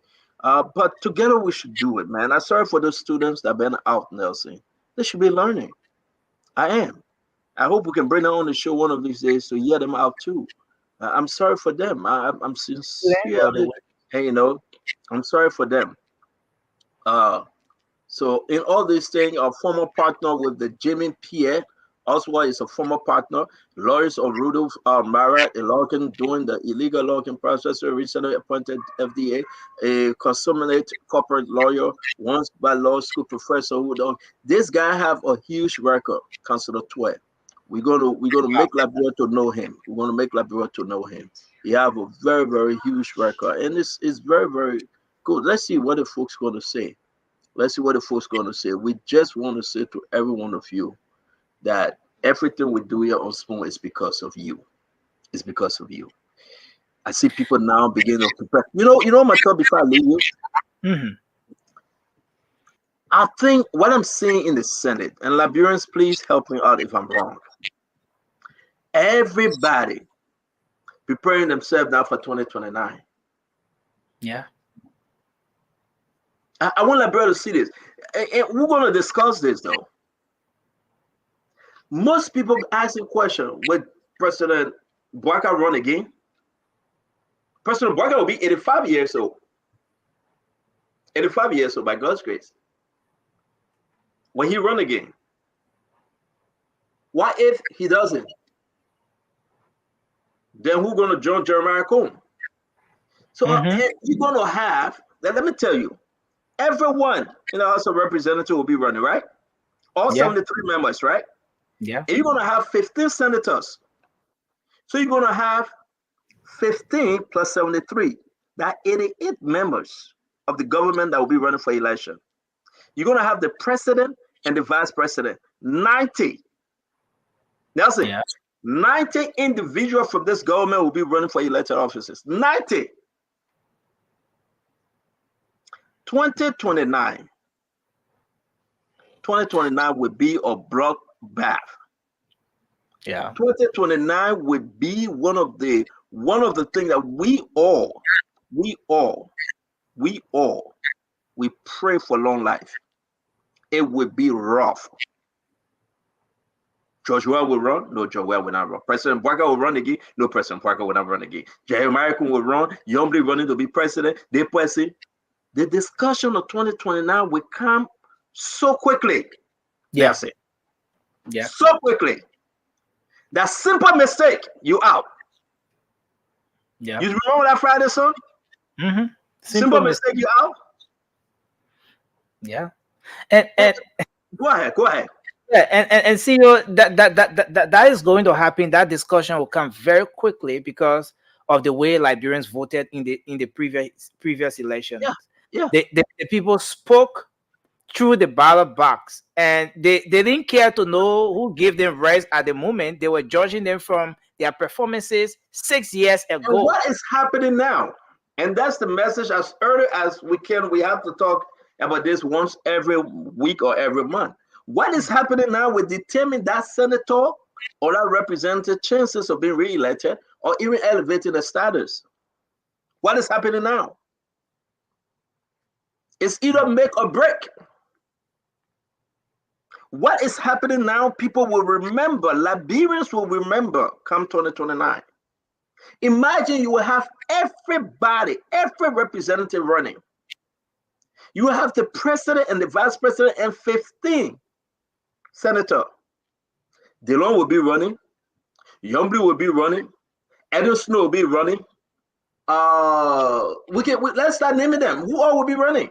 15 of them. Yeah. Who will defend who? Who will say whose side you on? Seriously speaking, listen, I cannot be running and you running and I try to help you out. No money. You want me to come campaign for you? I got to campaign for myself. It will be rough. Be rough. Bamboo with Divacola. It will be very rough. So you will have everybody. So what is happening now? People begin to go on a call and ask questions. Will President Boakai run again at the age of 85? Will Joel run again? Joel, he can come back and run. Yeah, he might come back, CEO. I believe he will come back. That discussion about I'm not coming back to politics. These are politicians. But I will say this to you, PA. Say you might say enjoying. I was saying not time for your show yet, and I'm hungry. But I will say this to you, and I want us to open the phone line briefly to ask folks. It would be to establish the greater collaboration. Yeah. Where you get Edwin Snow, where you get the Musa Berete, the Fonati Kofa, the Amara Conan, the Yombli Kanga Lawrence. I'm talking about people that say they want to run for president if Joel say he's not running.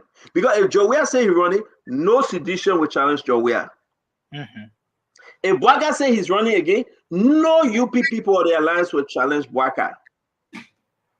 But if Joel say, okay, I'm tired, then you look at the McGill. Yeah. Oh, yeah. Yeah.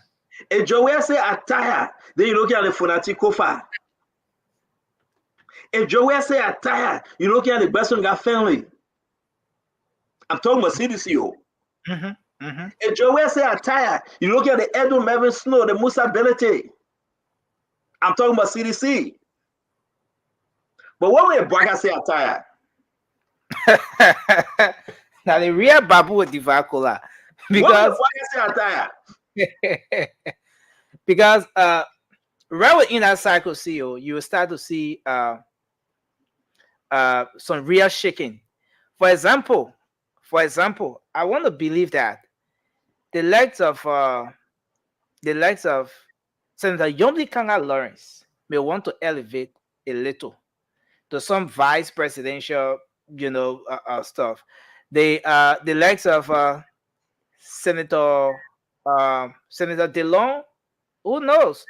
Senator DeLong has served in the Senate now. He has gained the admiration of the. Let me interrupt you. So you cannot have DeLong and Yombli running together. No. You see, let me say this to you, and we'll remind Liberians every day. Sorry to interrupt you. What is happening right now? People will remember it. You remember when the 16 billion happened? You remember when the 25 million happened? People think that everybody forgot it, right? You remember that? It was the early part of Joel administration. Yeah. It came back to bite them. The nomination that is happening now, the confirmation that is happening now, the LDC thing that is happening now, all those things, people are beginning to catalog them. Yeah. That the United Party under 16 billion stage here, so. Yes. I think you're right. That's that people begin to write them down. They begin to write them down. The money captain, they don't want to let go. And so we manage money captain because he bringing the big electricity machine on the water. And people are dying in heat. People will remind them. People will remind Yombli. They will remind DeLong. They will remind Snow. They will remind those. They will remind Jeremiah Cone. To be frank, we need to be careful. Amara Cone, you saw his post. Yeah. Going against LDC. He's not stupid. You saw Dillon coming and saying it's wrong for Jeremiah Kuhn to fly in private jet. The war has started. Ladies and gentlemen, the war has started. Too early for 2029. Simple mistake. With 20-some days to go, these people are positioning themselves. Simple mistake, you out. Somebody, you cannot come and say, oh, CDC, you hire, we said, and he will X, Y, and Z, or you hire the person. They will remind you too. They say, but Unity Party, you hire your own picking in our high school. Oh, you got LDC, yeah, you got LDC, but no, Unity Party, you can't money captain there. What say you?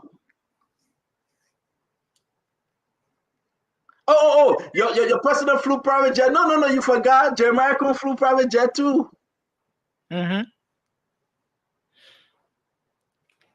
Listen, that would be, your money will not solve it. But God above, people will make that argument. People will make that argument. So that's why you see all the senators, right? The people that say we'll confront everybody, Now the honeymoon period begin to split. People begin to detach themselves. They will begin to make that argument. People shouldn't forget. CDC ain't die yet. CDC stay alive. President Boyka beat Joseph Iman Boyka with under 20,000 votes. President Boyka beat George Manawea, with under 20,000 votes. So whatever you want to say, those that will bring up the best coalition, those that will bring up the best people, they will secure this thing. Yeah. Who can talk to James Barney? Who can talk to Alex Starr? Who can bring in Edwin Snow? Who can bring in the ARCO? All those influential. Who can bring in the MDR? Will Prince Johnson still be around to make the case? Or Prince Johnson, they will bring a war crime code on Prince Johnson and somebody will catch you and carry you away? Nah. These are very important questions. Listen, President Boyka will remind you, beat President George Manawea less than 20,000 votes. With all the parties coming together, with MDR, with ARCO, Appleton Party, all of them, UP, Half a Liberty Party, all of them coming together. Joseph Iman Boyka won with less than 20,000 votes. So imagine if Boyka say I'm running, or the government perform poorly, that the rest price is high, fuel price is high, LDC stay giving Christmas like come out as a feel like. It's done. And CEO, Senator Prince Johnson will not be that strong voice like before by 2029. Also, why you say that? That's because the voting population in Nima County, there are different factors that are playing in. The factors that are playing today might just change. I disagree with you.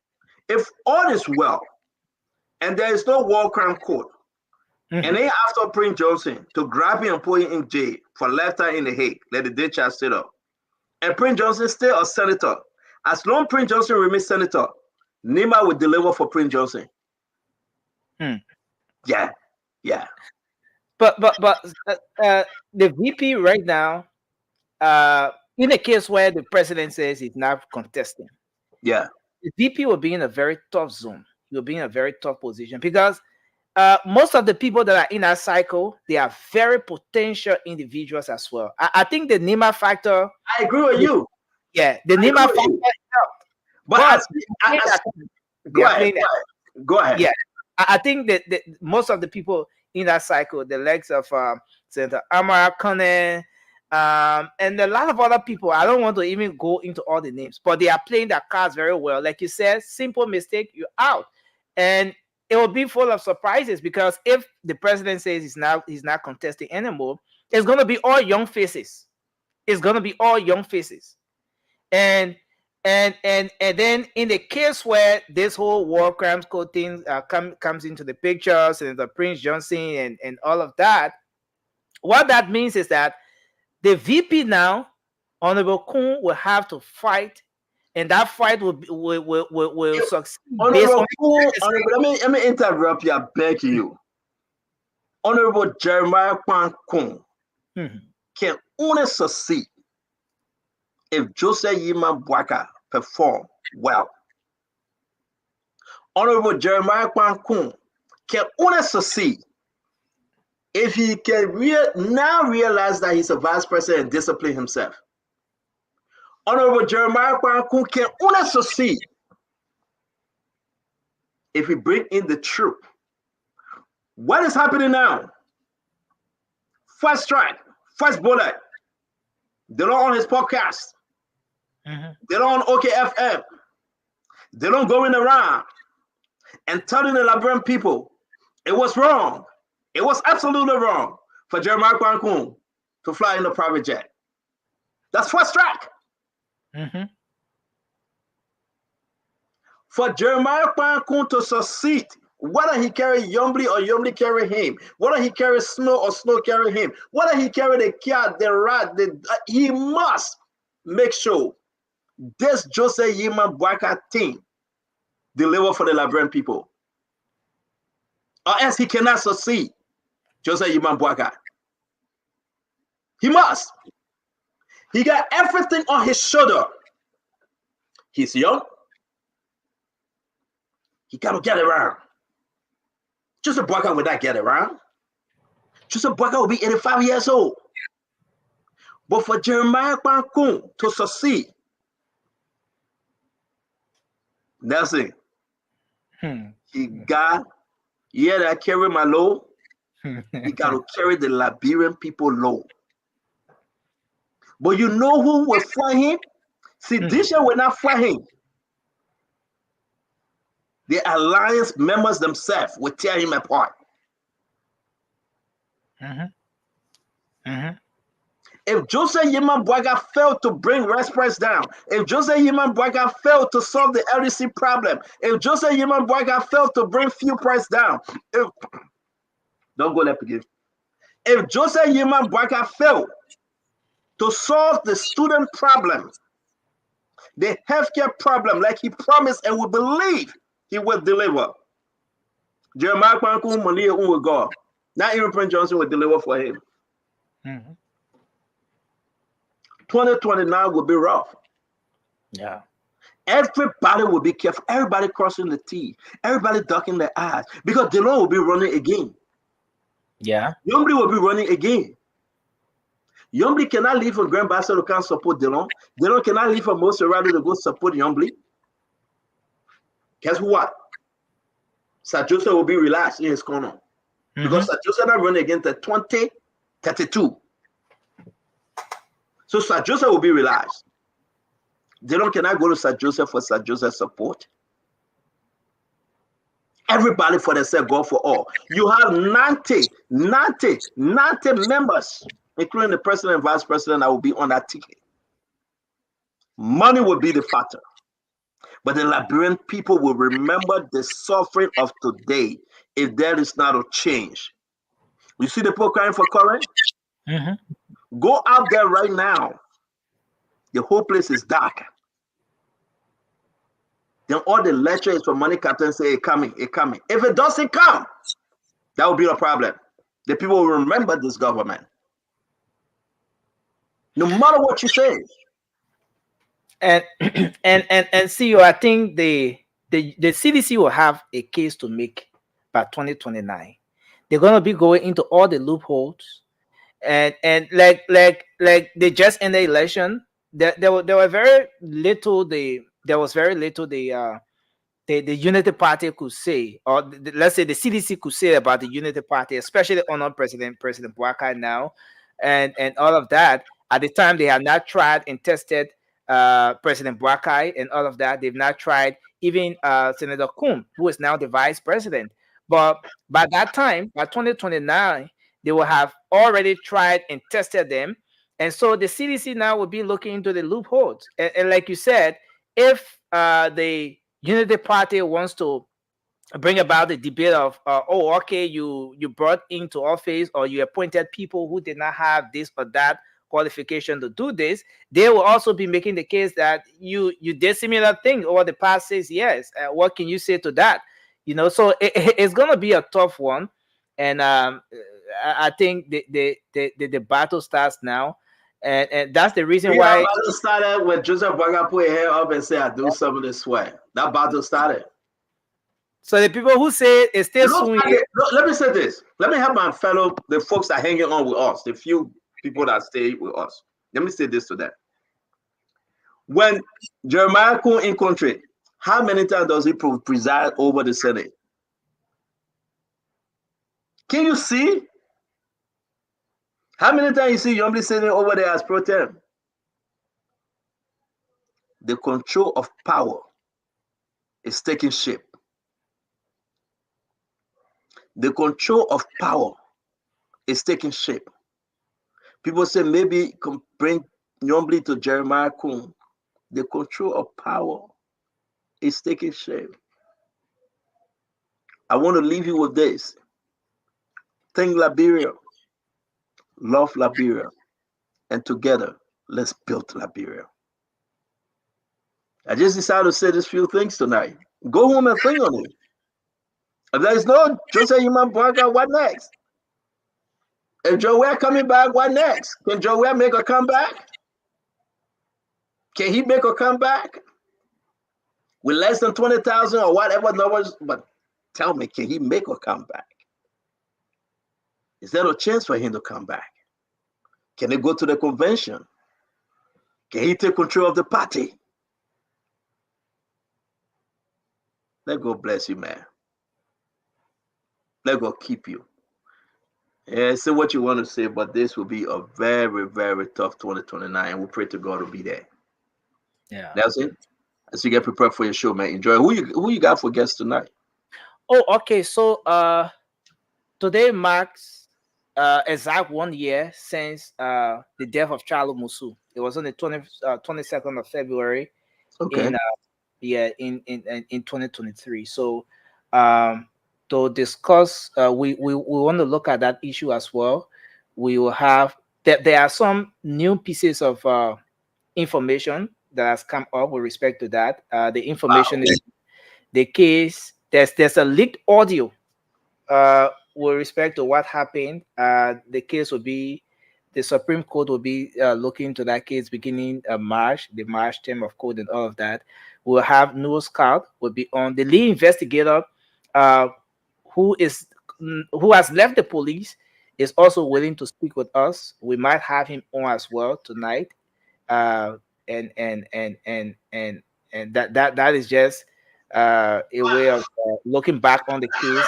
It has been a major case in the country for about 1 year now since Charlo Musu passed off. Again, we want to say thank you, Nelson. May God bless you. Thanks to our followers. As always, we love you. We have a wonderful time tomorrow, like we did today. Share the program, watch it, and rewatch it. As always, Liberia first. Till we meet again, may God bless you. May God keep you. May God bless our country and the leadership.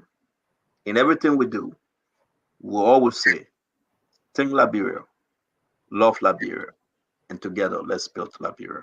Have a good night. Thank you, sir.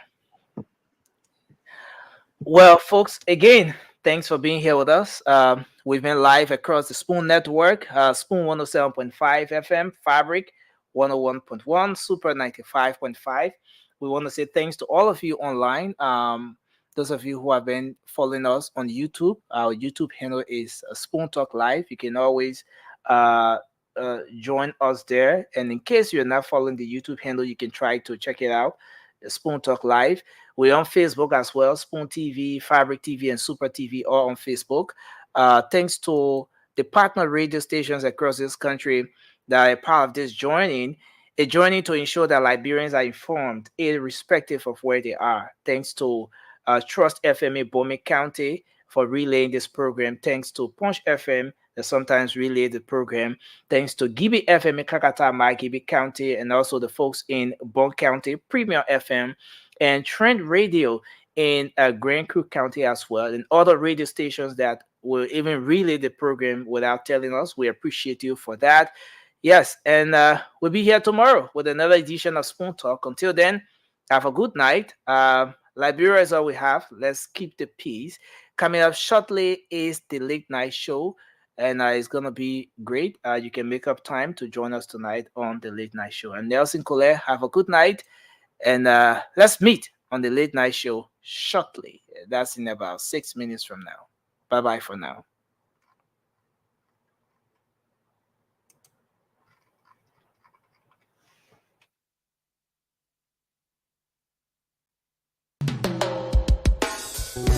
Yes, I, a special one from the CEO, stand coming with the spoon. And your boy, Friday the South and Band, charges on the beat.